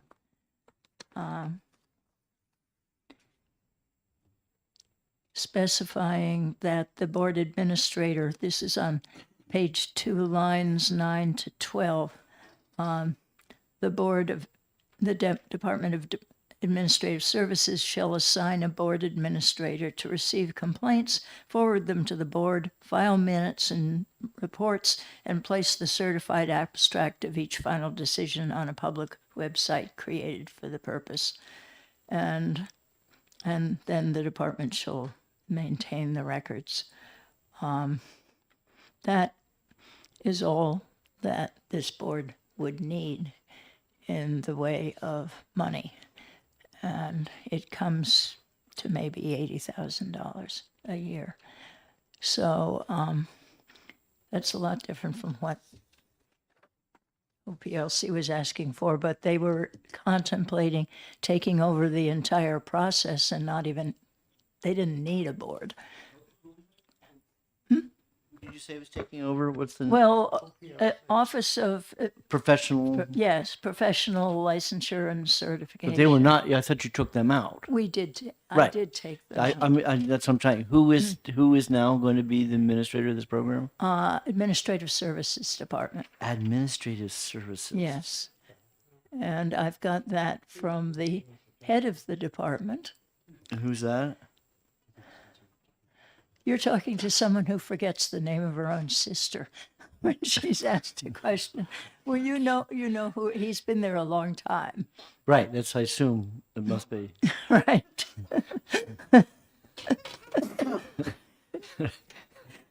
I'm sorry. At this point, I've had And half this a sandwich Office for of lunch, Administrative and I've Services been said here. that they're more than welcome to. They're more than to take on. Yeah. And they have a hearings Yeah. officer and who the would do. and the deputy commissioner and the woman who sent it for Okay. them said. And so this is that people pay $500 to come in and tell their horror story about their condo. Well, this is within a specific, the way the model that we're working from worked was that people would send something to to the board administrator. The board administrator would look at them, and if it had absolutely nothing to do with governance or voting or Getting the minutes done on time. not even getting the minutes, well, unless you consider that governance, but they would wipe out any pink flamingos, and then they would send the packet to the board, and the board meets and it looks through the packet and it decides, no, we've already done minutes on time, and throws that one out, and then comes across another one in which they haven't had an election in the last 10 years for the board, and decides that maybe they'll take that one. And So they're going to they look at then this before set there's a hearings.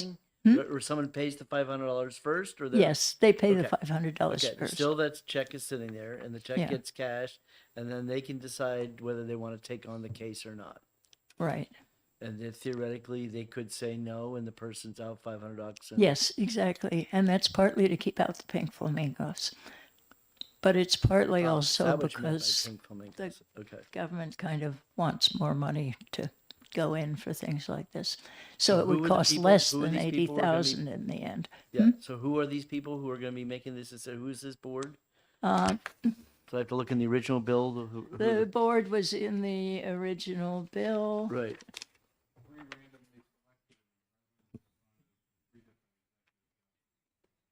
That one would be by the governor. They're almost all got by the governor, actually.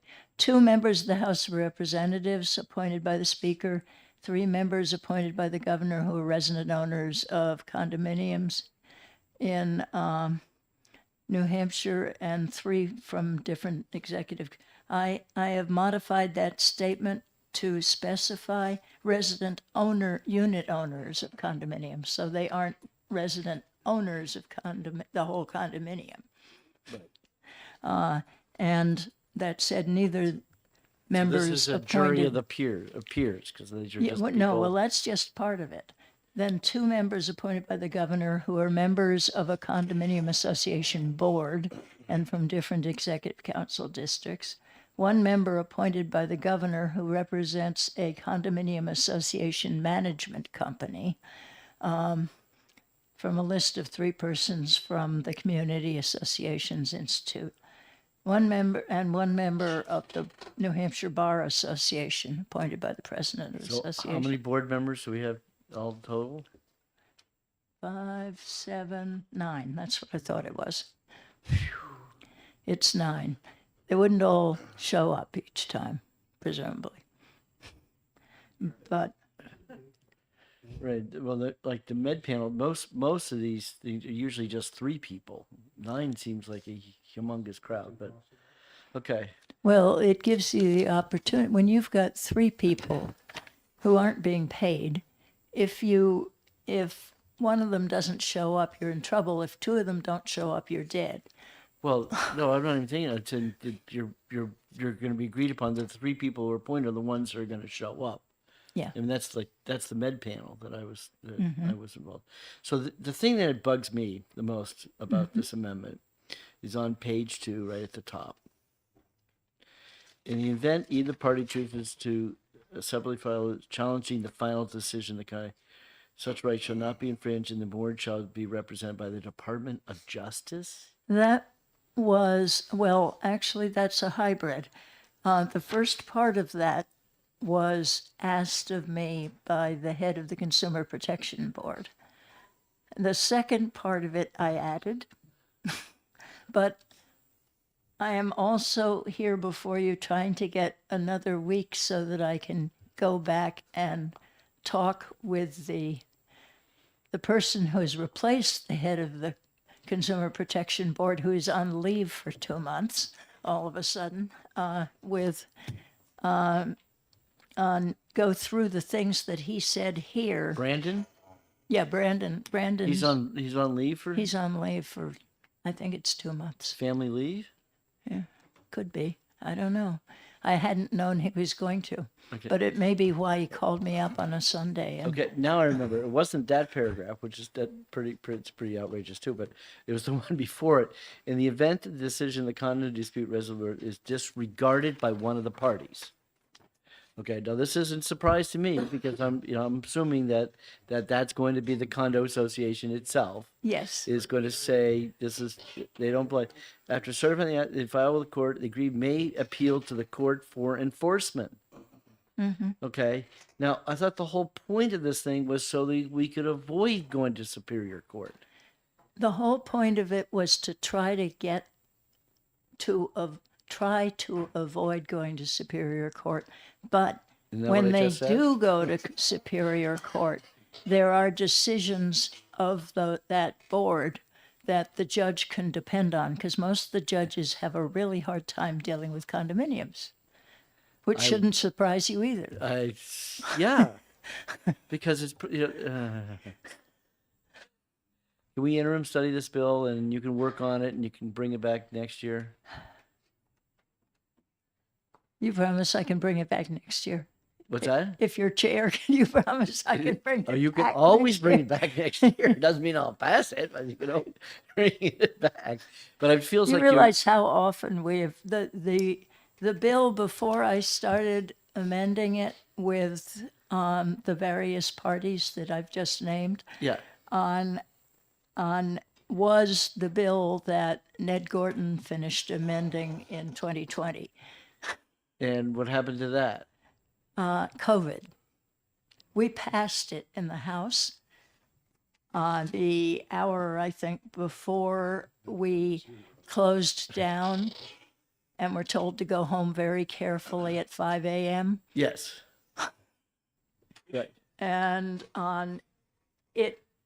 we did actually have a great deal of interest that year in the Senate in passing it. But the Senate closed down shortly after we did, and they would have needed a public hearing. I didn't even ask them. I knew they needed a public hearing. So it died. Got it. And that was the original bill that you put in today? The original bill, the original bill I put in, how many weeks ago was it now? Yeah, right. 1645. Right. As introduced. As introduced.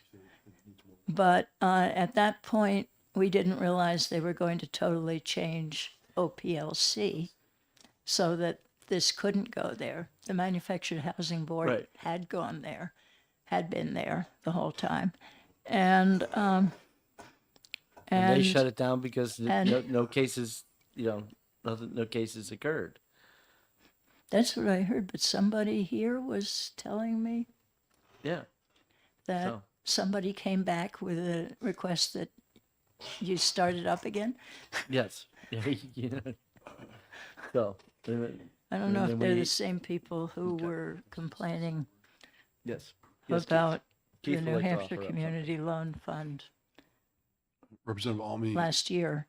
I just want to say I admire your tenacity on this issue. I think I served with you. I think last term on the condominium study committee. Oh yeah. Yeah, and I know you've been working tirelessly on this issue. So I admire your. Yeah. Your Well, fortitude. It took me 11 years to get prevention and treatment along with Representative Welsh and Representative Thal into the drunk driving laws and rationalize the drunk driving laws. That was a joint effort, though. And in this case, every year, new people come on the study committee, which is going away next year now. So everybody will be calling me, since there won't be anybody left to call. Yeah, Will. You're here. He's got some institutional knowledge now, right? Mm-hmm.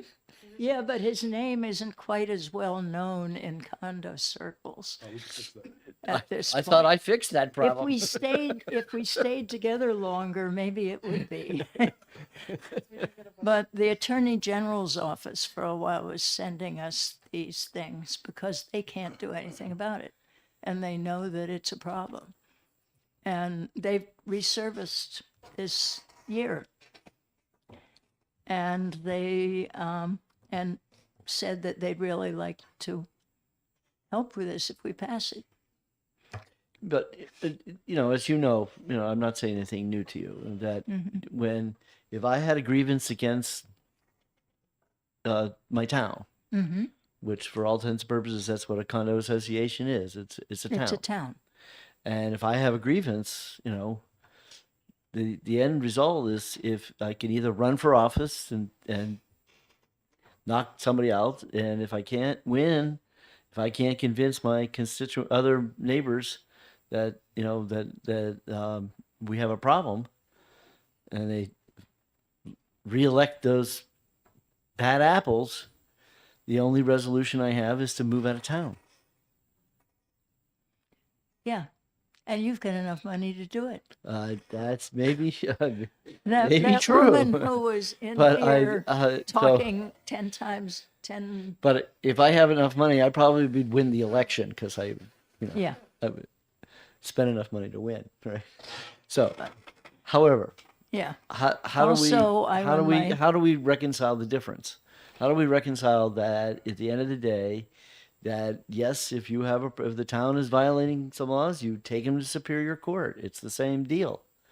And I hear you about finding lawyers who are willing to take the case, and I assume that why most lawyers don't want to take the case is because they've always lost.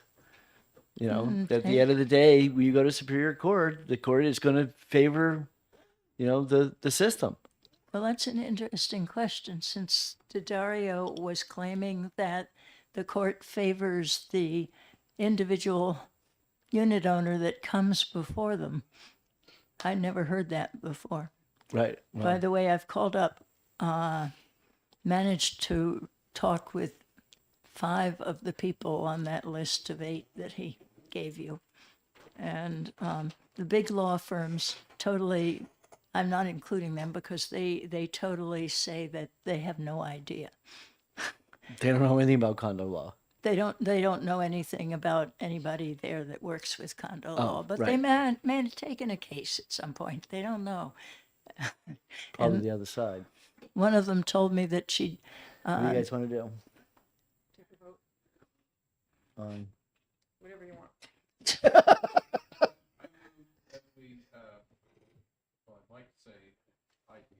Do you want Will to say? Okay. Do you want to say something, Will? Oh, I'm sorry. You were hiding over there. I didn't think you wanted to say that. I was trying to drag you into the conversation. By the way, did I give you this latest amendment? Sorry. So you live in a condo, right? No, I live in a residential home. I just own a few and have Own a few. over the years. And you rent them? No. You own them? Mix them, match them, trade them. All right. So my name He's is probably got more money than me. No, nobody does. my name is Will Infantine. I'm the chairman of the Labor Committee, and for some reason the speaker is angry with me and made me the chairman of the Condo and Homeowners Association or board committee thing there. Over the years, I have come and testified in front of the Commerce Committee a number of times, and I have been opposed to this dispute resolution board because I didn't think it had any teeth and the numbers didn't quite match up. Who was going to do it? What was the fee going to be? And some of these other things. So sitting on this committee, I don't want to say I've softened a bit, but I've listened to some things that are kind of disturbing. I have sat on 4 or 5 different condominium boards over the years, difficult things, $1 million fires and all kinds of other stuff where I cut my teeth and learned everything about condo law and condo documents. Without question, there are people that will never be happy with anything. They'll never be happy with their neighbors, their association, the color of flowers that were planted in the spring.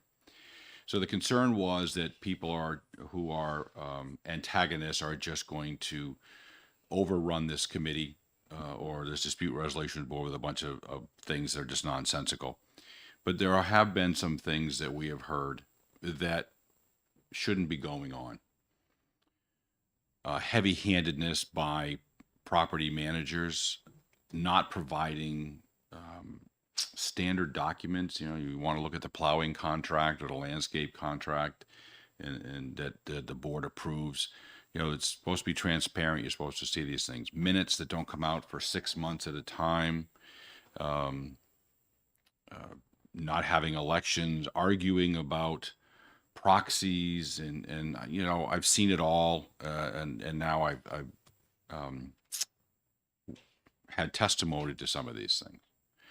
So I would like to find an appropriate mechanism. Having not seen really the amendment, wanting to go through some of these things, There was some penalties in it. the Attorney General doesn't want to deal with it.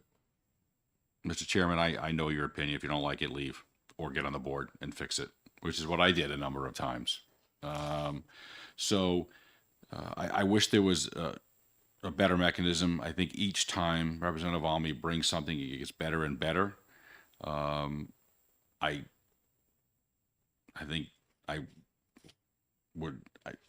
have not really looked at this and massaged this thing. She was correct. She was throwing a big curveball with OPLC this year to no fault of her own. This last month,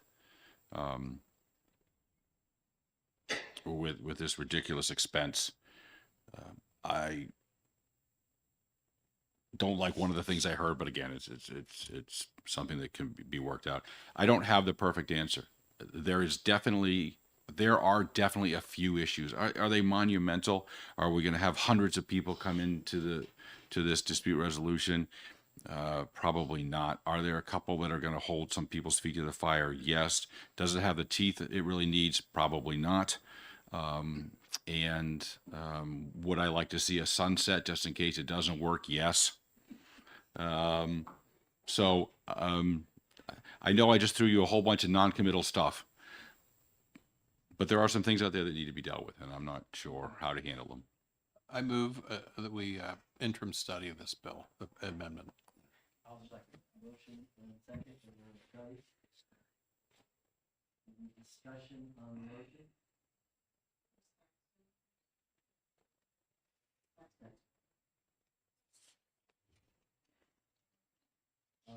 If you guys can solve it and figure something out and set aside, and I'm sure we could have an argument hearing and attach it to something the Senate sent us. So instead of doing it next week again, you want, yeah. It's bypass that. I thought Well, it because was the actually, 15th. the fact that you changed the way the structure is, that was probably the reason why it came finance.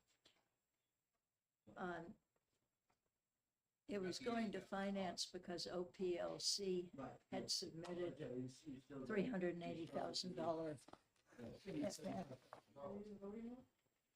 Yeah, it would still go to finance. And at this point, it wouldn't, but, yeah. Oh, and there are some kinds of stuff, but it's not worked out enough.